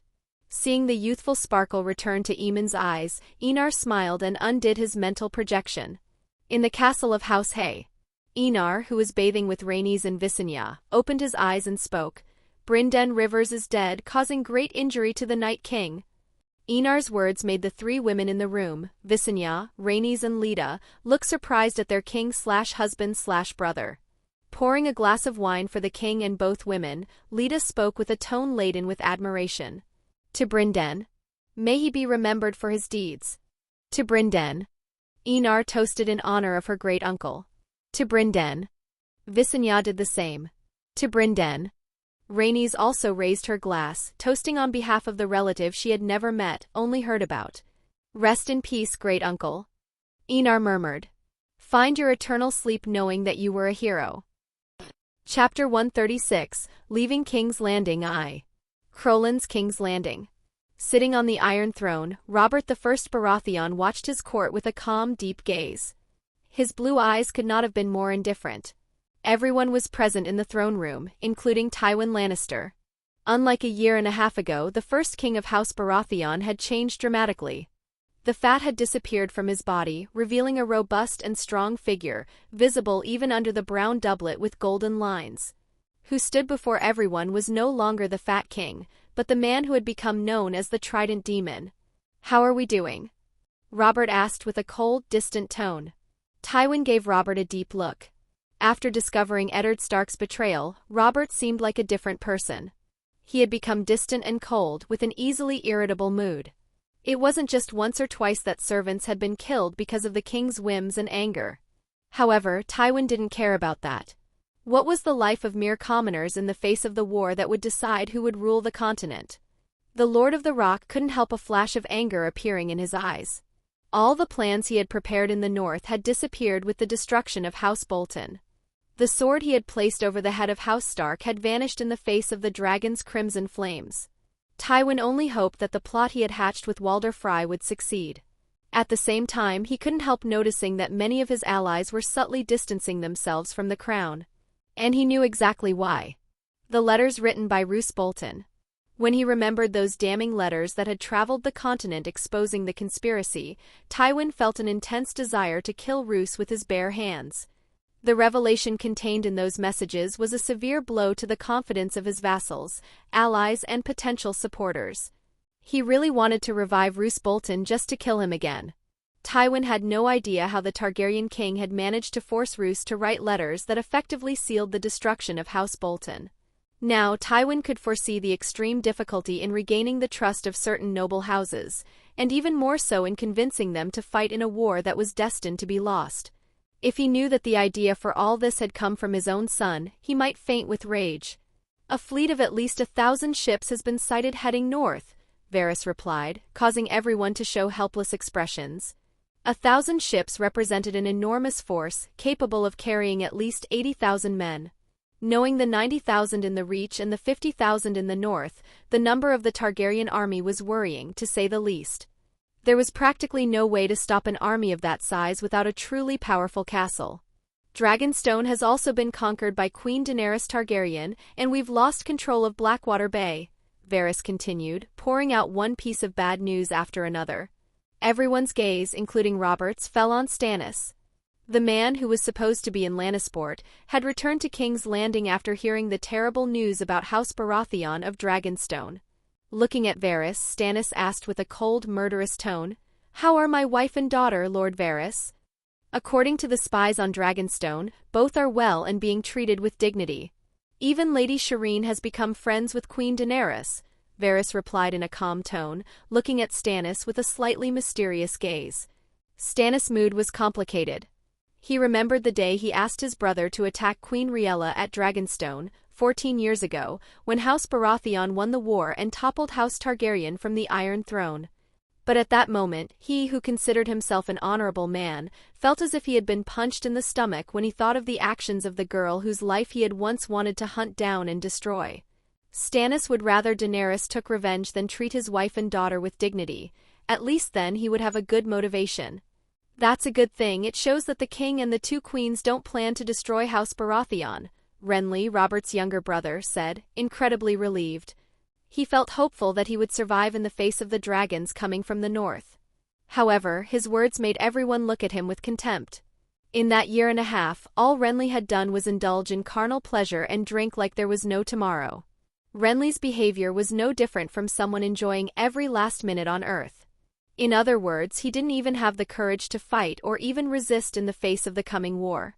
Lord Renly forgets that the queen is a woman and has treated another woman, of a similar age and ill, with kindness and tenderness, Varys said, looking at Renly with a look that was kind, but which in fact was the look one would give an idiot. Varys' words were obvious to everyone. Daenerys had felt sorry for a sickly girl of a similar age, but she wouldn't feel sorry for a strong grown man. Ignoring the trash that was the king's brother, Tywin spoke with a strong and calm tone, but incredibly solemn and slightly murderous. With Blackwater Bay under the control of House Targaryen, King's Landing could be attacked at any moment. If this were a normal war, Tywin wouldn't be so solemn. King's Landing had never once fallen to any army, even he had to attack from within to conquer the city. But in the face of dragons that could fly, the thick, powerful walls were nothing more than a cage. We have to leave the city and go to Lannisport. Casterly Rock is a castle inside the mountain, with internal tunnels. Even if Balerion were to revive, he couldn't melt an entire mountain, Tywin said without any reluctance to leave King's Landing. What was a city when faced with the chance of victory? That's impossible. Stannis was the first to speak out against Tywin's proposal. Abandoning King's Landing means admitting we're losing. Our morale, which is already low, will plummet like never before. Our soldiers will hesitate and there could be riots. Stannis' concerns were valid in everyone's eyes, including even Tywin, but the Lord of Casterly Rock himself found it irrelevant at that moment. Cut off the rebels' heads and win a few battles and morale will rise again. But if we stay in King's Landing, we'll be defeated as soon as a dragon lands on the wall and the night opens the gates, Tywin reaffirmed in a calm tone. He didn't see retreating as shameful. Losing a battle didn't mean losing a war. Tywin's words hit everyone like a war hammer. The man was right. When the gates opened, the battle would take place inside the city, and when it did, it meant that they had lost the war. The city couldn't feed so many people and an army. And without food, the people would rebel and help the enemy in exchange for a piece of bread. We have to conquer the Riverlands as soon as possible. House Targaryen's army must come from somewhere, and that place is the twins. Once they reach the Riverlands, they'll be able to attack the surrounding kingdoms without any worries, Littlefinger said at that moment, expressing his opinion. Tywin looked slightly surprised at the Master of Coin but nodded. As Littlefinger had said, House Targaryen would come through the twins to reach the Riverlands. The Crown fleet is already in Lannisport along with my army. Both are ready to leave, Tywin declared. Robert, who had been silent until now, looked at Varys and asked, "What did Balon say?" The king's voice was cold but incomparably powerful. Varys bowed to Robert and answered in a respectful tone. He wants the Riverlands to rejoin the Iron Islands under the control of House Greyjoy. Currently, he has crowned himself as King Balon IX Greyjoy, King of the Iron Islands, Lord of Pike and the Salt. Filthy squid. Traitor. How dare he? He's only alive because the king allowed him to live. As soon as Varys' words rang out, angry voices echoed throughout the throne room. Robert narrowed his eyes and showed a strong murderous intent. He really hadn't expected Balon to be so bold, even after losing to him once again. However, Robert mocked Balon's actions in crowning himself king. Did Balon really think he could be king when he, the king of the Iron Throne, was in danger of losing the throne? Did Balon really see himself as a descendant of the Grey King to fight dragons with his stupid fleet of ships? Littlefinger, who was listening to the whole discussion, narrowed his eyes thoughtfully. 3 kings. Things are getting more and more interesting, he thought with a cold smile. He wanted more chaos. Enough chaos to make him climb the ladder to the highest peak. Yes, it was a dangerous game, but he was willing to play Game of Thrones. Chapter 137, Leaving King's Landing 2. After thinking for a moment, Robert made his decision with an unquestioning tone. Lannisport will be transformed into the capital of the 7 kingdoms. Although abandoning the city would really dent morale, the city had no effective defense against dragons. In comparison, there was no other castle as powerful when it came to defense as Casterly Rock. At the same time, Lannisport was close to the Iron Islands, which could attack at any time. If there was a kingdom with few people, it was the Iron Islands, an army of just over 20,000 men, and that was still a slightly increased number. There were probably no more than 15,000. Robert's words made everyone balk at the king's decision. Many were reluctant to leave King's Landing. This was the capital of Westeros, the center of power on the continent for almost 300 years. The entire city had become a symbol of royal authority in the eyes of commoners throughout the kingdom. Once they abandoned King's Landing, it would be like announcing that they were losing a war that hadn't even begun. But in the face of an easily irritated Robert, no one dared question the king at that moment. Many had died at the king's hands recently, and no one wanted to be next. In all honesty, Tywin breathed a sigh of relief when he saw Robert accept his proposal. He himself knew it was a risky decision, but the right one to make. Once the dragons arrived, the city would be like the Vale of Arryn, unable to defend itself properly against a dragon. At the same time, he also thanked the gods that Robert had listened to his advice. He no longer had the patience to deal with mad, drunken, murderous kings. However, Tywin, even though he didn't like Robert, knew that he couldn't do anything against him, or this war would be declared officially lost. The war was only happening because Robert's reputation was still worth something in people's eyes, especially after killing Rhaegar Targaryen, the Silver Prince. If Robert could kill Rhaegar, he could kill Rhaegar's son. With Robert's orders, the entire court began to mobilize. In the Tower of the King's Hand, Robert and Tywin were sitting side by side, looking at the city with calm gazes. "What are you going to do with the city?" Robert asked, with an indifferent tone. He hated King's Landing. It was a cage for him. He had wanted to be a mercenary when he was young, and he still had that desire. "If the Targaryen king wants it, we'll give him a city in absolute chaos," Tywin replied with a cold tone. "If that delays their movements for months, it's an advantage for our side." Robert nodded, immediately understanding what Tywin wanted to do. He didn't disagree and even easily accepted the proposal that would kill tens of thousands of people and probably create chaos capable of frightening even the demons in hell. Just the thought of 500,000 starving, food-crazed people sent shivers through Robert's body. Tywin was truly cruel. Suddenly, just as Tywin was about to continue, a gentle knock sounded on the door, causing them both to look at it with cold stares. "Come in," Robert ordered with a cold tone. The door was opened in the next second and a fat, bald man wearing a purple cloak appeared before them. There was a worried expression on the eunuch's face. "Has something happened, Varys?" Robert asked with a serious tone, noticing the expression on the Master of Whispers' face. "Robert Arryn has declared himself king of the Vale of Arryn, keeper of the Moon Gates, lord of the Eagle's Nest and the East." Varys spoke directly, broaching the subject, causing Tywin and Robert to look slightly surprised. "If I remember, the Guardian of the Vale is less than 10 years old," Robert asked with a confused tone, remembering the information about Jon Arryn's son. "Yes, Your Grace," Varys continued. "The regency of the Vale is in the hands of Lysa Tully." Tywin frowned deeply. A child wouldn't have such an absurd idea of declaring himself king. Someone must be behind Lysa Tully, probably one of his wife's lovers. Tywin's words were no different from an accusation that Lysa was having an extramarital affair and that her son was not, in fact, Jon Arryn's son. Old Hawk. Robert couldn't help but feel sorry for his adoptive father, who raised him like a son, just as he raised Eddard. In the end, everyone turned on each other. What excuse did Lysa Tully use to crown her son? Tywin asked with a touch of sarcasm, a sarcasm reminiscent of Tyrion speaking. Although it seemed easy for a great house to declare itself king, you had to remember that vassals existed, and they couldn't agree to something like that so easily. No one wants to be labeled a traitor in the eyes of the people. Lysa accused Queen Cersei of killing the hand of the king, her husband Jon Arryn, to cover up the murder. Varys glared at Robert and spoke in a calm tone, not daring to look at him again. Crash! The sound of the table breaking was heard immediately after Varys' words. Robert had hit the table so hard that it had broken. Robert hated those slanderous rumors with all his might.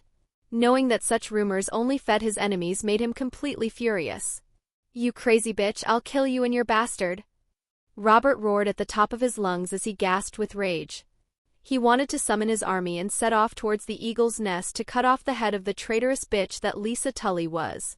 Tywin also had a grim expression. Even if he didn't care about the opinion of sheep, he knew the impact something like this could have, especially on his grandchildren, who were heirs to the Iron Throne. "It seems that Lisa Tully's son really isn't Jon Arryn's," Tywin said coldly, without hiding his murderous intent. He dared to have Queen Elia, Prince Aegon and Princess Rhaenys killed.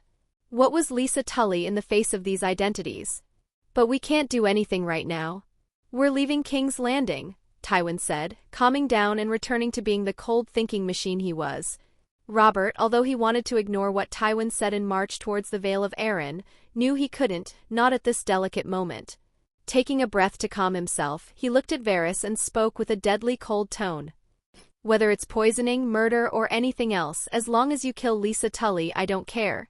Robert continued, "If the Vale won't bow, let them engage in a civil war to decide who will be the new Lord of the Vale." Tywin looked at Robert with satisfaction. The Vale of Arryn in civil war was better than a cohesive Vale of Arryn ready for war. It was better to consume the Vale's internal forces, weakening the entire region.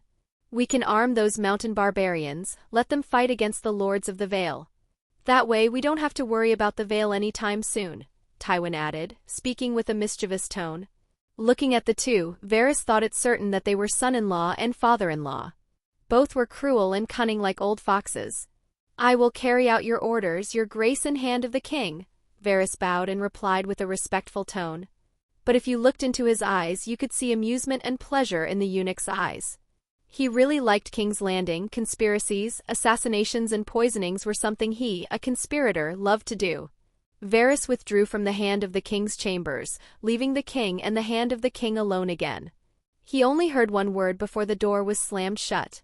"Targaryen," muttered the eunuch, looking thoughtful. "According to Jon Connington, Aegon is anxious to meet his family and is heading for Dragonstone to meet his aunt." Varys felt a headache at this information. He knew that young men were impulsive by nature, but even with all the training he had received, Aegon still refused to listen to Jon Connington's advice. But then again, Varys didn't think that was a bad thing. Even if Aegon was a Blackfyre, there was no way he wouldn't have the bloodline of House Targaryen, as Daemon Blackfyre was the son of Aegon V and Princess Daena Targaryen. So he really wasn't worried if they doubted Aegon's identity. If the dragons recognized Aegon as a Targaryen, then he was a Targaryen. If Varys had known about Enar's abilities, he wouldn't have been as confident as he was right now. "The plan must be accelerated," Varys muttered to himself as he walked through the corridors of the Red Keep one last time. Chapter 138, Leaving King's Landing 3. "Why are we leaving King's Landing, Mother?" the young Myrcella asked with a worried tone from inside the carriage.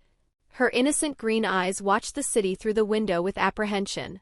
For some reason, the whole city seemed tense. What confused her most was the fact that the Golden Cloak were leaving along with the entourage heading for Casterly Rock. Who would keep order in the city? Inside the carriage were Tommen and Joffrey, both too entertained in their own worlds to worry about the city. "We're going to visit Casterly Rock, Sugar," Cersei replied with a smile on her face as she stroked her daughter's cheek with a gentle touch. "It's the place where I grew up with Jaime. You'll love it." How could she tell that they were actually retreating/fleeing to Casterly Rock and leaving King's Landing at the mercy of chaos? Especially with Joffrey around. She knew her son would be furious if he found out they were fleeing to Casterly Rock to defend themselves.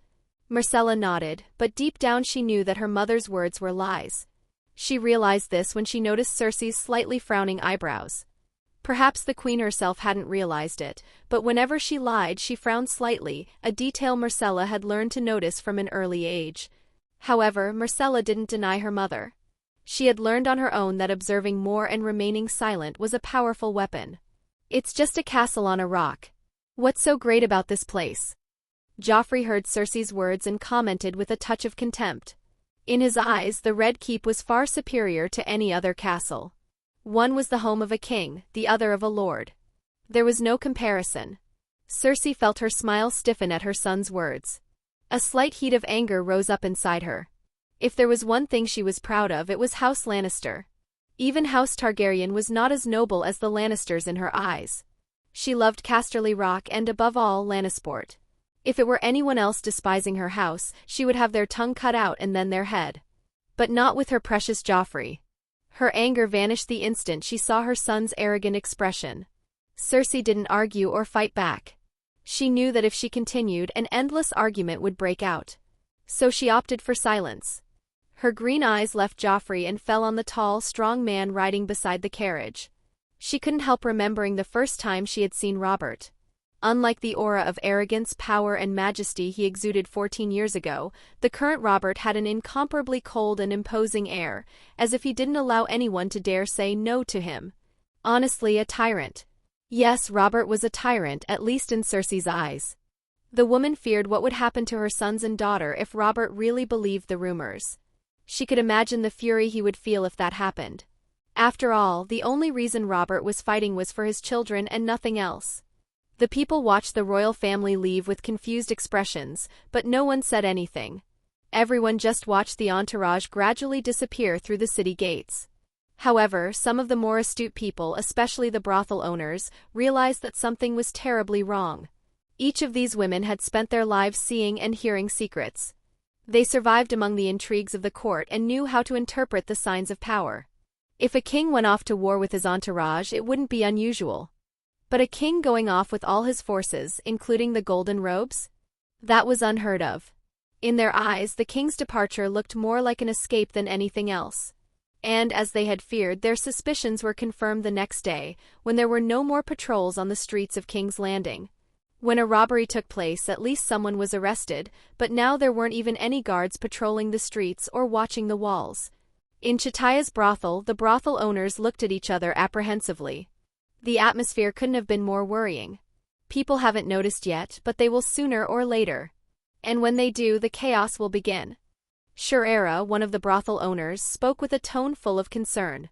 What was about to happen was not something trivial, but a reflection of true human nature in the face of hunger. And in the midst of this chaos, they would suffer the most. Women were always the first to be thrown into hell. Chataya didn't answer. With a serious and firm expression, she picked up a quill and began to write a letter. The owner of the most famous brothel in King's Landing ignored the discussion around her and concentrated on getting every detail down on paper. Chataya was a tall, elegant, and imposing black woman from the Summer Isles. Her ebony skin and sandalwood-colored eyes reflected dignity and wisdom. Perhaps because of the excessive noise around her, she frowned and said, softly but firmly, "Silence." Her voice carried the melodic accent of the Summer Isles and resounded like an unquestionable order. The women immediately fell silent and turned their gazes to Chataya, full of expectation. There was hope in the calm she showed. "Mother, what are you writing?" Alayaya, Chataya's daughter, asked curiously. "A letter to Queen Daenerys Targaryen in Dragonstone." Chataya replied calmly and elegantly. Chataya's words made the women around her widen their eyes in shock. "And how do you intend to send such a letter to Dragonstone?" Shurera asked, still incredulous. "She will." Chataya finished writing and pointed to an 18-year-old girl with black hair and tan skin, with neat braids and a distinguished bearing. Everyone looked at the young woman in confusion. However, the girl herself showed neither fear nor hesitation. She just watched Chataya with interest, as if wondering how she had guessed her identity. "How did you discover my identity?" Merla asked, curious. As far as she could remember, she hadn't shown anything unusual in the 3 years she'd been in King's Landing. After all, who would be suspicious of a 14-year-old girl from another continent? Chataya raised her lips in an elegant smile and gave her an amused look. "You should learn to walk like a normal person and not like a hunter, girl. Your actions often reveal more than you'd like to express." As someone from the Summer Isles, Chataya had noticed from the start that there was something strange about Merla. Ever since she had arrived at the brothel, the girl had moved like a hunter in unfamiliar territory. At first, Chataya assumed she was just a mercenary tired of her old life, trying to make a fresh start in Westeros. But over time he realized that Merla was not what she seemed. The idea that she was a mercenary dissipated after a month. Mercenaries didn't behave the way she did, nor did they speak the way she did. Soon, Chataya realized that Merla was subtly spreading rumors about the king and queen of House Baratheon, as well as the king of House Targaryen across the sea. If, after that, Chataya still didn't know that Merla was a spy, then she would be a fool herself. Although she knew that there was still much more to discover about the girl's true identity, Merla didn't care. With a calm tone she said, "You don't have to send the letter. My sisters at the Red Keep have probably already reported it to Queen Daenerys. The young woman's words immediately made the women around her understand her true identity. Sighs of relief echoed through the hall. Are you a spy for House Targaryen? Alayaya, Chataya's daughter, asked, intrigued, watching the girl of a similar age to her. I don't know what you're talking about, Merla replied, assuming an innocent expression, as if she didn't understand the question. If there were any good actresses in the world, it was these women. Prostitutes knew exactly how to pretend and inflate a man's ego with such ease that anyone would be surprised. The women around noticed Merla's performance and rolled their eyes, but no one commented. It wasn't a subject they should dwell on. We just need to wait for Queen Daenerys to arrive, Chataya said softly. She prayed to the gods of love and beauty that Daenerys would arrive in King's Landing as soon as possible. Chapter 139, Leaving King's Landing 4. Your Grace. Littlefinger approached the king, who was standing next to Tywin. They were both eating in silence around the fire. What happened? Robert asked, biting into a piece of roast chicken thigh. His blue eyes fell on Peter. Lord Varys has disappeared. Peter reported the information with an unusual look on his face, as if he didn't even believe what he was saying. He hadn't expected Varys to flee at that very moment. Like a conspirator, he smelled another conspiracy in the air. Robert's eyes narrowed, taking on a cold, deadly glare. Being abandoned by your own subordinates was not a pleasant feeling. He left a letter for your grace. Littlefinger handed over the letter. Robert opened it and read the contents. There was only one sentence on the paper. Your grace must not underestimate the people. We are an indomitable, relentless, and voracious force of nature. What you and Tywin have done will come back 10 times worse in the future. Robert muttered, a touch of sarcasm shining in his eyes. He had hoped that Varys had betrayed him for something more significant, but as he read the letter he felt like laughing. What could the commoners do against him? What would they do in the face of an army of hundreds of thousands of armed soldiers? What could the people accomplish holding nothing but old hoes and scythes? Robert wanted to find Varys and ask him these questions, waiting for the answers to come from the eunuch's mouth. But after reading the letter he lost all interest in him. Throwing the letter into the fire, Robert watched the written sentence burn to ashes. What foolishness! Grumbled the king before going back to eating, as if he didn't care what had just happened. However, neither Chataya nor Robert himself could have imagined that things would take a completely different turn. When the people realized that there was no one above them to impose laws, the city was plunged into a sepulchral silence for long hours. But the silence was soon broken by the bandits, who took the opportunity to loot everything they could, including the Great September of Baelor itself. Robberies, fights, murders and rapes, everything that could happen happened, with no one to stop the crimes. This awakened the population, who realized that the king had abandoned King's Landing and all the citizens of the city. In a matter of a single day, the people locked themselves inside their homes and stockpiled as many supplies as possible. The merchants, driven by greed and oblivious to the imminent danger, raised food prices by the hour, amassing fortunes in no time. However, the people could accept oppression for a while, but they would never accept it forever. There would always be someone who would rise up to fight it, and along with them, others would also rise up to fight. That's exactly what happened. Holding anything that could be used as a weapon, the people broke into the warehouses of the rich merchants and stole all the food. Not only that, they killed the merchants and cut off their heads, placing them in the square for all to see. It wasn't just the merchants who died, but also their families. It didn't matter whether they were men or women, old people or children, they were all massacred by the people's anger, fury, and resentment. However, once the example had been set, the massacre spread. People no longer cared about morality or any other principle. Food and survival were all that mattered. Houses were invaded, women raped, and horror overtook the city. With no one to stop the carnage, things got worse and worse, until, at the end of the day, everything stopped with the arrival of night. By the gods, these people are mad. Alayaya commented with a horrified expression at the brutality that had taken place in just one day. If it hadn't been for her mother's brothel being naturally robust and the fact that they were armed to defend themselves, she could have imagined the tragic fate that would befall them. They were abandoned without food.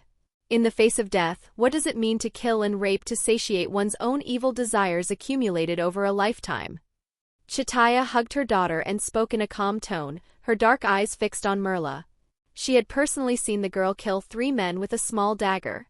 Although they were untrained men, it was still impressive, considering that she was a woman without great physical strength. Remember, Aliyaya, people are thinking animals, driven by an insatiable greed for all that is valuable and luxurious. Never underestimate the desire in a person's heart. Chitaya didn't miss the opportunity to teach her daughter, who was generally innocent when it came to matters like this. Aliyaya nodded. She had personally seen 3 men break into a house and drag a girl out into the street, raping her right there without anyone caring. The scene had horrified her. Fortunately, Merla had intervened and killed the 3 of them, ensuring that no one dared break into Chitaya's brothel.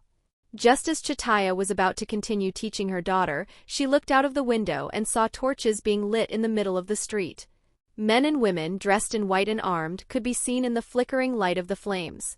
The 7-pointed star was beautifully embroidered on each of their chests. Chitaya's face became completely solemn when he saw these men and women. A deep fear appeared in his eyes. The militant faith. Her whisper sent shivers through his body. She knew the chaos was over, but another threat, even worse, had begun. Merla's face also became serious. Before coming to Westeros, she and all her sisters had received training that included memorizing the coats of arms of the noble houses and the history of House Targaryen. So she knew exactly what the faith militant was. But Chitaya and Merla were wrong. These were not members of the faith militant, but the Sparrows, poor commoners who had sworn allegiance to the faith of the 7. The Sparrows were led by a man called High Sparrow, a fervent devotee and considered a saint in the eyes of the believers. Seeing the chaos taking over the city, High Sparrow knew that this was the perfect opportunity to rally the faithful and exterminate the infidels, finally purifying King's Landing once and for all. Kill the thieves, rapists, and murderers. The voice echoed firmly. At the head of almost 200 people, an old man wearing a simple gray robe, without a trace of opulence, gave his order. Yes, Your Holiness. The title, which belonged only to the High Septon, came out of the mouths of the faithful without any hesitation. If the thieves, rapists, and murderers were cruel, the men and women of the Sparrows were true monsters in human skin. Mercy didn't exist in their dictionary, at least not for the infidels. What was the simplest way to purify the world? If Kinvara were asked this question, she would answer without hesitation. Fire. The Sparrows invaded the homes of the thieves, rapists, and murderers, dragging them into the town square. The commotion naturally attracted the attention of the people, who came out of their homes to see what was happening.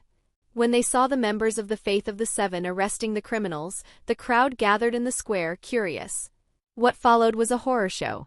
The thieves, rapists, and murderers were burned alive in front of everyone. But the people didn't care. On the contrary, they watched with pleasure as the men were consumed by the flames. The same people who had previously been against burning others alive now applauded as they heard the agonized screams of the condemned. Burn those bastards. They killed and raped my wife. A man shouted, his voice filled with hatred and rage. First there was one, then another. Soon, everyone was calling for the bandits to die in the most painful way possible. My people, I am the High Sparrow, and I will bring the justice of the gods to infidels and sinners. The man spoke in front of the bonfires where the condemned were burned alive. Join me so that this barbarity never happens to other families again. Be truly devoted to the gods and you will receive the greatest of all riches, getting close to the 7. His voice rose above the screams of agony. Long live the gods.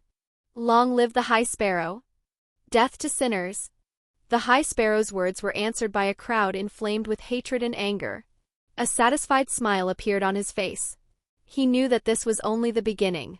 He would make the world truly pure. A truly pure world. He murmured, his eyes shining with unwavering fanaticism. Chapter 140, Home Sweet Home I. Blackwater Bay, Dragonstone Island. Looking at the letter delivered by the Emperor's daughters, Daenerys displayed a stunned expression. Not in her wildest dreams would Robert leave King's Landing for Casterly Rock. After all, it was the capital of the 7 kingdoms. It wasn't just any city. Yet here she was, faced with the information that Robert had moved the entire court to Casterly Rock.